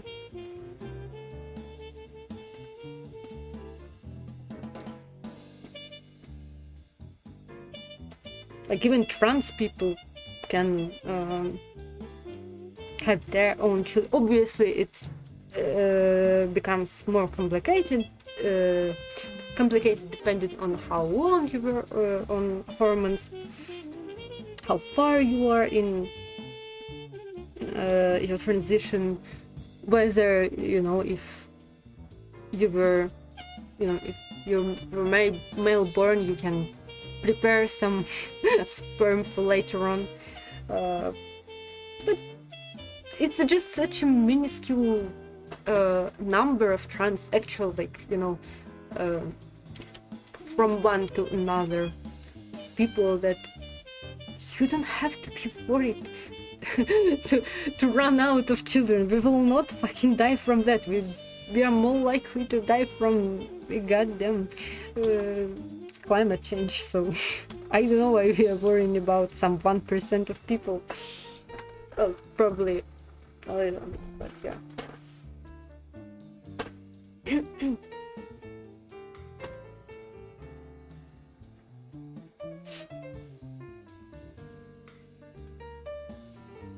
And adoption, yes, as well. We do have way too many children in orphanages. Yeah.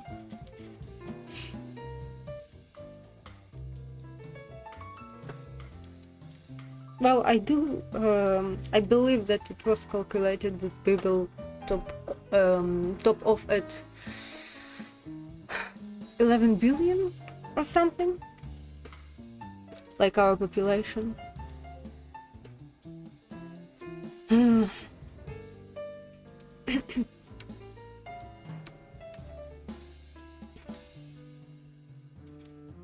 So it's not like we will keep growing forever, but we definitely do need to take better care about resources we have.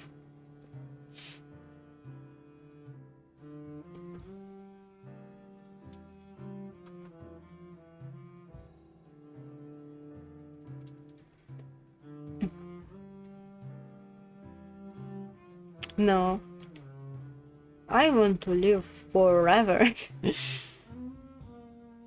I do want to tell stories via comics and stuff. I want to keep doing art and make as much of it as possible. And our time is so finite. It is kind of why I am reluctant. I absolutely cannot have like a full-time job and draw at the same time. So that is kind of why I try to make this a thing. And it really upsets me that I'm not old, but I wanted to do lots of various comics and art for a long time, like since my student years. I knew I wanted to do this as a job. It's just, it's kind of a bit late when you're in your like final year. So like you feel like, well, I can find some temporary job and do this on the side, but then I just can't. And I also can't live in a world where I don't do this. Kind of like this.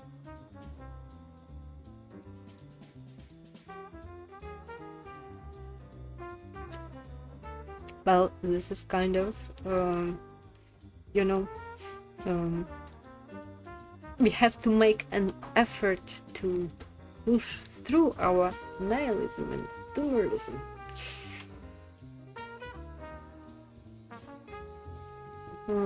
To live a better world for the next peeps.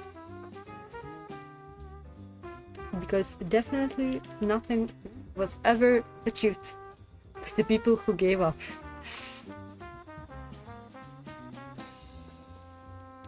Thus, we shouldn't.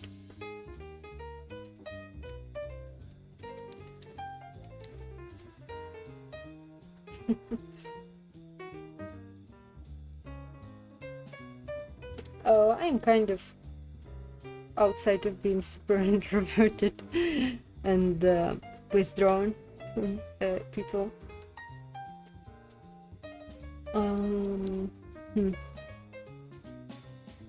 I feel like I'm a little self-absorbed. Maybe not even a little, but I feel like that's a prerequisite to being a streamer. So you kind of have to be able to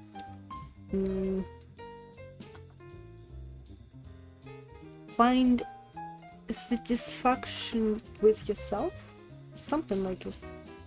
Maybe it's not being self-absorbed, but I feel like it's pretty close to it. Hello.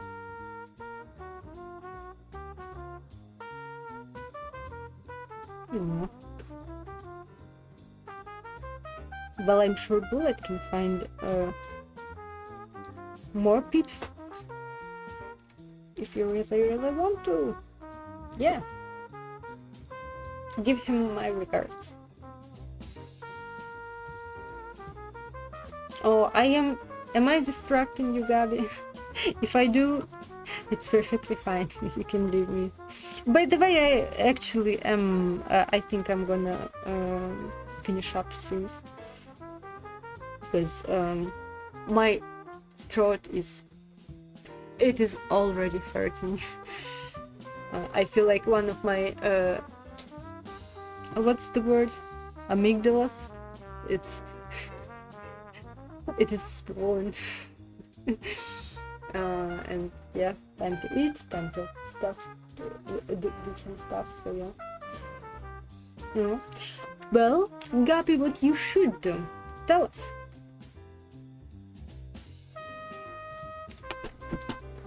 What is the task at hand?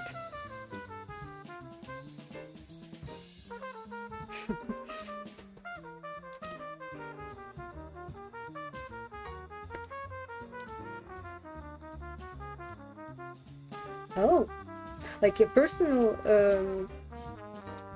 is it like a passion project or a website slash resume? Something like this? Or a personal project? Well, I guess I will leave you with this sort of advice, trick, mental trick, whatever it is. I've recently finished a book about, self-motivation, time management, stuff like this. Stuff I'm sure you're also struggling with. And one of the ways this book frames how you create your to-do lists and decide what to do, like every single minute, basically, right when you decide to do whatever you need to want to do.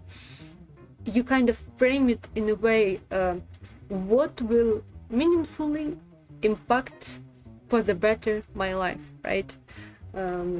What will help me be happier, and stuff. Because a lot of tasks that we have, they don't really have either that much of a positive impact, or they are on the contrary, because they're kind of useless to us. They don't even have any positive influence. It's just some chores, some stupid chores that we can, either drop off or delegate, whatever. So this is kind of way I try to think more about when I plan my day, right? Even the stuff that you can say that you would not enjoy to do, but you would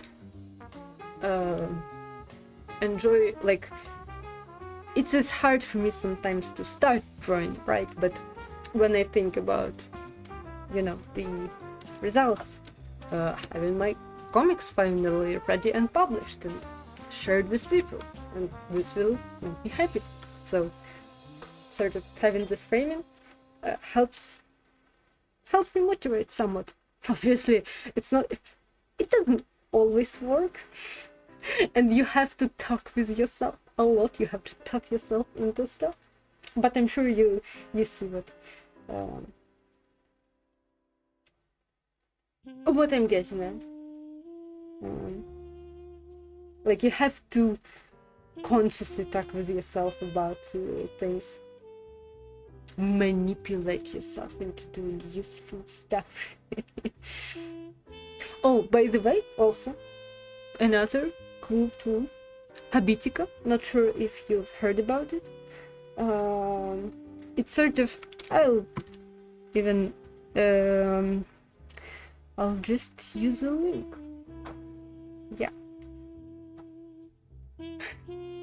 It's sort of like an RPG styled task management site, where you do your lists of whatever you need to do. It basically built to encourage you to do stuff by, like, giving you rewards for fulfilling it, right? Like, you have your own character, you quote level up, you like get some loot randomly whenever you fulfill your task or whatnot, and it kind of should help you develop healthy habits. That's Habitica, but it has more uses than just habits. It's just because you kind of get something out of checking your task. This encourages you to keep going. So, you know, if you struggle with motivating yourself and maybe planning stuff, or don't even struggle but want to have a nice tool to keep it all organized, this is one way. Can advice works nice. Also, I have a party there where we go on quests, you know, to kill bosses and stuff. If you will decide to try it out, we can invite you there.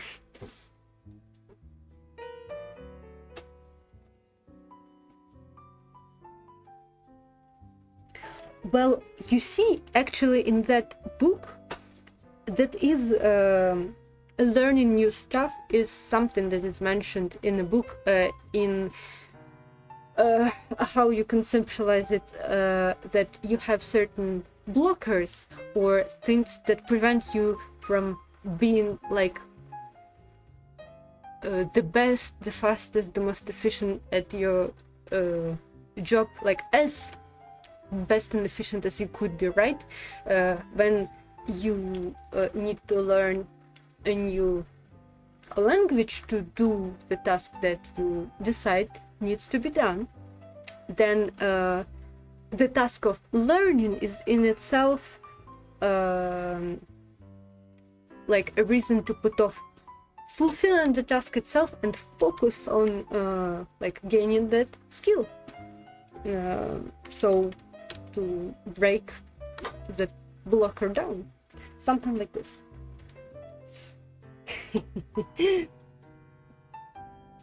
So yeah, interesting stuff.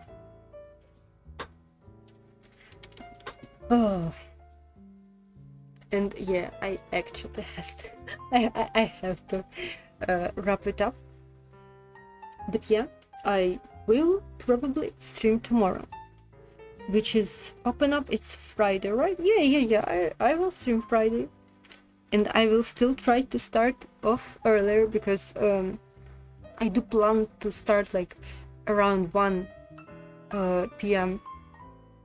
I want to fit my streams more in the day slot and have my evening freed up. So if you ever want to visit, and I do plan to do more muted streams where there will be just chill music, so it doesn't have to be distracting. You can always just visit and chill out.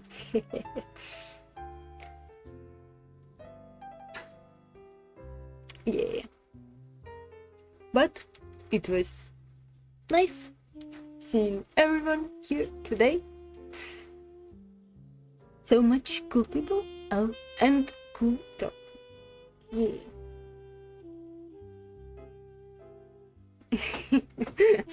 I totally don't mind lurkers, okay? Lurkers, I am a complete lurker everywhere, all the time. It is just by a miracle that I was somewhat active in Alex chat, and I know precisely why, because people often made comments about my nickname and joked about it, and it warmed me up to, you know, keep chatting. So yeah, it was just a coincidence. Totally doesn't happen that much, but I'm glad it did. So lurkers, mwah, fully welcome.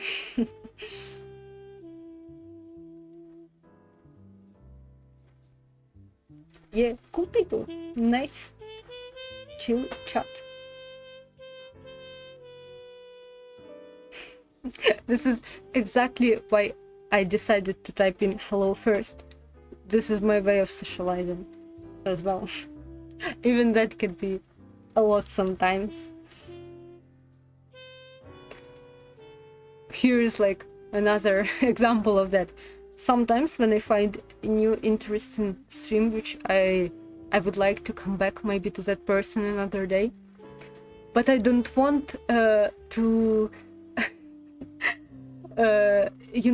the follow notification to pop up, because I don't want like people to see a new person, because often it's like a smaller chat and people will be more proactive and they will start acting at me and trying to talk to me, and streamer might want to talk to me, but I don't want to talk to anyone, and I just wait till the stream is ended, and then once they are offline I follow. Yeah. So I know the hardships.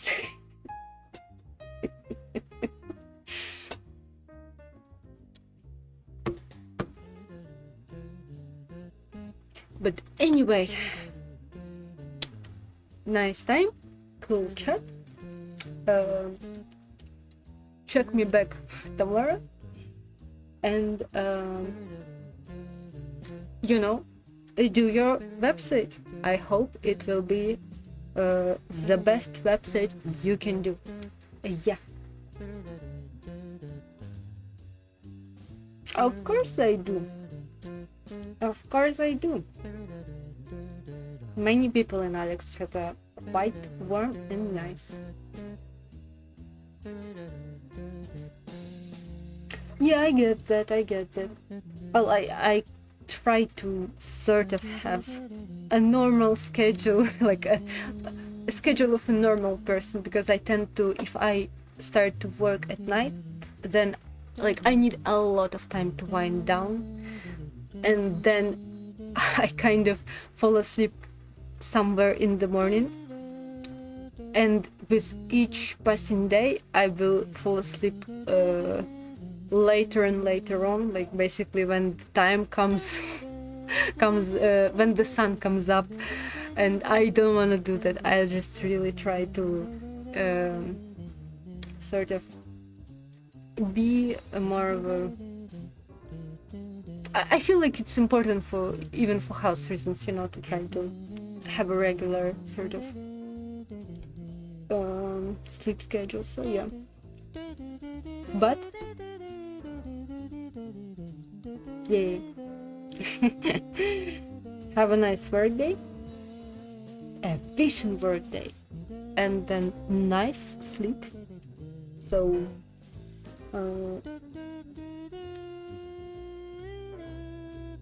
yes, bye bye, see ya tomorrow.